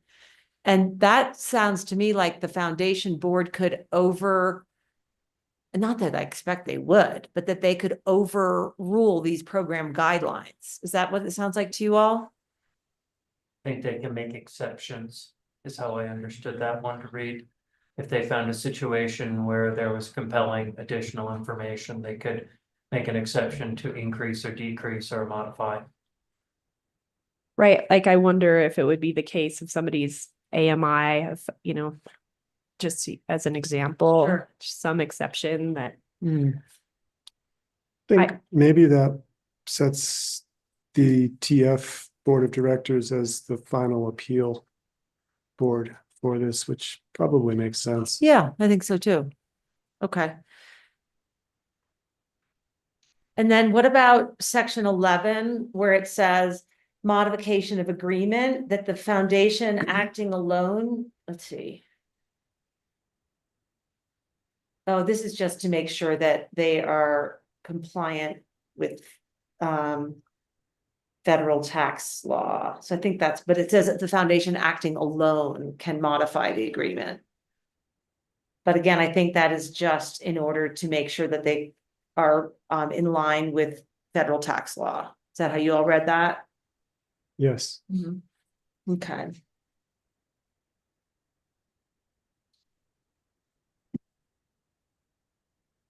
Did we lose Drew? No. No, Drew, hi. Did you, your hand is down, so I'm guessing no. Okay, so let's just revisit the question of the incorporated towns. I think I'm hearing Jared say, let's keep them qualified. Is that right? And wait and see how it shakes out?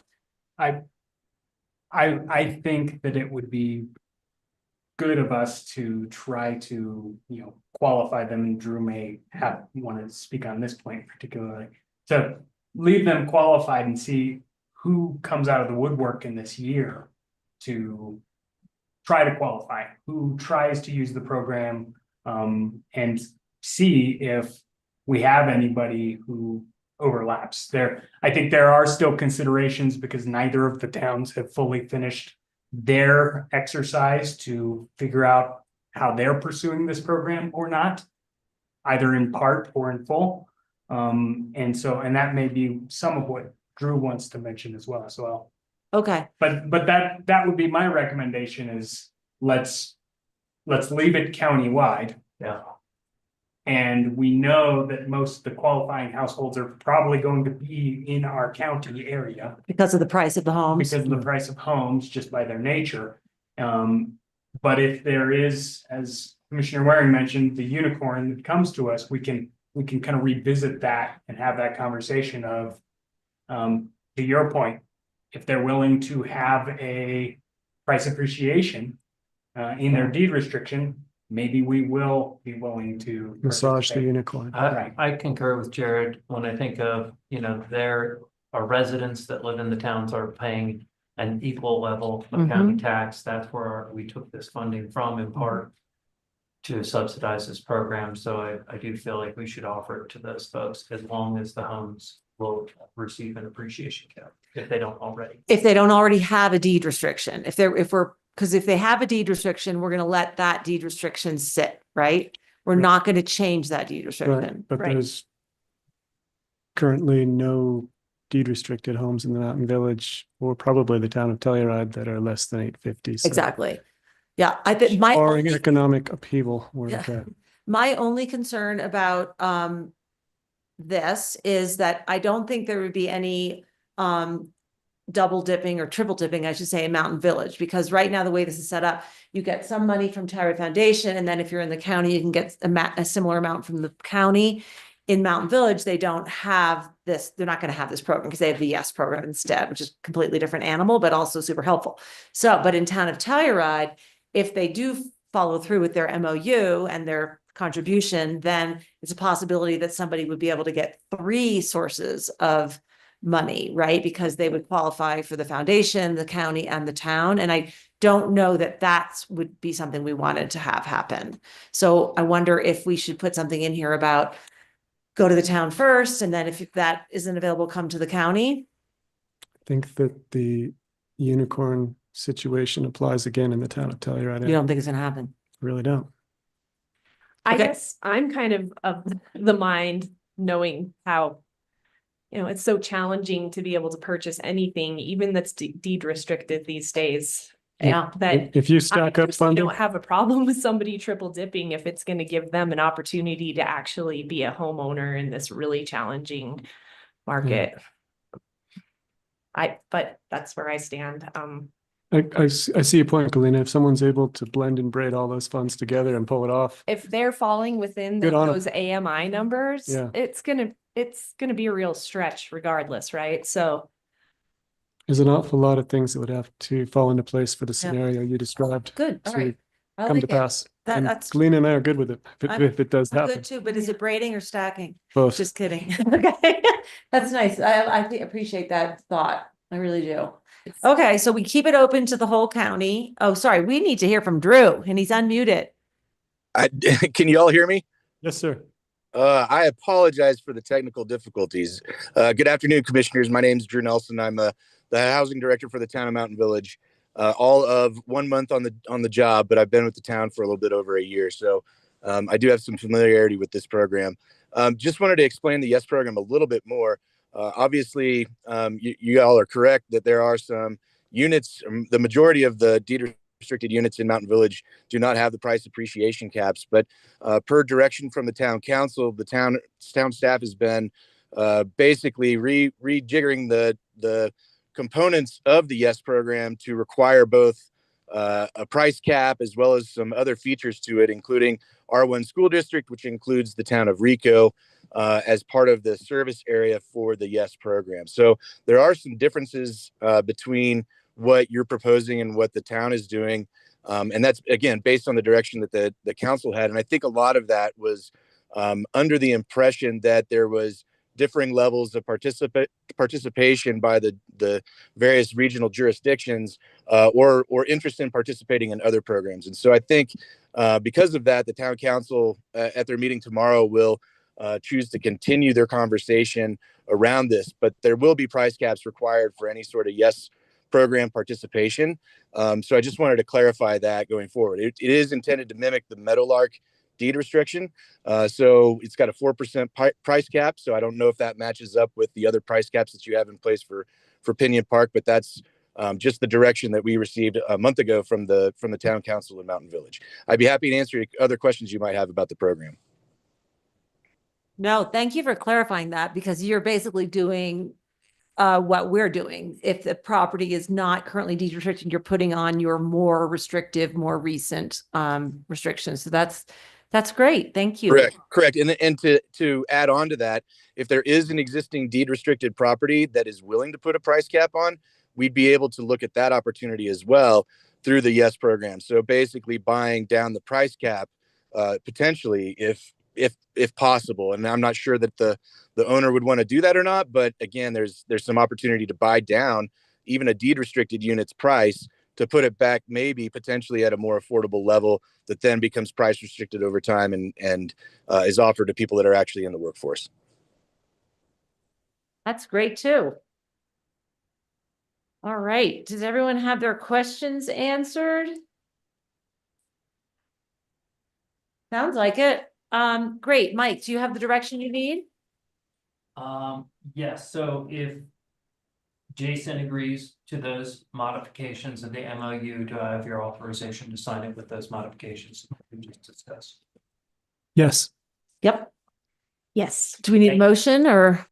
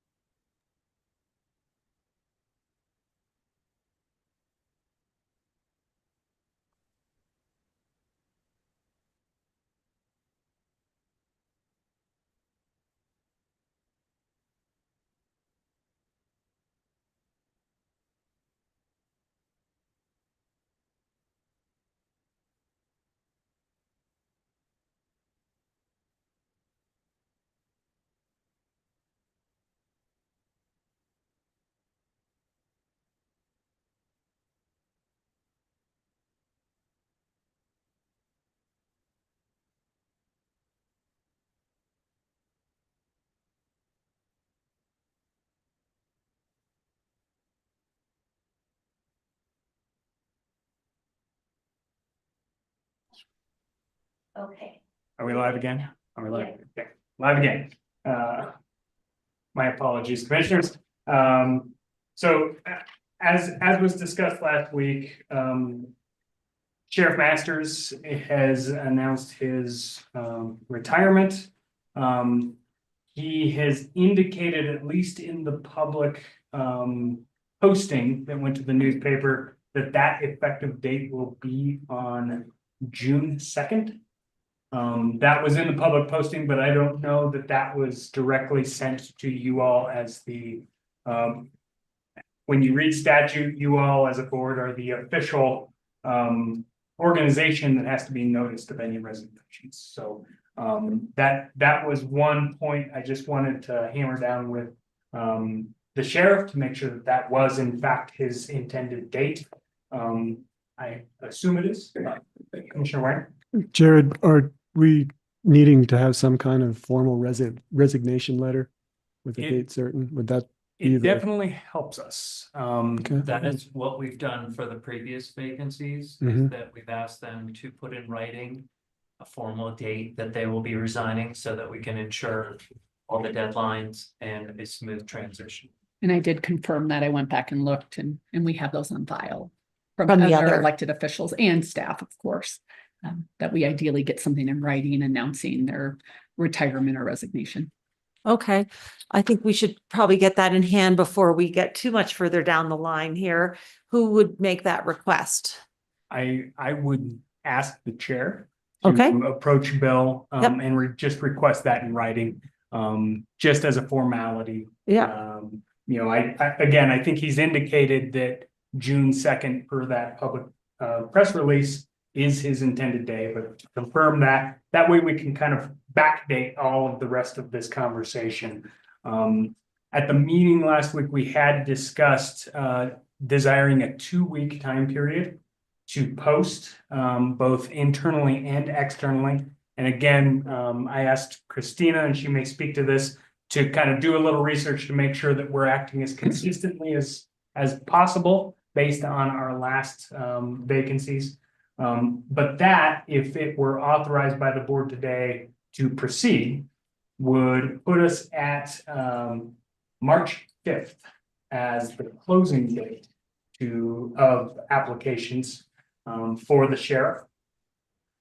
We have developed a job description for that position. We kind of just took the undersheriff position, tailored it, and to that point, just to give you the real high level summary of that, it really spells out that this is a vacancy that, and this is kind of the weird piece here.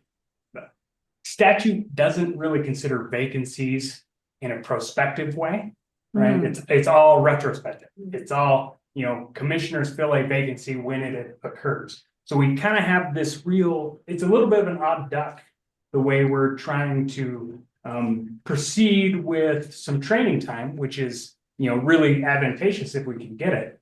But statute doesn't really ever consider kind of a prospective vacancy. There's absolutely no consideration to have two sheriffs at the same time, let alone two sets of boards of commissioners, two clerks, two treasurers, so on and so forth. So that's where I think we wanted some clarity so we can let whoever makes application to this know when they may be taking the job, what their position would be between the time that they take that job and they were to get a prospective appointment by the Board of Commissioners. So again, there's some technicalities here that we wanted to make sure we spell out. So in that job posting we have pulled together, we kind of say the compensation is based on the statutory levels. That is required at $114,654 a year. That's just set in statute, cannot change. The position will remain open until this vacancy is both made and then filled by the Board of County Commissioners. And that the successful candidate after this process that we're spelling out would be provisionally appointed until the formal vacancy occurs at presumably June 2nd of 2025. So we've kind of loaded that barrel. I wanted to get your take on that and make sure you were okay with that approach still. And then just talk through a couple of the kind of permutations, as we said, how we're doing this prospective vacancy in order to get some training time, but there's also no requirement if some new sheriff doesn't want to take advantage of that time, they are under no requirement to do so. That's not a requirement of the position, so on and so forth. So it is not the way you've written it, or it cannot be, or it cannot be. It cannot be. It's not, we went back and read the statute and very clearly, and we talked about it a little bit last week. There are very specific provisions to be qualified to be the sheriff. And having, this great 11-week training time with Sheriff Bill is not necessarily one of them. It is something that anybody might want to take advantage of, but again, if we had somebody who was a qualified candidate, not a current county employee, they would kind of just be a interested citizen riding shotgun with Bill. Right. Right. Whereas if they are an existing employee, they would continue in their existing role until they were appointed sheriff on that day. Right. And I would add to that, depending on how the timeline looks and who you decide to appoint, you could consider hiring Sheriff or Bill Masters as a contracted employee, again, depending on the timeline. But if you move forward with an external candidate, for example, you would want to hire, you can't have two sheriffs in, as Jared right. So said. that's what I'm curious about. I think ideally, in my mind and in the sheriff's mind, as he expressed to us, we would have this overlap, right? So if the person, regardless of whether they're an internal or external, well, is it different? If they're an internal candidate, are you suggesting that they could just continue in their current job shadowing the sheriff? Correct. And if they're an external candidate, what's your suggestion? My suggestion is it's a little bit of a black box. We could try to make them a contract employee. We could try to have them fill a vacancy, because I know that there are a couple vacancies at the sheriff's office. But those are things that are not really considered. We didn't budget for an FTE for kind of the sheriff understudy, so to speak. Right. That really is, typically in these situations, that is the undersheriff that does that work. But, we have this weird option now with this announcement to do things maybe a little unorthodox, but I think that goes with the territory here. So, what does that look like legally if someone from the outside came under the wing of the sheriff to get, as an apprentice, and they weren't an employee of the county? Yeah, I mean, I think in that situation, as Jared was saying, like it would be at the option of that person if they wanted to participate in that, and how that would work. I don't think we're entirely clear on how that would work, because presumably that person would have another job that they'd want to continue in until they're actually appointed.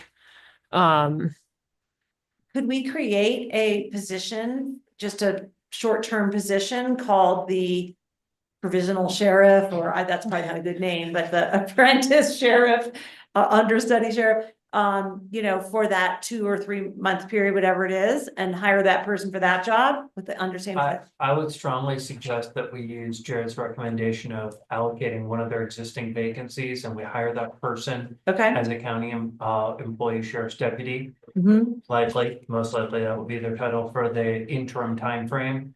But again, it goes back to, should you appoint an outside candidate and they say, I don't want this overlap time? I guess the question is, do you tell them you won't be able to start with us until June 3rd or June 2nd, in which case they may choose to take another position? In other similar situations that we've had with the county, we've done this a little differently, where the vacancy happens and then the former elected official would be a contracted employee. So it's a little different as far as. That's the other alternative, is you could appoint this person. But that gets a little bit interesting of if the sheriff hasn't resigned. It goes back to you can't have two. So, but I'm just thinking back to the clerk's position. We knew that Stephanie was leaving for several months before we appointed or we named Michael. He was in the office, so he just continued in his current job. We haven't had a situation with an outside person being seated in the vacancy. I see, okay. And we've been urged not to by Sheriff Bill. That doesn't mean that we won't buck that recommendation, but it does carry some weight. I think that one thing we could do to get out of the box, Anne, is you're going to be calling Sheriff Bill anyways to discuss a formal resignation letter. The other track that I just heard Christina present would be to consider resigning sooner and then training the newly appointed sheriff. And that would also work. Is one option less complicated, more legally desirable, or are they equally complicated and confusing, and we can just see which one makes the more sense? I would say the second option is more legally desirable and perhaps more logistically desirable, just given, you know, there's nothing in law that would prevent an elected official from rescinding a resignation. So if you are to name someone 3 months in advance that they will be appointed to that position at some point in time, I think that could create potential logistical difficulties. If you're effectively filling a vacancy, that's not going to happen for quite some time. Whereas if we have the resignation, the vacancy is filled, and then you have a contract with Sheriff Bill to do that training period, that would be more clean and consistent with the way the statute is written in terms of filling a vacancy once it's occurred. Okay. Well, I propose that the chair present that logic and that path, and hopefully that will make as much sense to our current sheriff as it does to all of us. And if not, then we'll have to sit down with everybody in the room and talk about it and try to understand the objections and the concerns and address them. But for right now, that makes sense to me, and it still gives us enough time with a potential closing date for application of 3/5 to conduct interviews, come up with a decision, and still keep that amount of training time that our sheriff requested and suggested. So then our request would be that he resign effective March 19th. I think that's the day we have targeted to appoint somebody else. Provisionally appoint, and again, we can work that out, but you are correct, Commissioner Brown, that if we close the applications on the 12th, that gives us 12th or 5th. the 5th, my apologies. On the 5th, consider those applications, have interviews potentially the 10th, and maybe poised to make an appointment on the 12th. To Maura's point, that's the cleanest line is if there was a resignation on the 12th or the 13th, and then, we then execute a, service contract with Sheriff Bill to do training. Alternatively, we could try this provisional appointment method. I don't want to kind of throw that off. We may be able to make it work in one way or another.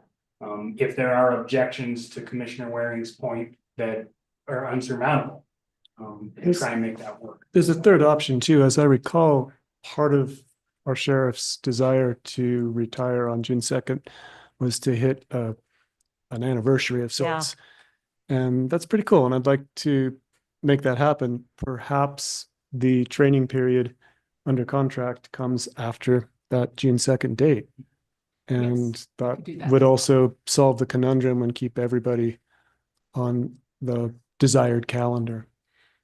And that's. And it would give us given- more time for the decision too, which might be useful. That's just given though that Sheriff Bill is willing to do that. Like, Yeah. to continue on from available from that meeting date, yeah. he would be available. Oh, he did say that. Okay. Oh, he did? I didn't catch that. Yeah. Great. I didn't get that either. So Okay. suddenly, I think Plan C is starting to look more appealing in that it seems to tick everybody's boxes and needs. One thing I just wanted to revisit, so we have three options. We have the provisional employee, which actually we'd not call them a provisional employee. We'd hire them as A deputy, what's that? a deputy. As a deputy or something like, Paid according to that. whatever that job Right. is, right? Okay.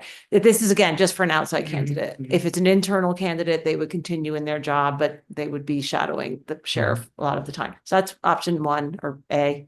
Option B is that the sheriff resigns effective whatever he really wants to start the training, right? So that would be, I thought we had said we would make the appointment on the 19th, but the 19th or the 12th. And then that's when the new sheriff takes over.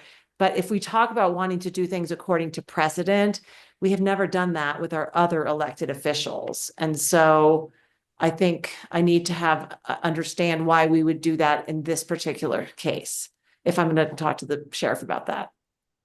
Right? Because just as an example with the clerk, we knew months ahead that Stephanie was going to resign. We appointed Michael, and they had that overlap period without Stephanie being a contractor. So would think need to that's understand the why this is distinction, different. Is that it will likely, you want a different process if you are likely to appoint an outside Yeah. candidate. And I think we need to have a discussion with that person about how much overlap they want.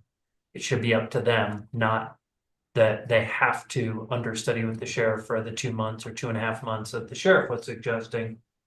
But it's often up to the new person what types of support they need to be successful in the role.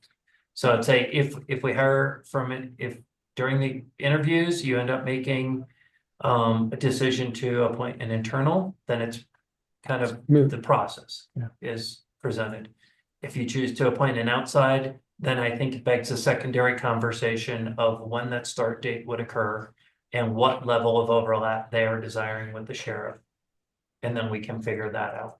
But with Stephanie's situation, we didn't appoint Michael until the position was vacant. So even though we interviewed, we had conversations and public meeting and everything, he didn't move into office until she was out of office. And so. Which that is what would we're happen still too. writing. What would happen here too. Correct.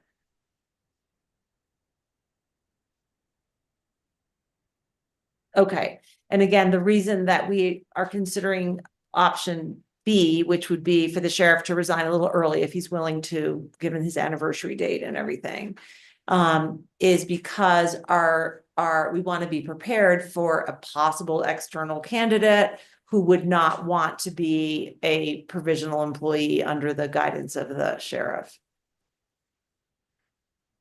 Okay. It is an option, but I do think, of course, we want to be respectful of the date that he is announced to the public and the date that he is shooting for. It's just how do we get there to make it work and not have two sheriffs, because obviously we can't hire two people. I mean, Commissioner Brown, do you agree that the most desirable course currently is the third one that we discussed with the June 2nd resignation date, but then contract coaching after from the sheriff? Yeah. Okay. I do. Do you, Galena? I do. What I also like about that option is just gives a longer timeline to advertise the position for, potentially for the interview process to garner more interest for the position, potentially. We're looking at a different timeline. but- Okay. Yeah, and so is that what we would do, is we would shift the timeline? Because if he isn't in favor of option 3, we need to proceed today, right? In order to stick to our proposed timeline with announcing or posting the job. And perhaps we do just stick with this timeline for We ease. can still I'm just post the wondering. job today, whether, Yeah. no Yeah. matter what answer you receive from your phone call. Right, absolutely. The more time, the better. I may suggest, commissioners, that given this conversation, that I feel like we're going to post what we've got for a job description today.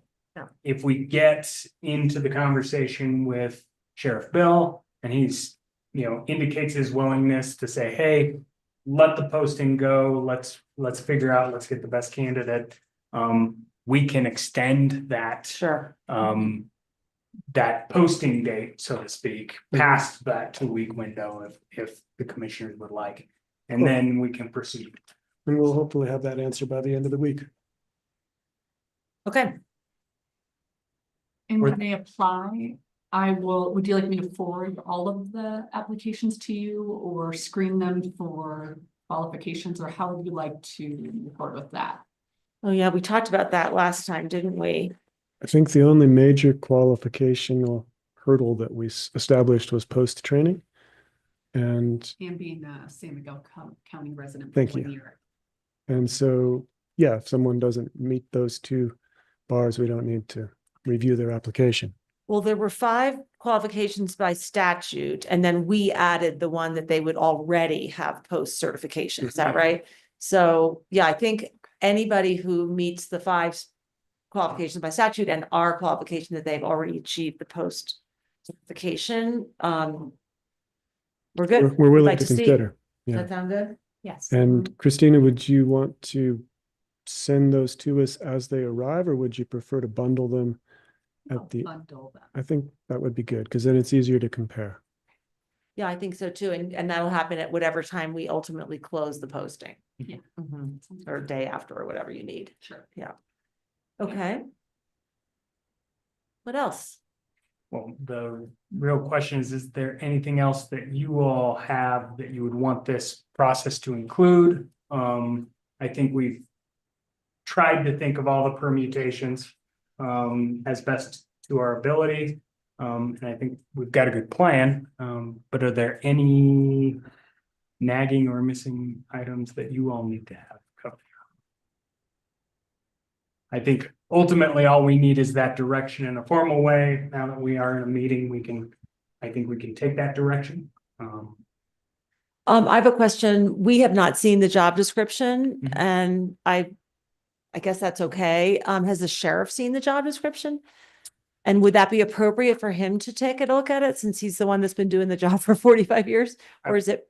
I would say he has, because it is fundamentally the undersheriff's job description with some statutory citations that were included to kind of pick off a couple of things that are undersheriff related and add the things that are directly related to sheriff's duties. But we're happy to share it. I mean, I'd like to see it. If we're hiring the person, I'd like to take a look at it. But that, of course, then that delays our I have confidence that the job description is as Jared described, and that we have an ultimate decision-making role at the end of the day. So, Jared, I don't need to see the notes, I need to see the output. So What do you, I'm okay without seeing the job description. you are? Yeah. Okay, okay, The job requirements are all dictated by state statute. okay. So these are not necessarily discretionary. I see, okay, okay, And, perfect. and I guess for that purpose, effectively what I did was I took the under sheriff required job aspects. Yep, And aside from those that are statutorily required, I said these are preferreds. Yeah. Right? ah, And so. That's where our decision making. Yeah. Okay. So that gives you, it's very clear, here's the things that you must have. Here's the things that we'd like to see. And as Sheriff Bill said last week, one of those is the bachelor's degree in a related field. mm-hmm, 10 years of experience in law enforcement, all of these other things that are already built into that under sheriff job description that we just kind of make it those are technically optional because we cannot make them required. those sound like qualifications. Is that the same as a job description? Like, do we also share, like, here's what the job is? Yes, we spell out Yeah, that you must comply or you must do all of these duties per statute. You must you must keep the peace, do law enforcement duties, maintain the jail, do budgeting, do administrative work, on down the line, in almost a 4-page exhaustive exercise. So. okay. I went a little overboard, but. A little what? Everything. Yeah. Colleen, are you okay with just trusting the staff? I am. Okay. And I'm happy to share it as soon as I get out of this meeting. No, you know what? That's fine. Probably not going to be able to read it this afternoon. So go ahead, and we appreciate all that the team has done to pull this together. And yeah, go ahead and post. And then should we set some days while we're all assembled for potential interviews, first round and second round, so that we have, while we're looking at our calendars and recognizing those may change if the sheriff chooses scenario 3? Penciled in March 10th, Monday, March 10th, as a good day for a first round of interviews. And that came from our last meeting. And then, assuming that we needed a second round, I have that on the 12th. that would make sense. We could certainly extend a work session into the afternoon and continue if we're all convening. Mm-hmm. Did we talk about giving them an option for days for the first round? Or are we just going to have one day for the first round? And I think we talked about an option because we thought this was, the timeline was so tight. Set aside is in case somebody couldn't come one day, but they could come the other. So the second, We're only giving them 2 options. so the second day would be the 12th in the afternoon? Yes. Okay, so that would complete our first round, and then based on that, Commissioner Brown, do you feel like we need to try to schedule second round, or? I think maybe what we were talking about was second round on the 19th. Okay. Does that make sense? Yeah. And then we would actually make the decision that same day. Okay. Does that make sense?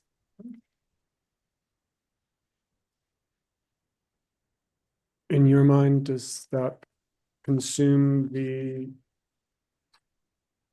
majority of the morning, or is that a? Well, we would have maybe at the most 3 finalists, Mhm. right? And I'm trying to remember when we, It's usually a half an hour to 45-minute interview, 3 hours, Christina. So, and With then a we've got break some and- deliberations. It's the morning. yeah, definitely. Okay, Mike, would that time frame allow us to conduct other county business in the afternoon and be able Yes. to be done by nightfall? Yes. Mhm. Okay, good Let me news. just see what we have. I don't have anything on that agenda as of now. That would be the 19th. That's the 12th or the 19th? 19th. See, I think I have a 10 a.m. planning department public hearing. So we could work around that, Mm-hmm. and we could maybe start interviews after that and work through into early mid-afternoon and come up with a decision. Sounds good to me. Staff is conferring. come again. Staff is conferring. Do you have something to share about the schedule? No, I was remembering the 12th that had nothing on it as of now, so I'm just gonna add that on the internal calendar, that the 10th and 12th are being held for first round interviews. Great. And I'm on the upcoming BOCC meeting. Oh, you're in the same document. Perfect. Okay, I got it. I got us there for the 19th already. Okay, anything else? Would you feel like you have what you need? Jared, Mike, and Christina? Thank you. The last thing I would add really is that the sheriff may make a formal recommendation. I believe that's in the statute that he can do that. I have not seen anything, but that is something you can weigh, into your decision. He may, I know other elected officials in similar situations have made recommendations and some have not, and that would be up to him. Excellent. So just to note that. Great. Thank you. Thanks for your work on this, you guys. Yeah. Breaking new ground. Yeah. I'm sorry, the 11th, is that gonna be all day? The 10th. The 10th. I don't know, Carmen. It depends how many applications we need to review. Yeah, let's get the whole, We'll have to. Why don't you block it out as if it is for right now, and then we'll adjust if we don't need the time. And we should know how many applicants we By the have 5th. by the end of the 5th, Correct. close the business on the 5th, so we should be able to plan that day a little ahead of time. Cool. okay, so I'm gonna block out 9 to 5, both of those I'm days. sorry, we're doing the 10th and the 12th or the 10th and the 11th? 10th and the 12th. Okay, great. Thanks, Hang on. guys. Any other manager matters? Just a couple things. Thank you. First off, last week, met with the communities that care, as well as Tri-County and the Towns on the Youth Hangout, IGA. And I wanted to just reiterate that the IGA is not finalized yet. However, as it sits now, from the county is pledged to participate in 2025 activities. It's going to be a request for $70,000 of capital funding for this year, and an additional $25,000 in operating funding. And then in 26 and future years, they will be requesting just the portion of operating funding of $25,000. I definitely know that when the board first heard this request and discussed it, it was kind of viewed as a one-time contribution, and now it's kind of morphing. I've shared that it will need annual appropriation language. We do have a termination or notification clause. They do understand that we are going to be looking for the utilization, although they shared that they're anticipating opening it on April 1st through the end of the year. And they said, so by the time we come to you in October to make a next year request for the operating funds, we're only going to have 6 months of data on who those users are. I still think that will be sufficient to help the board make at least an informed decision about, are the unincorporated county residents using this facility, or is it a disproportionate use? And it's been put forth that the county wants to contribute potentially only in the proportion of use, and we may or may not be able to fund anything in future years.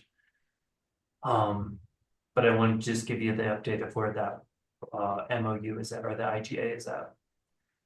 Last Thursday. Sorry, before you go on. So the 2025 current draft is equivalent or equal contributions by the 3 jurisdictions? Correct.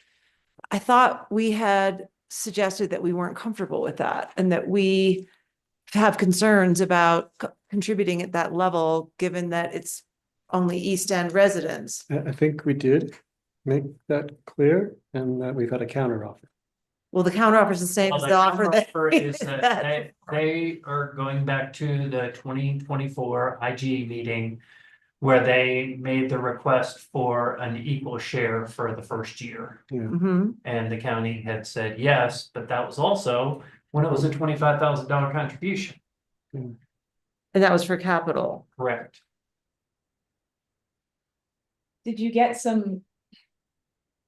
And why did that number go up? Almost triple. I think there were some cost overruns in construction, as Zoe mentioned at our last meeting. Yeah.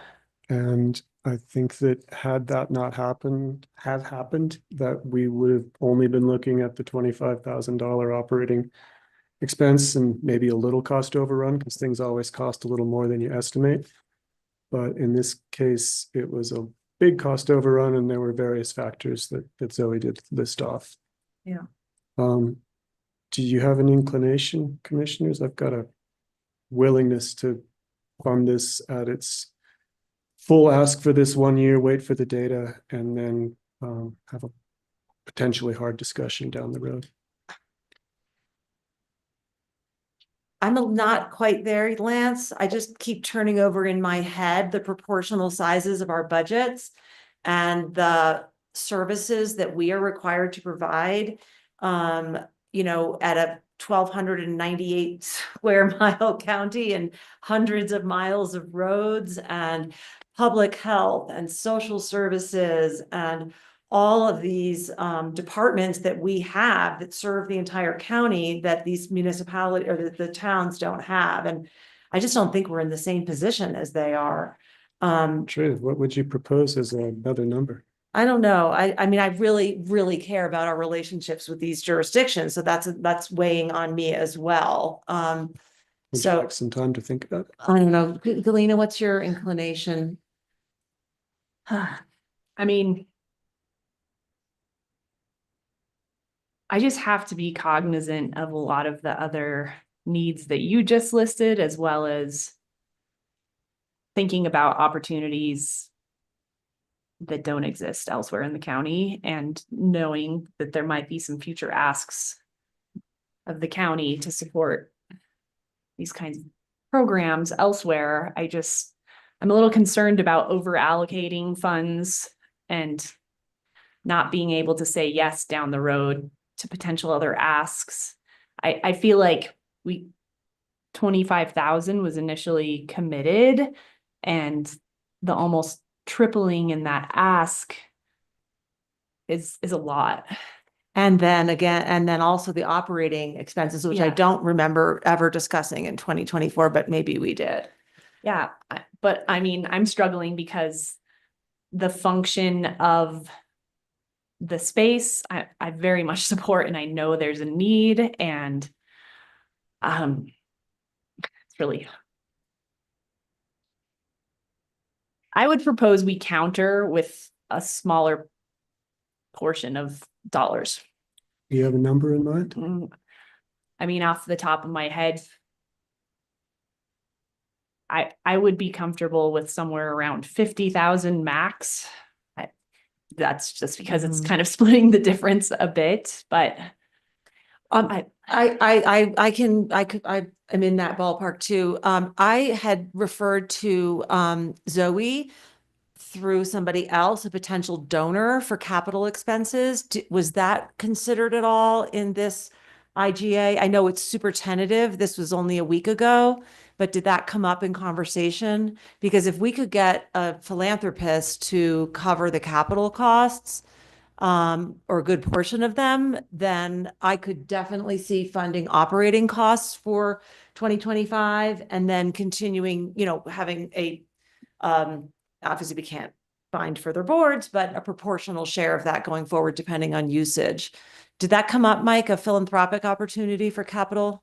Only the outside contributions of Bluegrass, $7,700, SBG Productions, 2,500 just for kids, 3,000, and then they've applied for a $31,000 grant from the Attorney General's office, which they'll find out about in May. And they said, depending on if they get that, that would reduce the ask of the operating. Of the operating, that's Correct. operating, okay.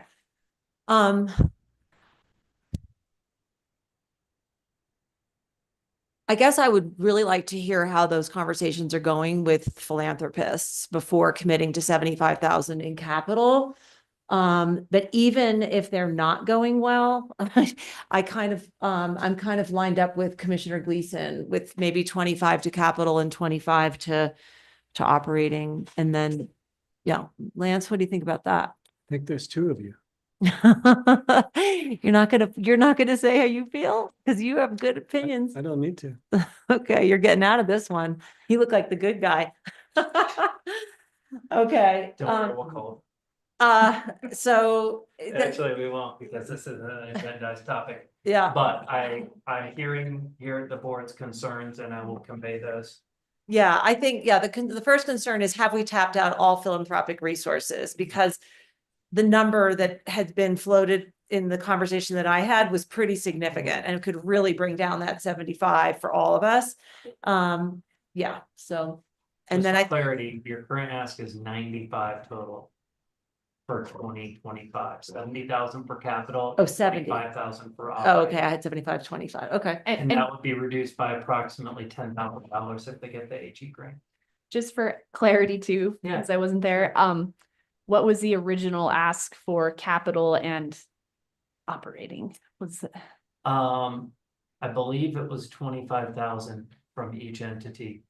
And I Just think they were period. just looking at the capital side of it. They weren't Yeah, looking. and the at operating was operations. TBD. They Yes. weren't there yet. Okay. Correct. Yeah, I mean, Sure. I would just say, I recall we, in the meeting in Norwood, we had the discussion of their supplemental ask about this. And at that meeting, I believe they asked for another 41,000. That was in part because of some operating expense and to finish their capital requirements. And at that meeting, we discussed with them at length the desire to get good numbers to show support and usage. So again, I feel like a lot of this, we do keep growing longer in the tooth on the development of the property than we ever thought it was. And that is, I think, probably a point of significant frustration. For everybody. For everybody. I know that they aren't happy about it either, but we did make that supplemental contribution knowing that we were gonna come back to the table. And I think these numbers are a little higher than were represented at that meeting as well, because Oh, so sorry. We made the original 25K. It's actually 22. They requested 25. We gave 22 through civic and community donations. Okay, so In the 24 budget. thank you for double checking that. And then you're saying they said for 2025, we'll probably come back with 40 again for capital. Is that what you said? What was this meeting in Norwood? I don't remember. they came back to a commissioner meeting in Norwood. It was in June, I believe, late June, where I'm just remembering this off the top of my head. Where we had the discussion of their supplemental request for more capital.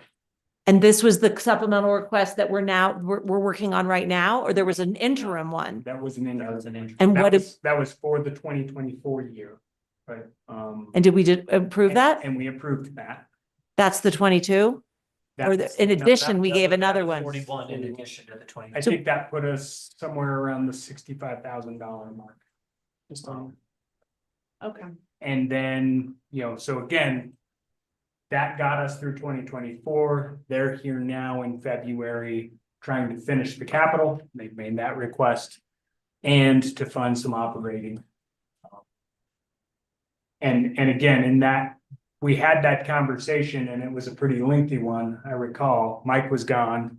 I was leading the meeting, and we had talked with folks from Tri-County. We talked with Zoe, everybody about this. And again, We stated the same concerns that you, Right. Commissioner Brown, that we have a very different budget and very different list of statutory responsibilities. And we continue to get requests for one third participation. And we get requests sort of ad hoc and not, I mean, this isn't really how we normally operate, right? We normally have a budget cycle, and if we have to make amendments, we will do that, but we don't just have asks throughout the year as expenses are added up. So it is a little frustrating. it would have been nice to get it during the community support funding requests, right? But we didn't. Okay, that's fine. All right, so I think we have your direction. Please, the direction that Galena and I agreed on was please pursue philanthropic funding, and regardless of how that comes out, we would contribute 25 operating for 2025 and 25 capital. If we can reduce the 25 capital because of that philanthropic funding, that would be fantastic. Very good. last Thursday, Commissioner Waring and I attended the GBTPR, Gunnison Valley Transportation Planning Region, to meet with Regions 3 and 5, San Miguel County's in Region 5, CDOT, for the long range list, also known as their 2050 plan list. And all of the project priorities that have been shared with the board and discussed with our town partners were included. I know Telluride had some late additions that may not have made it. But we've also been invited for a supplemental meeting with Connie Hunt from Uray County, myself and Tim Funk, our CDOT planner, to just confirm all the items on our list. That's happening early next week. So, but I don't anticipate any big changes. In 2 days, on Friday, I know CCI is going to be holding steering committee meetings again, and I believe we discussed this last meeting that you're on those. I'm on Thursday and the first meeting Friday, and then Commissioner Gleason takes over. That sounds great. Lastly, on the 27th, Region 10 sent out a notice. They're going to be discussing with the enterprise zone rep from the state, revising the enterprise zone maps and adding some additional areas within San Miguel County. So that's one I will be in attendance for and strongly advocating for. Enterprise zones allow businesses that locate within those geographic regions, which are typically based on AMI and or economic hardship areas, increased tax credits and funding opportunities for the state and the feds. So if we could have expanded enterprise zones within our county, that would be helpful for businesses, especially those in Norwood and the West End. Norwood's already in the enterprise zone, so I'm happy and curious where they're planning to expand it further. I think that's all I have for right now. Do you have any questions? I'm seeing no. All right, thank you, Mike. Anything to add, Jared? Nothing in particular. Okay, should we move on to commissioner updates and then take a quick break before attorney matters, or would you like a break now? I will give a better update if we take a break now. I'm flying. Okay. We will take a break till, how's 3:10? 8 minutes, or do you need till 3:15? 8 minutes is gracious plan. Okay. Thank you.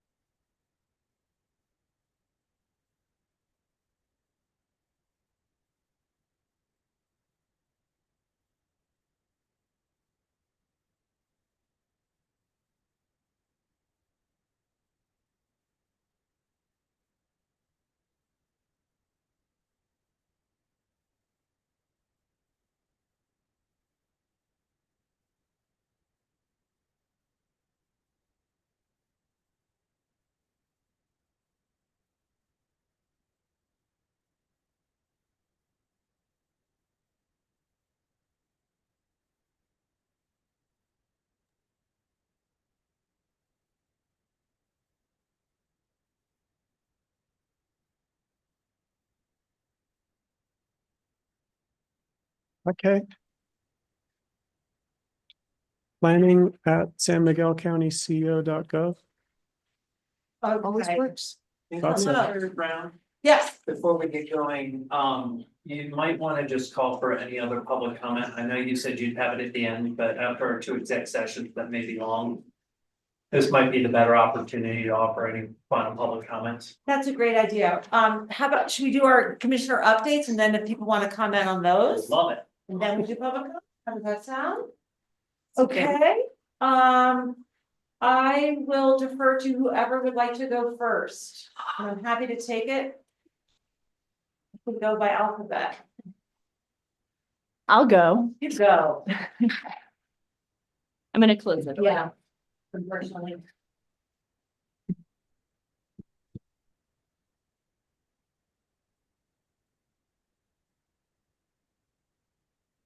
Okay.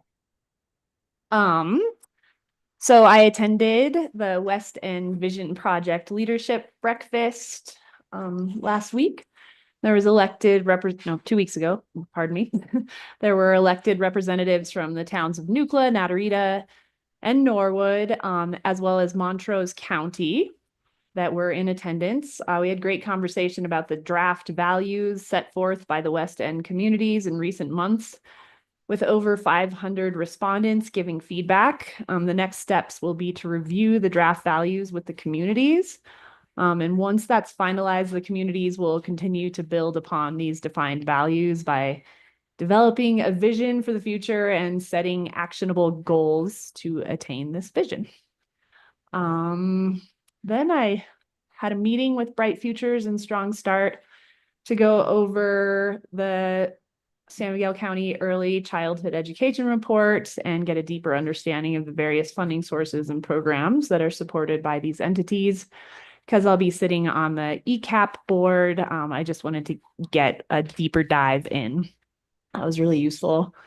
I've met with the CSU Extension Director and 4-H Youth Development Coordinator, Annika Christensen, who's pretty new to her position. And we just met to discuss future programming, ideas to better serve the regional ag community, and to understand our goals for serving San Miguel County and the greater San Miguel Basin. I also attended the Chavano Conservation District quarterly meeting and learned about lots of interesting topics that I've been trying to gather information on. It was very informative. Learned about the Colorado Parks and Wildlife and Colorado Department of Agriculture's non-lethal mitigation approaches to wolf management and providing resources to ag producers to navigate the wolf reintroduction. The wolf continues to move south in the state, and so it's becoming more of a prevalent issue. And there are some resources allocated, that monetary resources that are,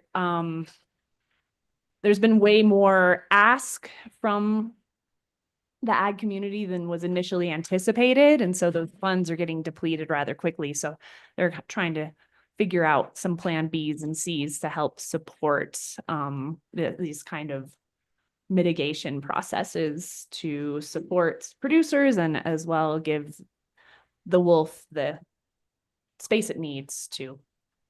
And I think you've mentioned to me that those resources kick in as soon as a wolf is detected in San Miguel County. Exactly. As soon as a wolf is confirmed in a county, then those resources activate, and the county will then be notified by CPW. And then anyone who has lands, is operating within those counties, will then have options to utilize these resources. Yeah. Also heard about Chavano Conservation District's approach to conserving ag land through working with local governments to develop land use codes that prioritize agricultural land and conserving natural resources. And they indicated they might be coming to trying to get on one of our agendas in the next couple of months to come talk with us about those concepts. And I do plan on attending the upcoming Conservation District Awards on March 3rd that honors regional producers, land conservationists, youth, and educators that are helping contribute to the goals of protecting and conserving our region's natural resources. That's in Montrose. So I'll be going to that soon. And I had a meeting with Telluride Town Manager Zoe Donal and Norwood Mayor Candy Meehan to give input on the intergovernmental regional goals and objectives that we all saw at the intergovernmental meeting last week. And we were just particularly bringing District 3 and the town of Norwood goals and objectives to that document. And that's all I've got. I think the two of you will also report on the joint meetings that we attended. Thank you, Galina. Lance.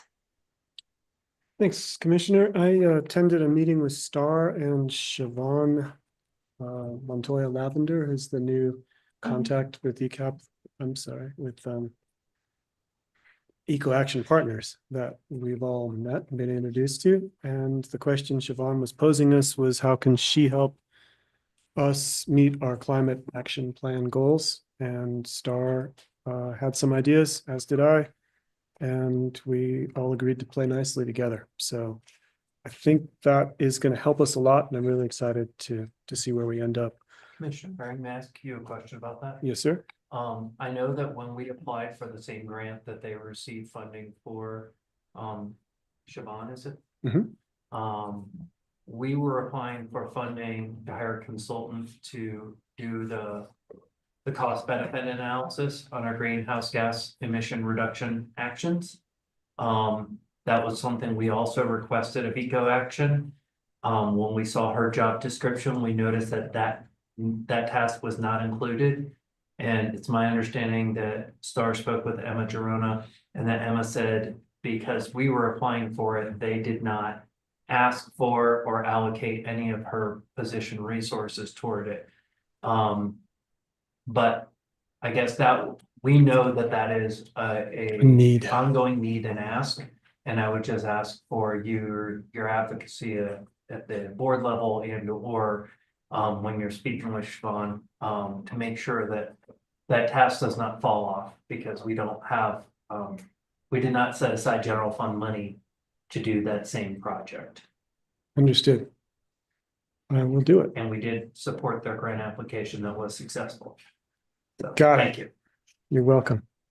We all attended the IG and had an initial look at the housing needs assessment draft together. I think there's going to be another effort or two at that as we dig in deeper, but it was a good start, and now we'll be refining and discussing.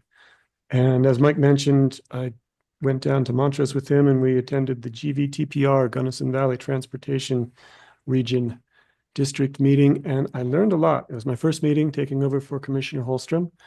And what I learned mostly is that CDOT is a huge bureaucracy, and that we are really lucky that our region, Region 5, has an excellent director in Tim Holt.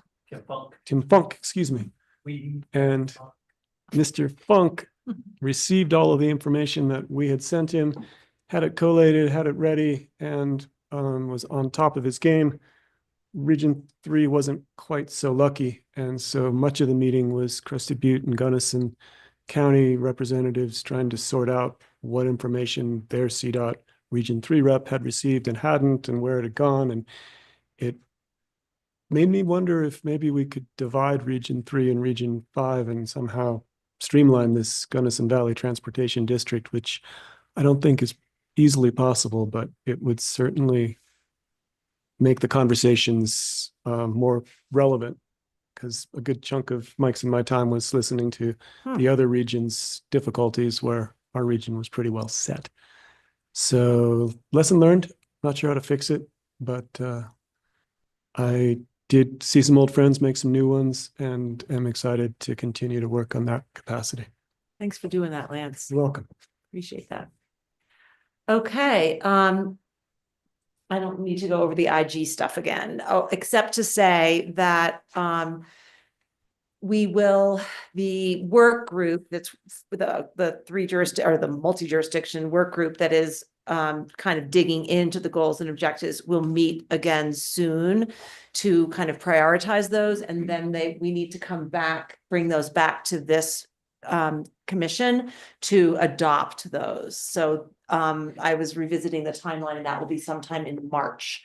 So your changes, I assume, are in there, your suggestions. So anyway, that's an ongoing effort. Last Monday, we held yet another meeting among all sorts of agencies to talk about a possible co-responder program rejuvenation. And it was great because we had representation from the town of Telluride Marshal Department. That was new. Everybody was there other than Mountain Village. They couldn't make it. And what we came to understand was, thank you, Suzanne Shevins, for collecting some call volume data. We really decided, after looking at that data, that we do not have sufficient number of calls to warrant a co-responder program. Not to mention the hurdles we have in terms of where this person would reside and who they would be employed by and all that. And yet we do still have some needs that might have been covered by a co-responder, and those are twofold.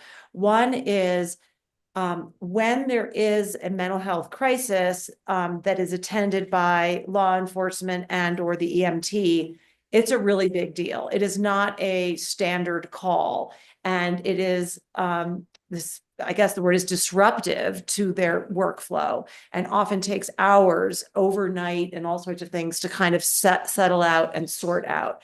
And while those calls are, relatively infrequent, about less than one a week, and that's not with every agency, that's spread out across the agencies, it really is disruptive to the agency. And so the question is, how can those agencies be supported by whom during that the person who called their crisis, which turns into a crisis for the agency? So that is an unsolved question. And then the other unmet need is, once someone is identified through a crisis like this, or an event like this, let's call it, they really do require follow-up care, and those agencies are not qualified or required to do that. It's not their job. And so we still have these two unmet needs, even though we kind of decided last week that the co-responder program is probably not the most cost-effective and best use of resources to address those. And so what we've done is we have consulted with the team that is doing the behavioral health strategic plan, which is namely led by Grace Franklin. And Mike and I was going to mention, we're on the kickoff call for that yesterday with the Stedman Group. Really liked them. And so we are going to ask the Stedman Group, as part of their gaps analysis, to kind of get into what particularly the real need is in terms of that crisis management. I think the follow-up stuff is fairly clear, but and build into their strategic suggestions how we might address that, because it's definitely a need, and we need to take that load off of those agencies so that they can do their other work, right? So that was actually, even though we didn't come out with a co-responder plan, it was a productive meeting because we moved forward. That same day on February 10th, I went to the senior lunch at the Telluride Senior Lunch at Christchurch, and Brian Bowler was there. He is the new director of the Area Agency on Aging. And most of the discussion, well, a good bit of the discussion was Brian and his colleague talking about the services that are offered through the AAA, AAA, whatever they call it, which are a little bit hard for us to access remotely here, but he did lay some good groundwork there. And Tri-County was present, and they actually connect our seniors with some of those services. So that was helpful. The big question is transit of seniors who need to go to medical appointments, and All Points Transit, which is the subcontractor for those services, has staffing issues. And they believe, according to Brian, who has had conversations with them and others, it's really a problem of, guess what? Funding. They are not paying competitive wages for the level of training required by a driver for All Points Transit. And so I discussed with them the possibility of applying for a community grant to subsidize that service, because it is really important for our locals to get transportation to doctor's appointments at a distance, our seniors. The other part that came up was a concept of trying to coordinate doctor visits, particularly for preventative care, and a question of who might be able to do that, but that would make the service more efficient and more cost effective. Yes. I heard similar concerns when I went to the Norwood senior lunch, and so with that outreach, could you make sure it's like Countywide. Countywide, yeah. Absolutely. Yeah. Yes. I mean, I kind of left it with the AAA because that is their job to manage those services, you know, to come to us and ask for that. I didn't offer to like coordinate this improved service, which is, I could feel it was sort of coming at me and I couldn't take that on. But anyway, hopefully we can help with that. IG meeting, smart board meeting with which both Galena and I attended on February 13th. I'm just trying to see what's really important here. We adopted the Gondola Project Development IGA, which has 5 entities at the table, including, SMART, the 2 towns, the county, and Telsky, but is going forward funded only by 3 entities, the 2 towns and SMART. That was adopted. We also adopted the 25-26 strategic operating plan, and there's some, I'll say, cool changes that are coming this year. One is no fares within the SMART district because we're already paying, those of us in the SMART district, taxes to support SMART, some service expansion, as well as bus stop improvements. And I will note as part of that service expansion that commuter service began on Monday from Montrose through Ridgeway to Telluride. And I haven't heard how that went, but it's a big deal. We also are planning a rider satisfaction survey. And so we talked about that.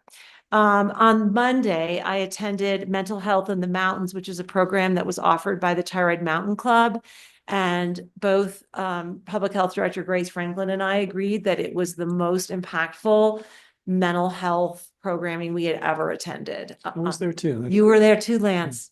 I'm glad we didn't have a public conversation in a private place. I didn't know you were there. Did you feel similarly?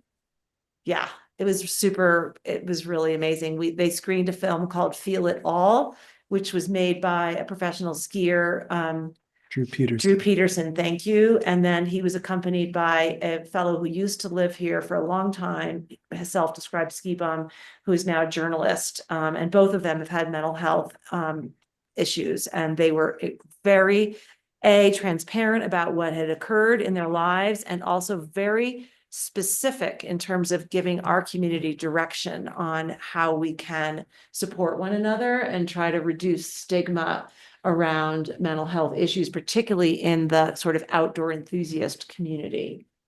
And I should really write those up because they were really good, but I won't go into them now.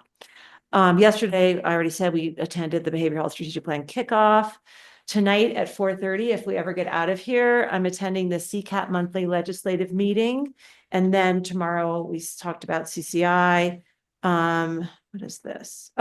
Next Thursday what day is it? Sorry, I'll get the date in a minute, but the joint meeting between SMART, the Department of Revenue, and the lodging community, which the lodging community has been asking for, understandably. That happens this Friday, the 21st at 9 a.m.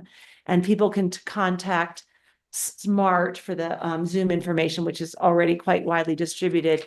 And the topic of that conversation is, how do we handle the lodging tax increase for 2025 for reservations that were made in 2024? So we're going to try to sort that out with the Department of Revenue and our beloved lodging community. And that is that for me. All right. Shall we take public comment for anybody we missed during our super busy, intense meeting? I know,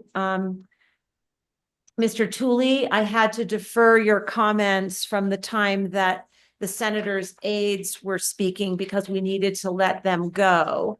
Would you, yes, there you are. Would you like to say something about that topic at this time? Go ahead.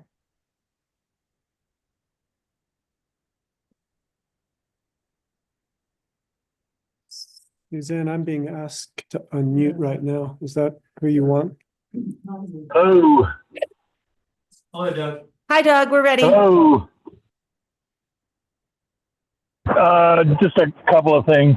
Someone was going to send me those email addresses for Mr. Whitney and Ms. Poole.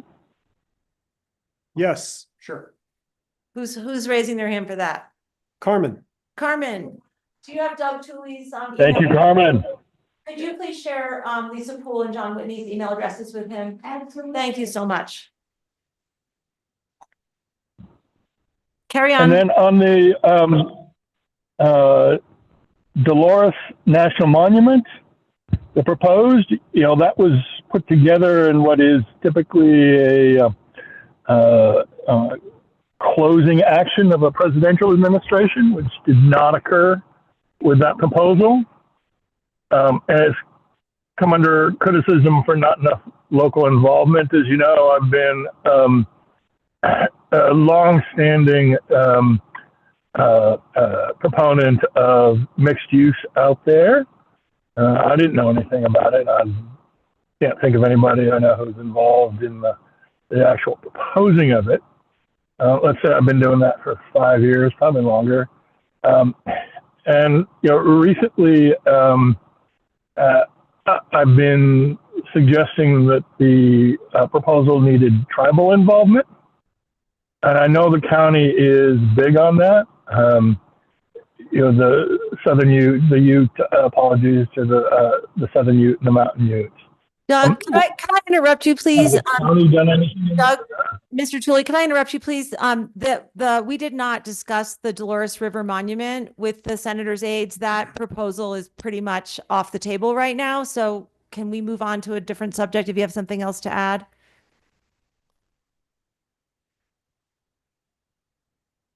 No, thank you. Thank you. Okay. Anybody else that didn't get to public comment before? Thank you. We will now move on to item 14, which is attorney matters. We will start with an update outside of executive.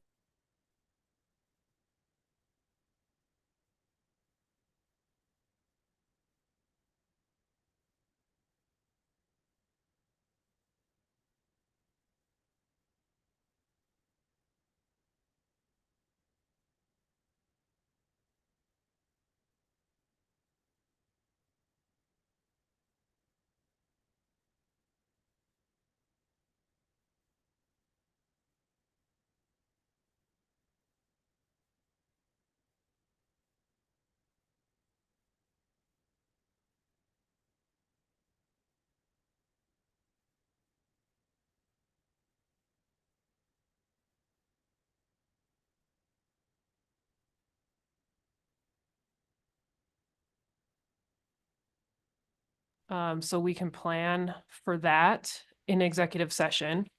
And then I think, depending on what comes out of that, if there are additional questions from the commissioners that we need to further look into, hopefully we will have answered all the questions that came out of the last meeting. Then I think at that point we could plan for when you all want to have the public discussion about that topic. That sounds good. I think so. Maybe let's not even, tentatively to schedule it until after that executive session. Does that make sense? So we don't have to keep changing our notice to the public? Yeah. Okay. That sounds good. All right, great.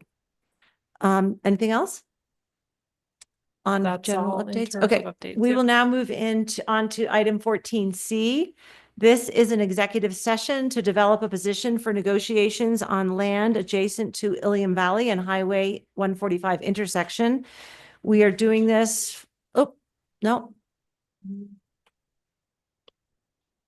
actually I should do it from here. I guess I need a motion to go into executive session pursuant to the appropriate Colorado statute. Who would like to make that motion? I move to go into executive session to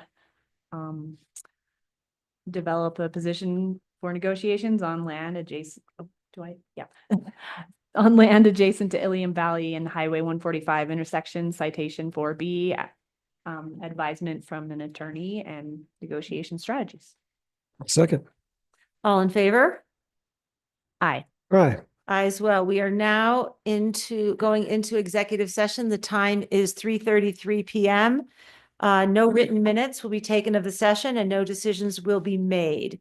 After this executive session, we have no more agenda items, so we will be coming out of executive session, making a brief report, and then adjourning. If anybody is online and doesn't want to wait around for that procedure, then after the rest of the afternoon is yours. Okay, let me know when we have the recording stopped and we're all set.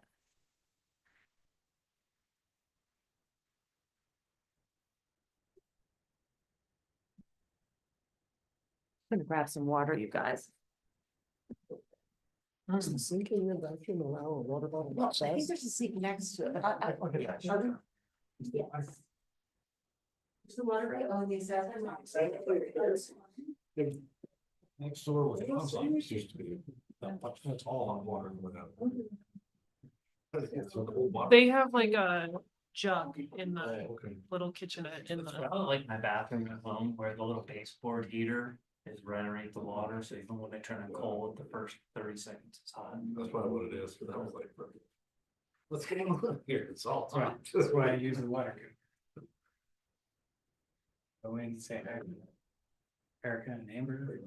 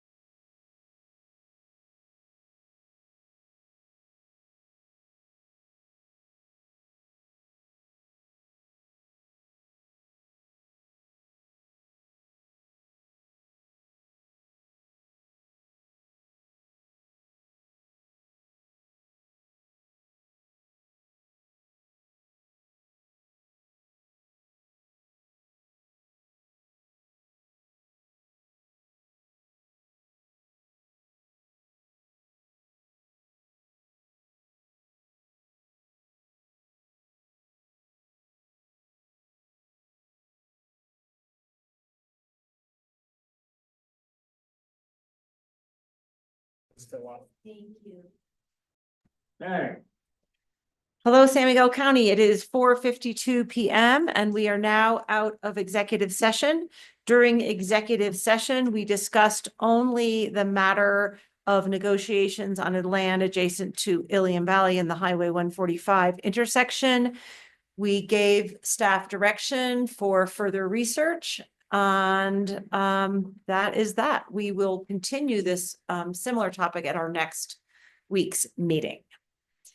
And Mike, did you have something to add? I just wanted to give you a brief update on the financing of the shed MOU because I had referred to those two amounts that the board authorized in 2024 of 22,000 initially, and then 45,860 was at the June 26th meeting, of which 39,666 was for improvements and 6,194 was for operating expenses.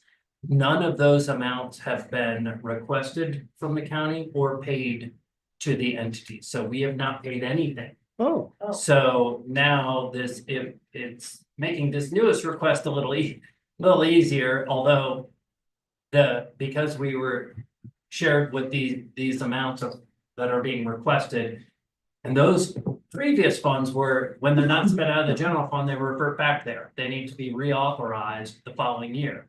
We thought that they were going to invoice us before the end of the year and that we were going to be done. That didn't happen. So, but essentially the county has not given any funds to this project. So we previously committed about 61, 64. 22, we contributed 67,860 was what our amount was. So they're basically asking for the same money. Plus 25,000 if they don't get any extra grants. I'm starting to feel a lot better. That Much changes better. things, yeah. Yeah, this is not new money. Yeah. Okay, Yes and no. I mean, their Except for request the- is now 95,000. to Right. us. right, okay. And But it we was previously 67. committed 67. We just never got billed But for it. they had left our money on the table Yeah. and forgot to ask. And how did you find this out? Ask Ramona what had been dispersed from what we authorized last year. She said, I have the email. But do we know that the town is still not planning on collecting Well, that it makes more sense 67? in the draft MOU where that total of 67,860 was our original number. And if you saw the Google Docs where it's in, there's a strike through that and that it's now 70. Yeah. So this is to do all the tenant finishes on it. Okay, so we're clear that this is not an additional ask except for a few $1,000s Correct. plus the 25 for Yes. operating. Correct. I would feel okay committing to that with the additional 6 plus 25 and, right? To come 95 up with the current cumulatively. ask, yeah. Yeah, 6 exactly. plus 25. Well, The difference between the 70 and what we've already yeah, to come committed. up with the current ask and its total. I agree. I think that that's reasonable. Okay, I would just ask that we put this on next week's meeting because this wasn't an agendized topic, so I don't. want to Sure. vote Yeah. on it today. Mhm. Perfect. Okay. Mhm. And do we need to clarify with the town that this is not an additional ask to the 60? I will- Double check it. I will Yeah, clarify okay, that. okay. I move to adjourn. Second, How do you vote? Aye. aye. Aye as well. We are adjourned at 4:56 PM. Thank you, everybody, for a long day's work.